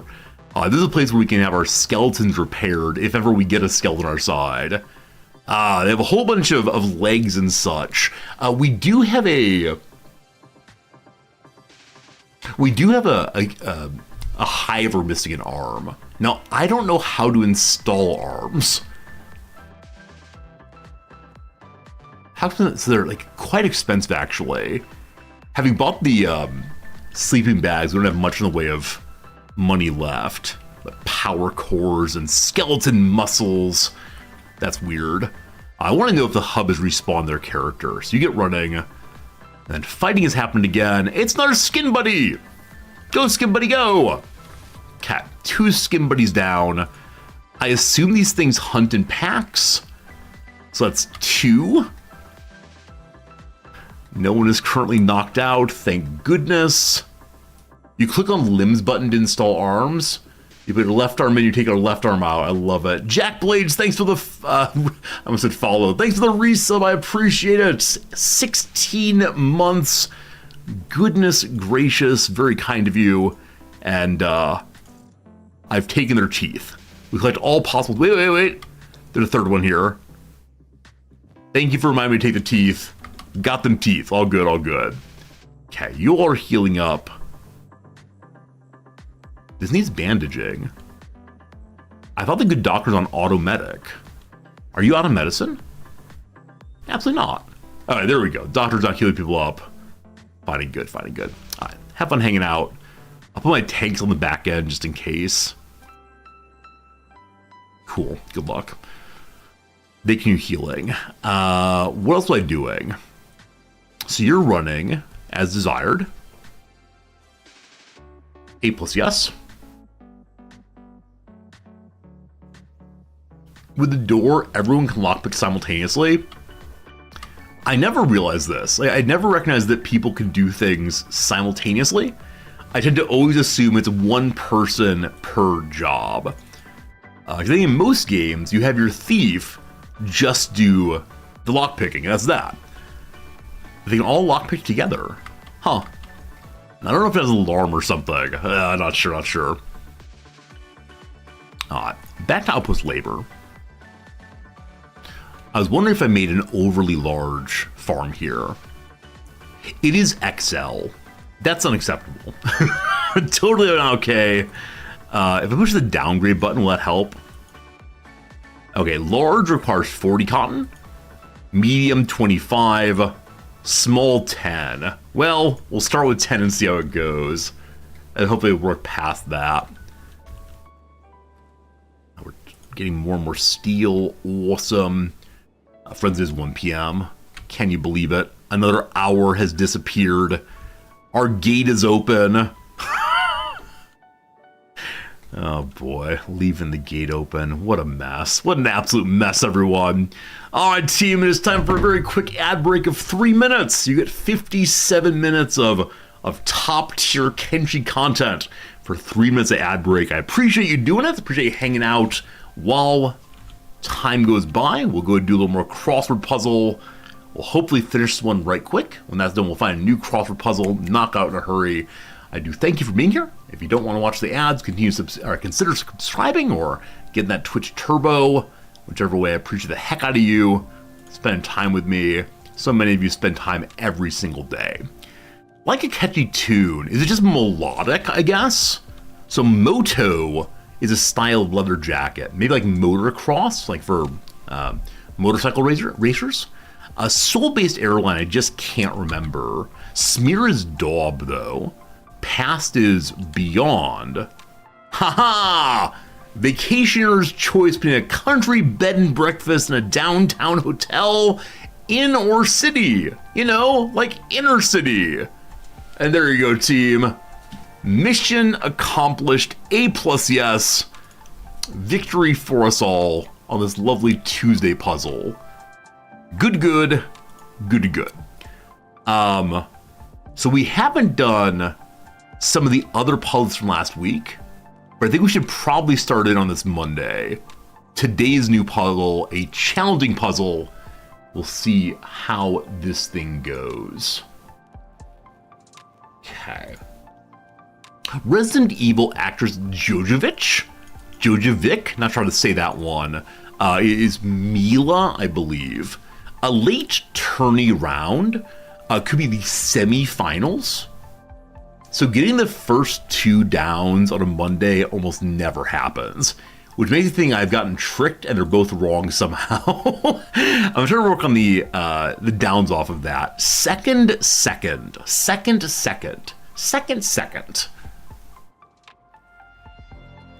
So like second in command? Second like a period of time? Flying Unagi! Thank you for the very generous Prime sub. Down with ads, says Flying Unagi. Thank you for the 6 months subscribing. It's good seeing you. A kinda weird but, maybe I guess, a tech that eclipsed plasma. This is in televisions. It was liquid crystal displays, I believe. Ill-defined, loose possibly? Pro-competitor, possibly anti. We'll see. Does that work? A literary device that covers up plot holes. Retcon. After all, Luke Skywalker was a Jedi. What? Apparently, I read this the other day on Twitter, so it might not be true. Apparently, Mark Hamill wanted Luke to end up as a Jedi, or as a Sith rather, in the first Star Wars films. He also wanted Boba Fett to be Luke's mother. He also wanted, in the more recent films, in his fight with Kylo Ren, to have Luke Skywalker become as large as Godzilla to show his Force power. This is the part where we say I'm very, very glad that Mark Hamill is not the one writing the show, because the problem, of course, with Boba Fett being Luke Skywalker's mother is that would amplify the problem that Star Wars already has. Namely, every character is related, and so anything interesting happening is happening to only the one family. And this is the thing, a lot of long-going sagas have, is the focus on the one family or one group is great, but as they try to bring in more and more characters and more intrigue, everything interesting happening in that world seems to be happening to just that one character and family. So, you know, it's so amazing to see Luke, I am your father. It's great. But then Anakin made CP3O. That's a little weird. You know, things like that. We're like what? Luke and Leia are siblings. Oh god. Why is it that R2D2 just happened to find Luke and just happened to like tell the story from Obi-Wan Kenobi, who is his father's teacher? Everything is just fit together so neatly. And you can tell stories about the Force. You can tell stories about people, you know, trying to make these connections. And of course, Obi-Wan would go for Luke. It's just a little bit too centered on one family for whole galaxy's concerns. Okay, back to the downs. Unique with an S. So unique can mean only one of something or particularly good at something. Not sure right now. A system on which this term spamming was coined. Internet relay chat. DARPA net. I have no idea. English county south of Suffolk. Essex. A drink in Valhalla. They drink mead. Like Dvorak's Symphony No. 8. This is the part where our people who know all about music could say, it's written in the key of whatever. It's in something, in E, in D, who knows? We're going to do 2 more in the back to the game. A Beachy Wave hair product ingredient. Mousse. Shampoo. I have no idea. System on which spamming was coined is... something I do not know, unfortunately. Good start, though. A lot of fun, good chatting, etc. Let's get back to the game and see what is what. Aight. Why am I here? Right, we're making sure that our cotton need was reasonable. Only 10 cotton. So the current mission for Old Scratch here is to go find 10 cotton. I would like him to also be able to go over and support our heroes down this way, but they are really, really far away, and now I've lost them. Well, here they are, the Lost Library. I want to take them some very nice sleeping bags, but probably not. Yeah, good stuff. Some sort of bestial gathering over there. Bandit camp, maybe. Animals. It would be fun to go around and try to wipe out bandit camps. Just because you get the big old pop-up that says, good job. You defeated the bandit camp. That's not half bad. Alright. You know what? What's the worst that could happen? So some of the characters have a 0% chance of picking the lock. So I guess they don't even try with a 0. Is that true? Huh. So not skilled enough, they say. So they're not even trying with the lowest level. It seems that not everyone can try to pick locks. So Maggie's on the job. Can anyone else? Yeah, I think if it rounds down to 0, you just can't try at all. So it looks like Maggie may be our one and only in this case. Dennis Rodman, you want to try? Just ram it over and over again? Yeah, we can do Hulk Smash. We can also use our strength to rip it apart or some tools to open it gradually. But we'll have Maggie pick lock for a while. Goes pretty fast. 10% chance, no success. Each time they try, they gain a little bit more. There's a real possibility we need to run away here. So I have like 2 tanks at the ready. And then back off to the sides. I don't recall if you can close the door after you've picked it. We'll see how this goes. Because again, there could be some big defenses here. 9.8.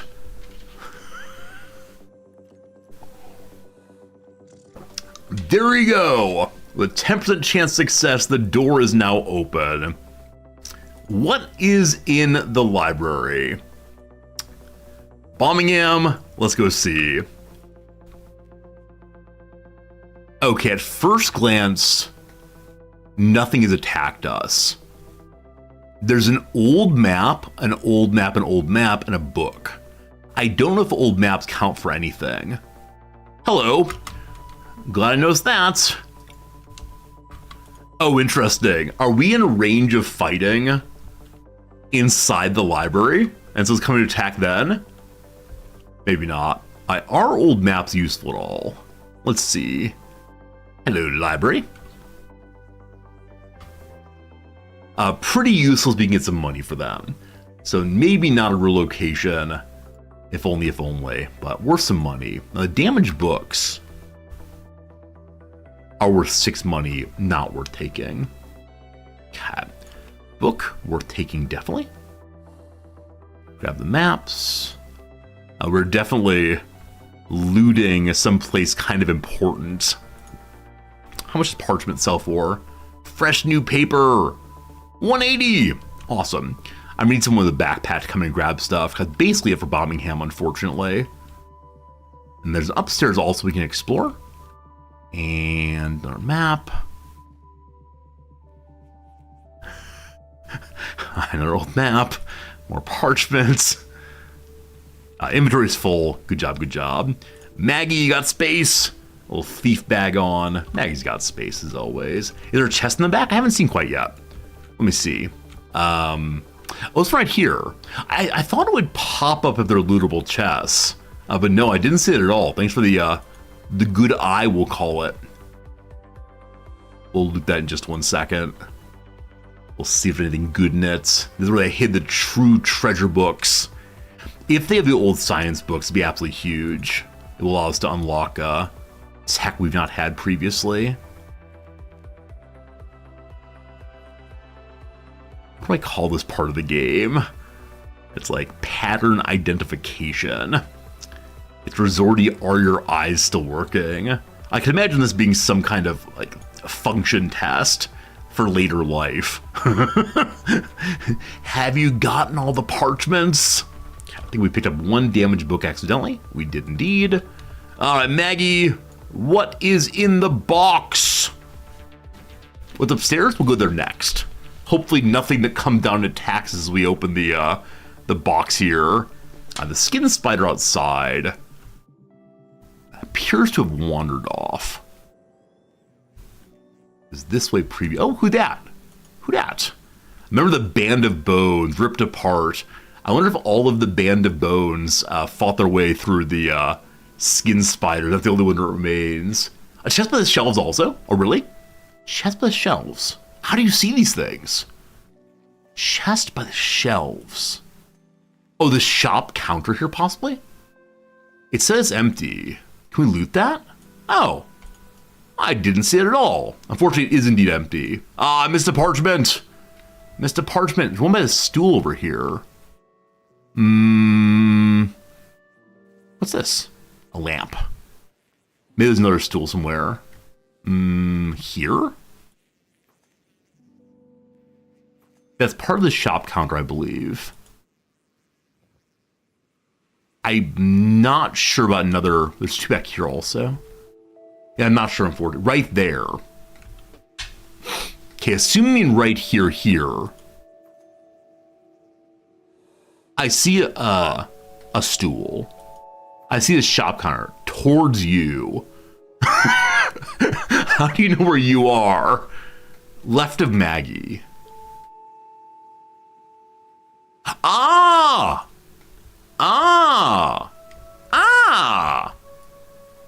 Sorry. A leather. A book. All right, good job, team. Thank you for having eyes. Hey, it's opened. All right. 2 really fancy books.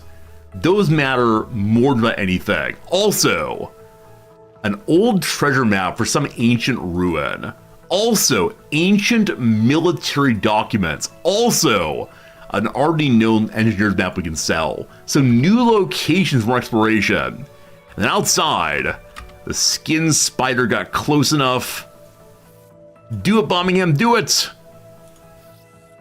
So it seems the skin spiders are 1 target at a time enemy.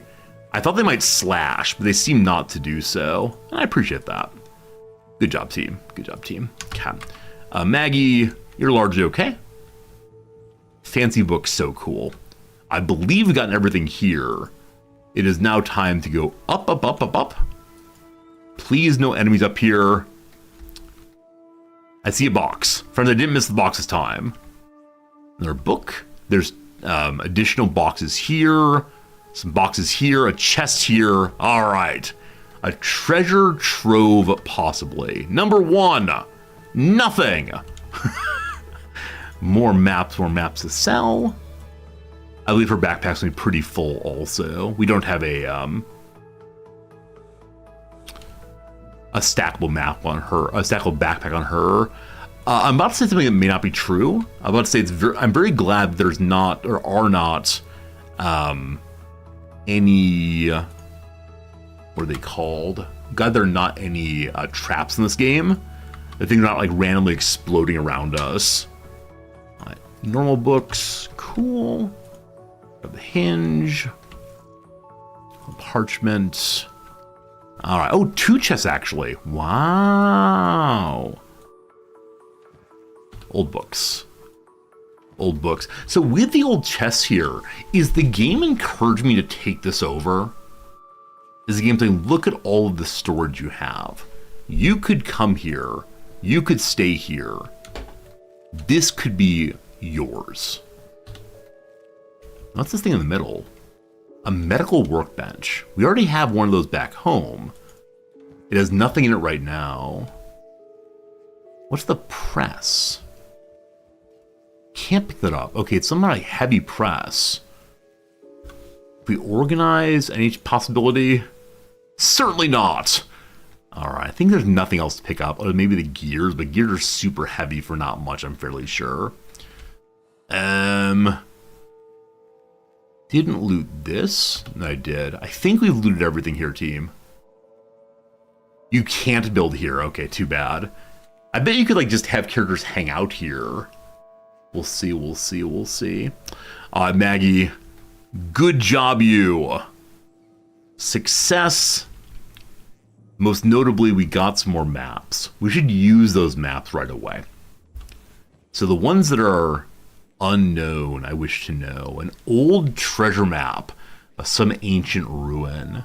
Likely full of treasures or last technology or horrible death, rather. It could have ancient science books or possibly AI cores. Nice. One location now on the map. Up here. New ruin, which is in the middle of somewhere to the east of the Holy People. I don't think I've ever been here before. Cool. Hey, it's really good seeing ya. Okay. Maggie, another one, I believe. Okay, already known. We'll sell that later. Already known. I thought I saw a military map somewhere. Oh, it's this one here. Lost Armory. The details of an old Empire military cache. Where's that one? Oops. Oh no. Because I opened and closed it, it's no longer marked as green. Well, well, well. well. Apparently, there's some new something here. Maybe it's one of these ruins. A lot of ruins in the middle here. Just the northeast of where our base is. Might be worth checking out. We know that the Bonelands down here are terrifying. Maybe this is not especially terrifying. Team, tell me, is this terrifying? Are we ready to explore this area, or will there be blood? And unfortunately, my blood at that. Yes, it is terrifying. Okay, well, in that case, maybe we'll explore some other. Hey, an adult skin such and so pops in. Hello, big boy. Definitely not a death trap that I have sunscreen. That's a funny question. I don't know what you mean. And if you say it's not a death trap, unfortunately, I immediately think it is a death trap. This is the problem with Twitch streaming. I never know what or who to believe. It's only bad if you have skin. If only we had some, what are they called? If only we had some cyborgs to help us. All right, the Lost Armory is the last thing nearby that I've not explored. I suspect that this has robots defending it, and that's why I ran away from it. So I want to head in that direction, north on the coast. But we also need to heal up. And so. It'd be so nice if we could find like a little inn out here somewhere. Huh. Okay, where's my runner? Runner, do you know where you're going? Runner might be stuck. Runner appears to be stuck. Runner, oh, actually, no, you're not. Yes, you are, actually. You're supposed to be going to the hub. Once again, couldn't get across the ravine. Good luck this time. Back at our base, we have a visitor. Halt! Who goes there? Hey there, townies! These are beast traders, I believe I said. Nomad animal traders. I see goats and baby goats and a pack bull. I have 410 money. There's no possible way I'm going to afford anything. Let's be polite and go out and say hello regardless. Bard, go say hi, please. Yeah. I always feel like they're trying to trick us to open the gates when they call this way. Do I need to feed the animals? Of course you have to feed them. Eat right out of your backpacks, they will. Do they eat a lot? All right, some of you got here. Garou, the wild bull for 4,000, 3,000. Yeah, gotta save up money for next visitors, but they got nothing for us this time. Thanks for the visit. Need more money. Cat. So, we're moving very, very slowly right now. I wonder who's the slowest mover we got. Looking at legs, Ruka's pretty slow. Maggie is okay. Yeah, it is indeed Feck. Now, don't we have a splint that might help? So yeah, splint their injuries. Just stop walking first, right? Y'all stop walking. Good doctor. Splint up old poor Feck here. There we go. I think I'll help him to remove a little faster. Yeah, a little bit of healing there.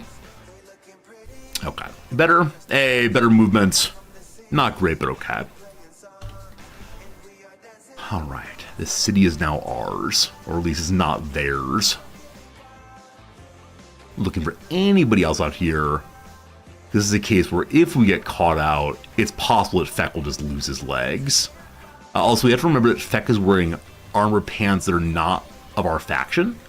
And if the allies of the people whose pants we're wearing notice, we have some huge, huge, huge problems. So, don't you worry, team. We're gonna be okay.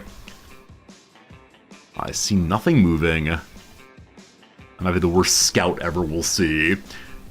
Alright, y'all are moving along. How's Scratch doing? Did you get stuck again, brother? Or did you find a way across? He found his way across, maybe.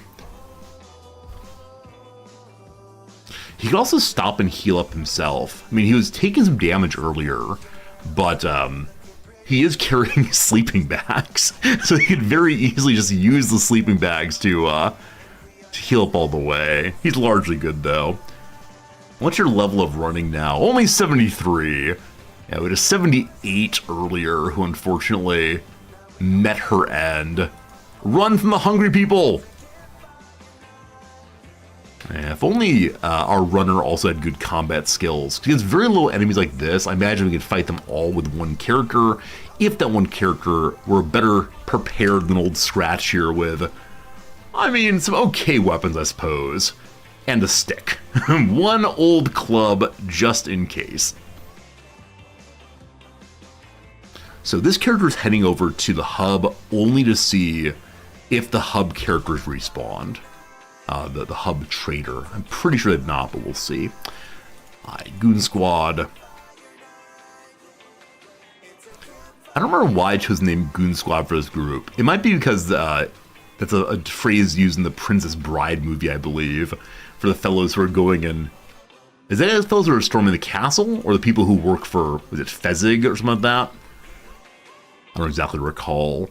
But then in the past year, I've read Jennifer Egan's A Visit from the Goon Squad. Oh, it's the Brute Squad in Princess Bride. In that case, I may have just misstated it or misremembered. Yeah. Jennifer Egan's book, A Visit from the Goon Squad, is very much a... What have I done? What have I done? Let's not ever pause. If we never unpause, we can't lose. Jennifer Egan's Visit from the Goon Squad is very much like a Voice of Gen X kind of book. I believe it won the Man Booker Prize or was shortlisted for the Pulitzer or something very good reward there. And yeah, I definitely would encourage you to read it if you're interested in a certain perspective on the Gen X life. And at some level, that standard Gen X question of, you know, we're the rebels, we're against the man. And then as Ben Folds puts it, how's it feel to be the man? You wanted revolution, now you're the institution, right? This feeling of Gen X especially growing up to experience getting power. And how do you deal with being the thing you were rebelling against? It's a book about nostalgia. It's a book about the feeling of wanting something you cannot have. And like the awkwardness of a kind of growing up, not just individually, but generationally too. So Viz from the Goon Squad, very good. I think I read it in about 2 days or so. Really quite wonderful. Sacrifice one member to get away. I mean, are they catching up to us? I think we're maintaining... I don't think we're maintaining distance. Cat. So... I mean, my giants are really, really good at combat right now. See the title of the book again? I believe it's A Visit from the Goon Squad by Jennifer Egan, E-G-A-N. I may have the author incorrect, but it's definitely A Visit from the Goon Squad. And if you like the music of the Gen X period, definitely it's about that also. So... it's a good one. Hey, you're welcome, Mike. Oh, always read some book recommendations. Nam's just finished reading A Little Life, which is so beautifully written, but also not a book I'd recommend. I've actually not read it, nor will I read it, but it is one heck of a book. The kind of thing you might not ever want to engage with. We're fighting it. If this is the end of the playthrough, so be it. Rain... Ruka and Kong, you will be our front line with Birmingham, and good luck and Godspeed to all three. I could put them on defensive, right? We could say block endlessly. I should have put Birmingham into block. I forgot that we could do that. He's in taunt right now. Why is Birmingham not in block if he's allegedly my tank? Very good. Not using block on the tank. I love it. I love it so much. All right, Kong, you've not been assigned yet, correct? Yes. Okay, so we're 1-to-1 fighting for a little bit. The good doctor, run away, disengage. Dennis Rodman is in great shape. You will charge that skin spider. This is fine. Don't you worry, team. Feck, Hemet, Maggie, I'm not sure about any of you, so you will hold actually for the moment. How does the battle begin? 82 damage on someone. This is fine. Hammett and Feck are joining in. There's already 2 of them down. Feck, because you're so bad and about to lose an arm, you're gonna go take apart the ones that are dead. Oh gosh! Oh gosh! Everyone's fine. Everyone's fine. Feck, did you not get out? It's very hard to see what's happening here. Rain the Giant completely unharmed. Rain the Giant don't care. Rain Giant's good to go, thank you. Ruka's down. That's not great. Oh, it looks like all the skin spider down but one. That one is current attacking Hammett. We can't have that. Everyone's fine. Everyone's fine. Everyone's fine. We have to save Ruka, obviously. So, good doctor, go save Ruka, please. And then, Feck. Like I said, we need to fight these things on the ground, make sure they're good and dead. So a winner is us. Everyone's in really bad shape, but that could have been much, much worse. Like, no one but Ruka was completely knocked out. It's amazing to me Ruka was knocked out because she... Dennis Rodman's in bad shape. Just because Ruka is my starting character and she has very, very high defense. Maybe I should put her on block. I gotta think more about that, of like which characters should be on block and which ones should be like actively doing big damage. That plus 20 to defense is absolutely insane. I think this is the last live one. Alright, so people who are on medic are not medicing right now. I think that means they probably do not have medicine in their pockets. So pass it over to King Kong. If you get that, you then immediately go doctoring. Yeah, gotta make sure all my medics have medicine. Okay. Block stops attacking entirely. Got it. Playing dead. So if we want to, we can play dead, but I think we're okay. Okay. Ruka's on medic, has no medicine. Yeah, unfortunately, we've hit the point now where we've been out so long that a lot of characters do not have medicine. That said, Feck is carrying quite a bit of extra medicine. One's still alive! Is this the end here? Coming for Maggie. You're good, Maggie, you're good! Down again. I need a loot all button clearly. Like, something to ensure this can't happen. Are we good? Dead. Dead. Dead. Unconscious. Bum, bum, bum. All right, rain. Loot, please. Okay, now dead. Good. We're making sure that we have enough medicine on everyone else.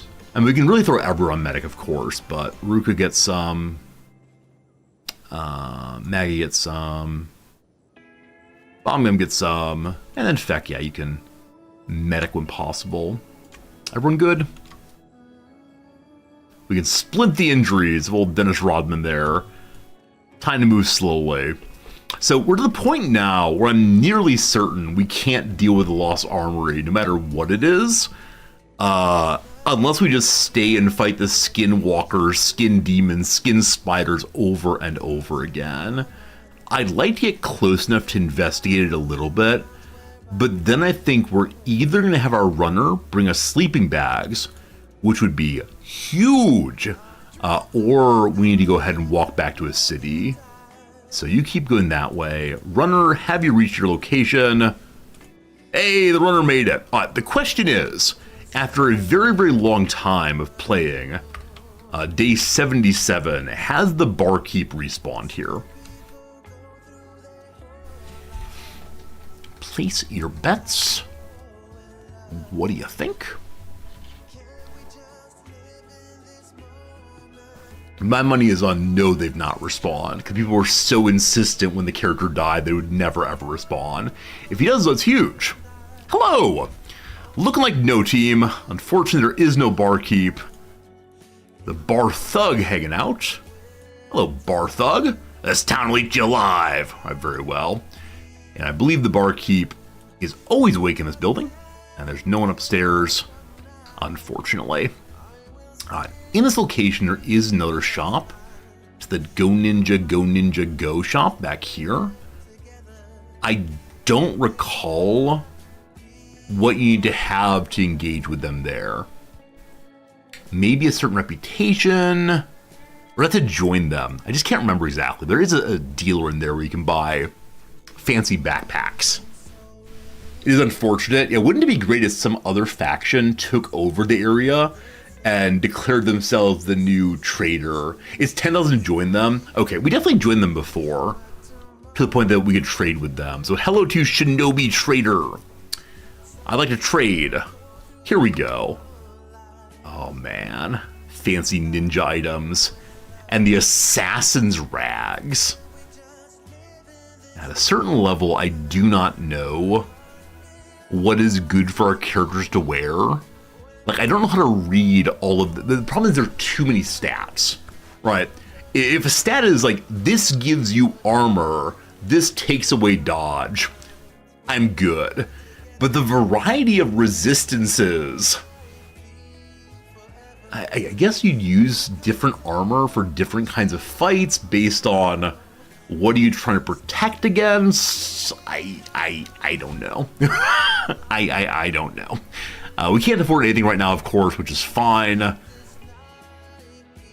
Yeah. So, done. Maybe tomorrow we'll read more about how defense works in this game. I guess I have some characters that have like really poor items on right now. The rebel base to the north I visited once and nothing happened there, so not sure on that one. Okay, need a little more cotton. I don't know if Stack grows cotton. Let's go find out and hope they don't kill us for visiting. Or do we run over to give the... No, we can't possibly run over to give them the backpacks. It's just too far away. Have a good run. Can we see the armory now? We're very close to it. The front door is open.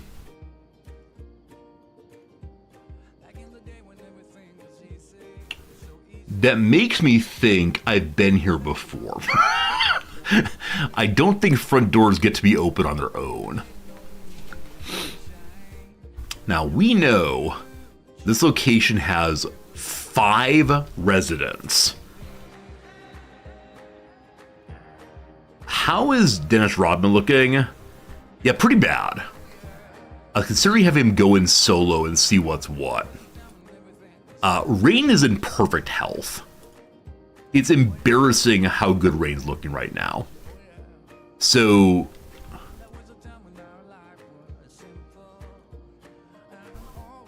I think I'm going to have Rain go peek in. And I'll send the good doctor along also. Because together they should be able to get out if things get dicey. Block is only melee defense skill. Okay. I haven't seen any like robot turrets in a very long time, so I don't quite recall how they work. The doctor's job, they pull Rain's poor corpse out. Hello everyone. Okay, a security spider right here. This is why I ran away before. The security spiders, number 1, are all sorts of blue, and that scared me. Number 2, their attack is 54, their strength is 54, their dexterity is 60. Rain, my greatest character, currently has a 47 in defense. So in here, there are all sorts of chests to look through. And I want to look through all of them. However, I don't think I'm ready to fight these spiders yet. A chainmail storage, can you even imagine?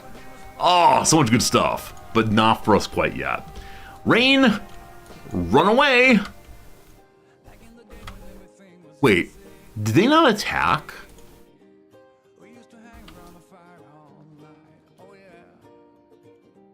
Is it only if we... Ah!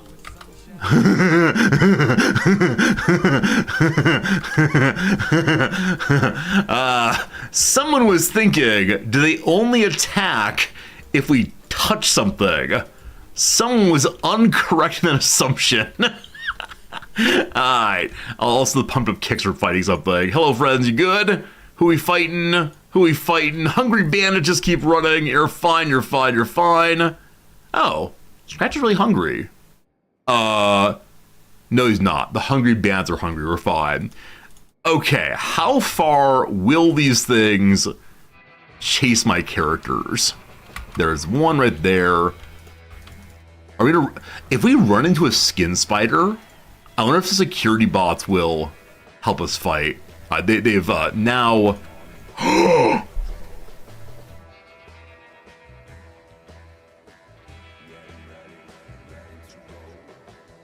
Could I have them chase a character and sneak inside and steal things. There are 3 more inside. That's cheesy? Is that cheesy? That might be cheesy. Alright, we're good. We're not gonna cheese this. Of the many things I could be accused of, cheeser is not one. Hopefully. We're good, we're good. How could it turn ugly? Just gotta believe. Nothing bad ever happens if you believe fully. You're still stuck. You've been hit a couple times now in your stomach. You got away though. Yeah. Yeah, good. You good, brother. Good job. Just keep going.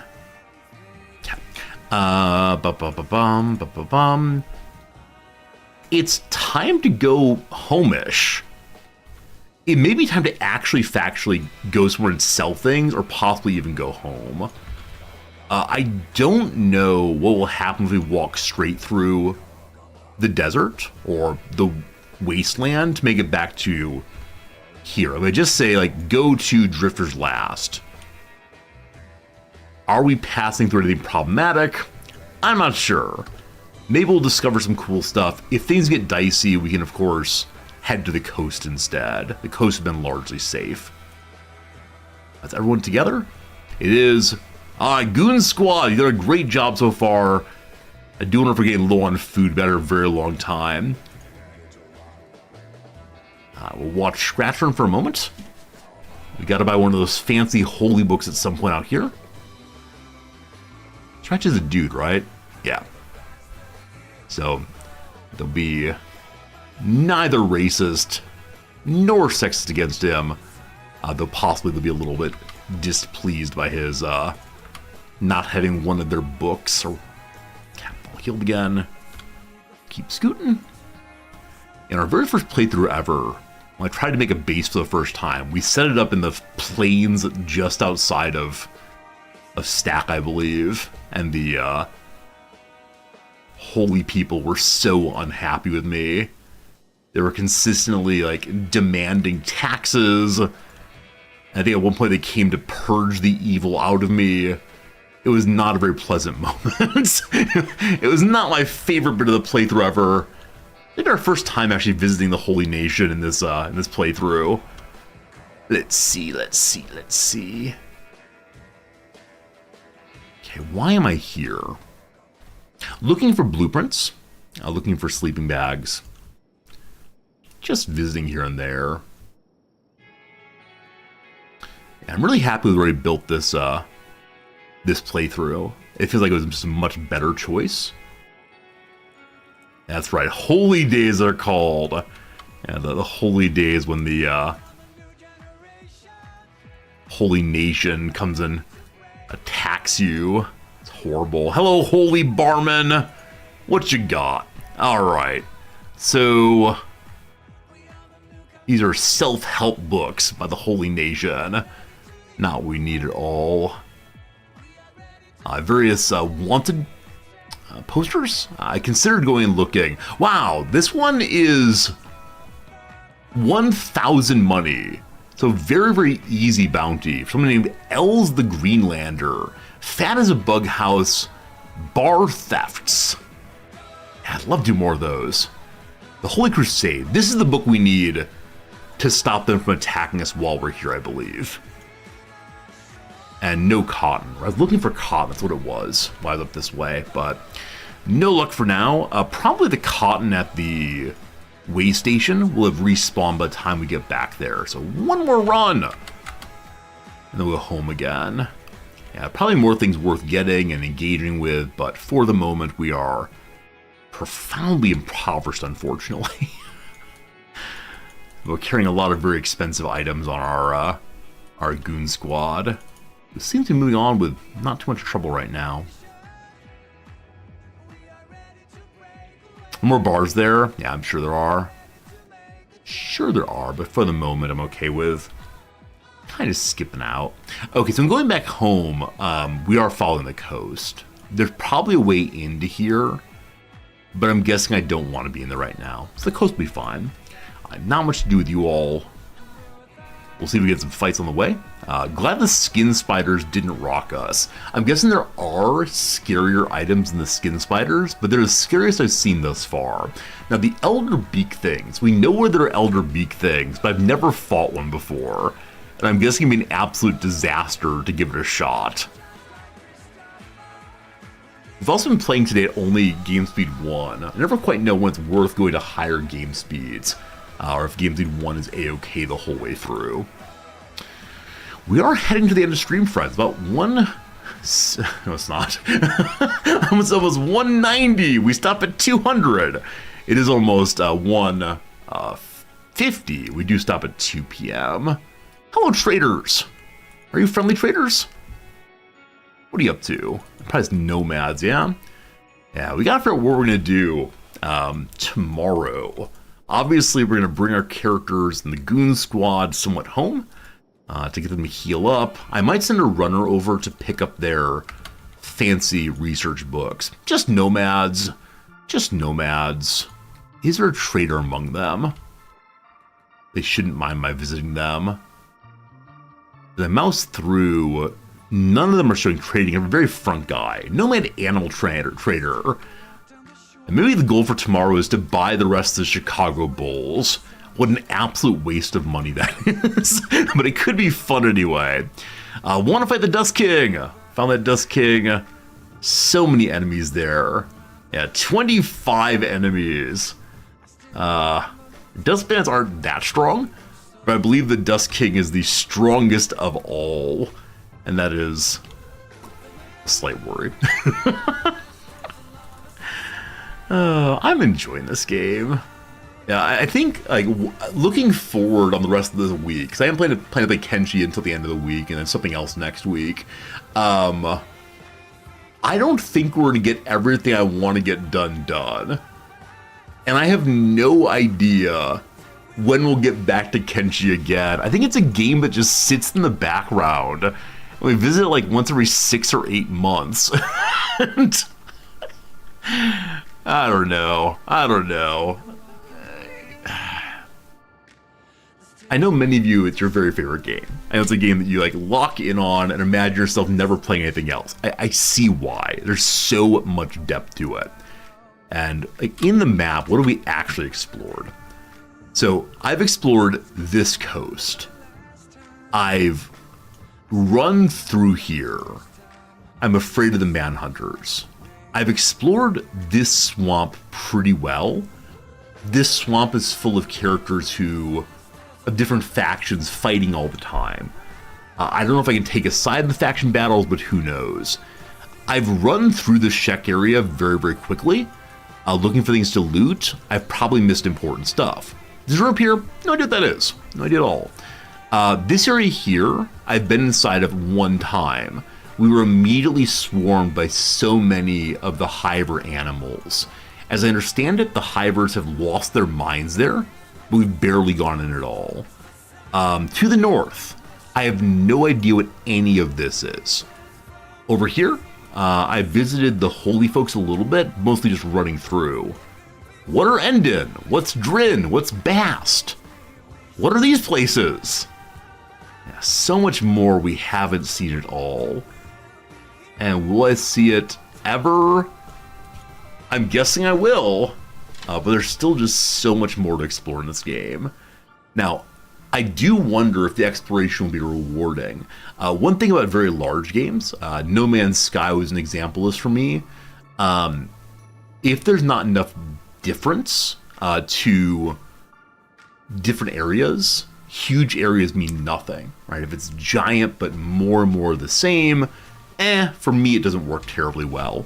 So I'm hoping the different areas do have different challenges, different enemies, different loot, and so on. And not just endless brown. If we could find some non-brown areas to be in, I would not be unhappy, I'll say for sure. Why is the banned town still showing white as opposed to red?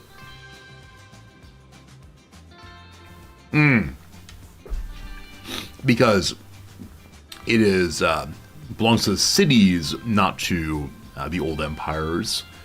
It gets more fun and rewarding, interesting here, lots of variation. It gets painfully difficult. Oh, really? It gets even more difficult? I realize that, like, our characters are only somewhat leveled up, but I was feeling so good with, 45 strength and 41 melee attack. I thought that Ruko was ready to fight some high-level characters, but I'm guessing no. Guessing there's a lot more to learn. Like, does it make sense for us to go beat up on easy mobs just to get more heavy weapons points? I know this is the most grindy of the grindy game when it comes to leveling stats up. I think I have a consistent desire to, how do I say this? To fight enemies that are appropriate for what I'm doing in the game. Right? Fight enemies that are of my level. Oh, you do get basically nothing for fighting easy mobs. Okay, cool. Good to know. You can get reward for fighting harder enemies. I say I had to fight the harder enemies then. Alright. You played as skeletons, fought fogmen until you're strong enough to go out. Maybe we should go fight fogmen. Runner's having troubles. What's wrong, Runner? Just keep going. You're good. Proper thing to do is fight your own level. The hard part is find those enemies. Yeah, it makes sense. Absolutely makes sense because if I just wander into a random area, it's possible to be much harder or much easier. I wish I had done a better job of identifying the strength of that Elder Beak thing. Because I'm kind of wondering, can my goon squad fight them? Also, human mercenaries. Hello, mercenaries. Also, I am kind of wondering, should I add more people to Goon Squad? Should we have like a giant response force that goes and attacks absolutely anywhere on the map? We did add effect to it. We added effect to it because he claimed to be a mighty soldier. He claimed to learned the master's own blade. He's got this garbage katana. Oh, speaking of which, I said Hamlet's my good katana master. I'm gonna give the Topper effect, actually. There you go. You now have a worthy weapon for you and your worthy master's worthy trading. Even though his actual stats are not so good. Someday. You good, Scratch? You good?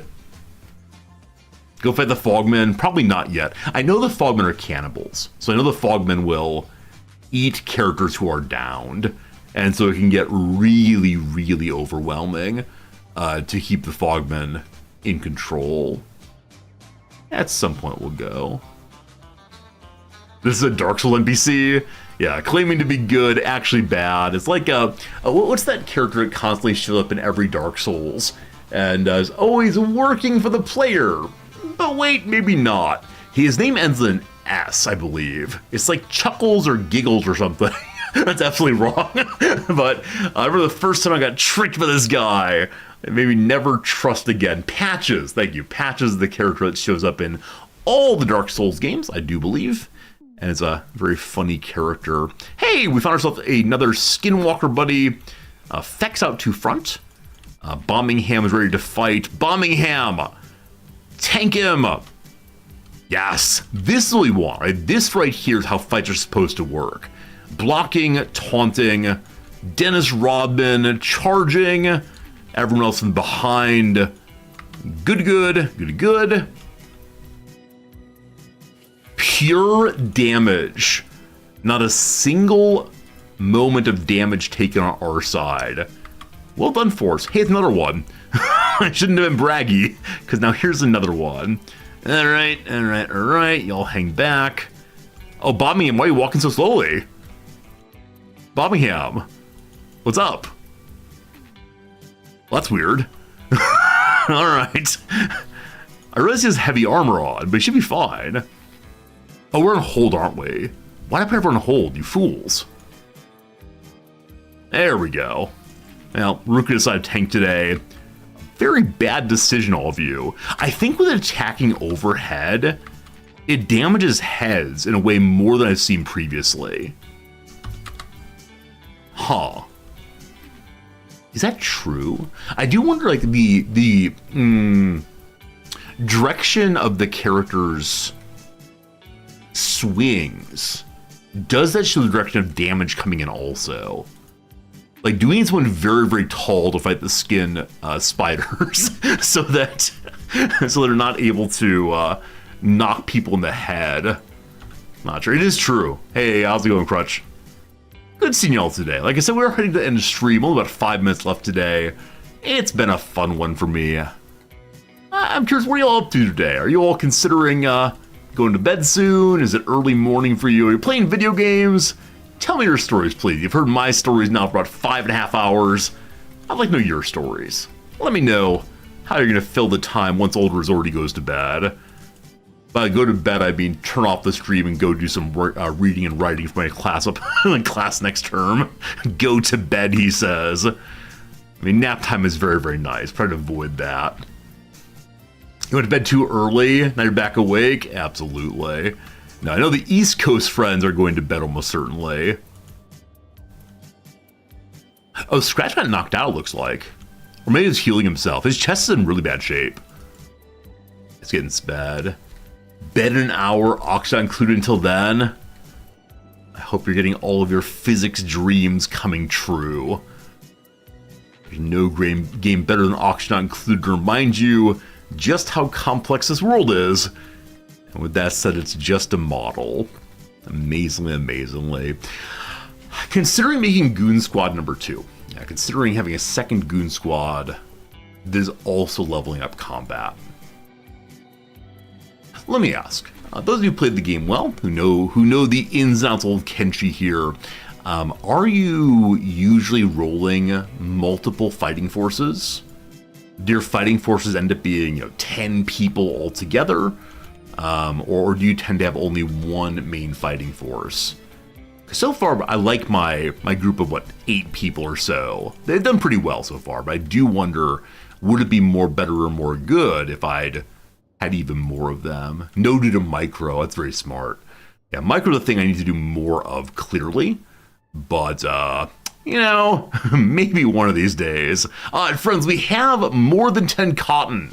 We can begin to grow cotton back at the base now. Ooh-wee. Ooh-wee. The question is just, can we get back to the base one more time without getting eaten by beak things? That is the mission. Scratch should probably stay here till he heals up. Let's not be dumb. Go buy a bed, please. Usually one main force, but a pretty big base defense force also. Yeah, my base defense force is so questionable. Like, if the walls go down, I can't afford a bed. We have 8 coins. I spent all the money on cotton. Alright, Scratch, just don't die. Yeah, my base defense force is, sincerely, 3 archers and a goat. I'm not even joking about that. So do you think it makes sense for me to try to get more melee-based defenders? Should I have a bunch more archers? Like, I think we've gotten kind of lucky that we've not been attacked by people who are knocking down our walls. I think I'm very, very lucky indeed that our walls have not fallen recently, at least. But it'd probably be good to have at least some meleeers to hold the front line if things get bad. So maybe tomorrow we'll work on recruiting those. Look at mounted crossbow defenses. Yeah, we have 3 mounted crossbows working right now. We have more than that, actually, but 3 that are currently manned, I believe. And they're all, like, Mark IIs with lights. Or at least some of them are. Yeah, so we got some folks there. Do we need more? Probably. Archer base until you get the artillery. Artillery is a thing. It's amazing. Can't wait to see. Alright, our goal for the remainder of stream is just to get Scratch home. It is time to micro Scratch, which I hate doing, until we get there. Friends, we do have an ad break coming. What you're going to miss during this ad break is just me microing Scratch. I swear, Scratch will not die. The Goon Squad's fighting. What's up, Feck? Feck, are you running too far ahead again? What have you done? Where's the rest of the team, Feck? What have you done? Oh boy. Alright, you're not that far ahead, actually. Wait, where was he? I saw him. Hello? Hello? Oh, he's right here. You pull back. What are you actually fighting? Ah, a collection of outlaw swordsmen. Nobody special here. Hey, a 925 bounty on someone. Fantastic. Again, for a quick ad break, it's just 3 minutes. Don't you worry. You'll miss this little fight, but it's not really a little fight. It is just bombing Ham and Dennis Rodman wrecking absolutely everyone. Get to it, team. Get to it. Maybe I should let Feck get beaten up, though. Feck, go fight this one, thank you. There we go. The person caught an outlaw swordsman. I do wonder if they have a special sword. Looks like no, they do not. But, they got healing stuff. Yeah, nothing really worth taking, unfortunately. Excellent whammo. Excellent whammo. Bombing Ham's just over this thing. Hey, the slavers are showing up. So I believe these slaver caravan bosses want nothing to do with me. I'm going to move on to ensure that's the case. Also, the good doctor kept running. Alright, so you all... I do not want to fight the slavers. Do the slavers want to fight me? I really don't want to fight you all. No, they're just enslaving those who are down right now, I think. Feck? Feck, why do you keep getting ahead? I thought characters were good at running together. I know I can, like, mark follow, and they all follow the slowest character, but it's just weird to see... Oh, isn't it the case that different... Oh, what is it? Like, different races of characters have different pathing mechanics? So occasionally wind up running along different paths, even if they're all together. I think that's right. Something like that. Yeah, we gotta make sure we stay together, obviously. God. So I have Dennis Rodman out first. And then you all are gonna follow Dennis Rodman all the way to North Korea. Alright, there we go. They'll now stay together that way. Though, man, what's your running up to, my friend? 80 athletics on Dennis Rodman. They can't possibly keep up. That is a wonderful, wonderful thing to see. I assumed absolutely incorrectly that my Beast of Burden would be the slowest thing we got. For right now, it's Old Feck, I believe. That's wonderful. All right, all the rest of you, follow Old Feck, thank you. And we'll see how this goes now. A lot better. A lot better this time. Lovely, lovely, lovely. Very much appreciative of that. Alright, so...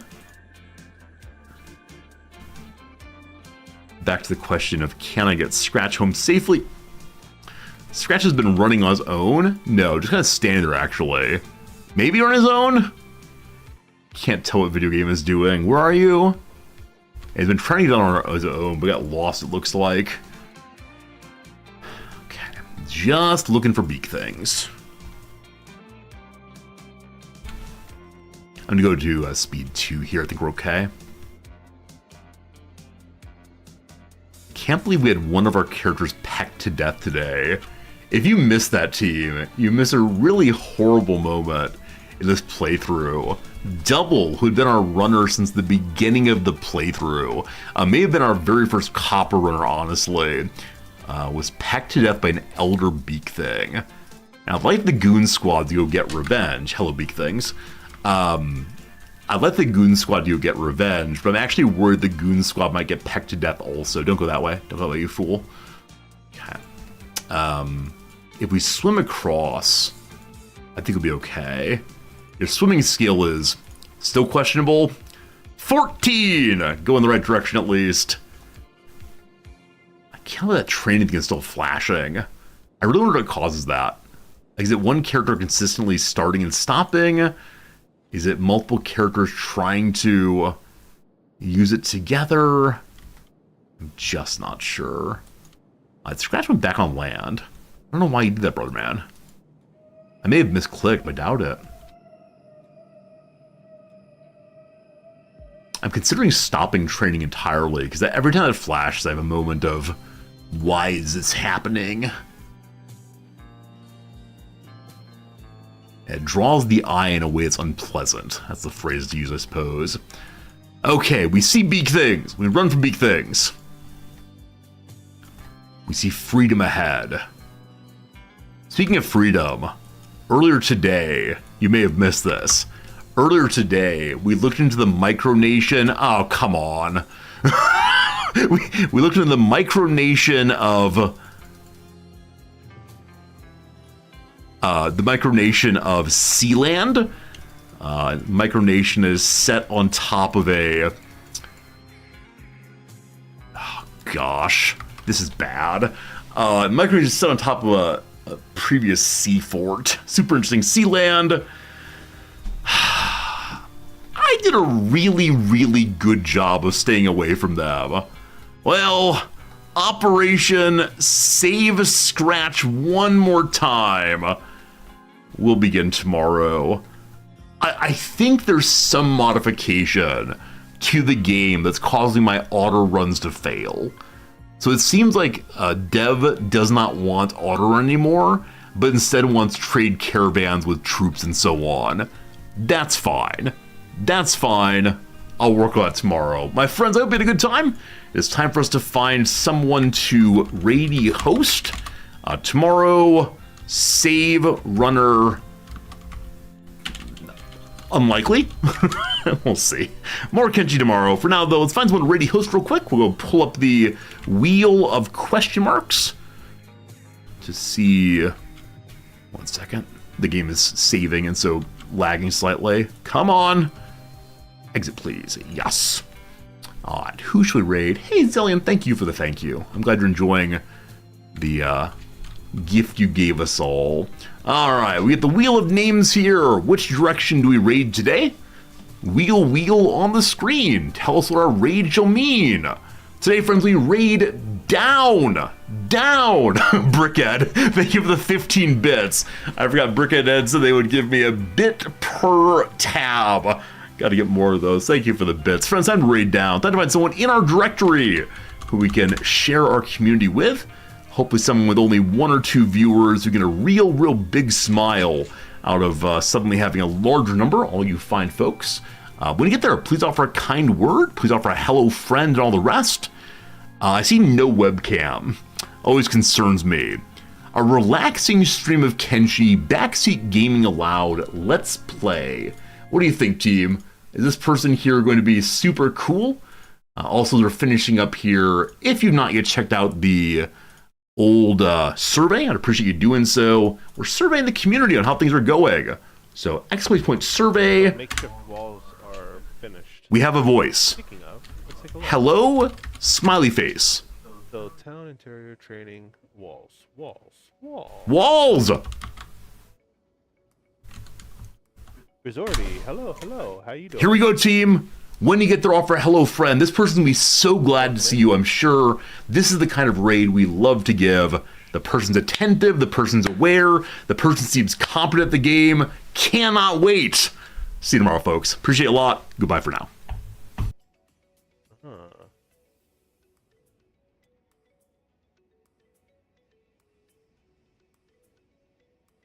So is that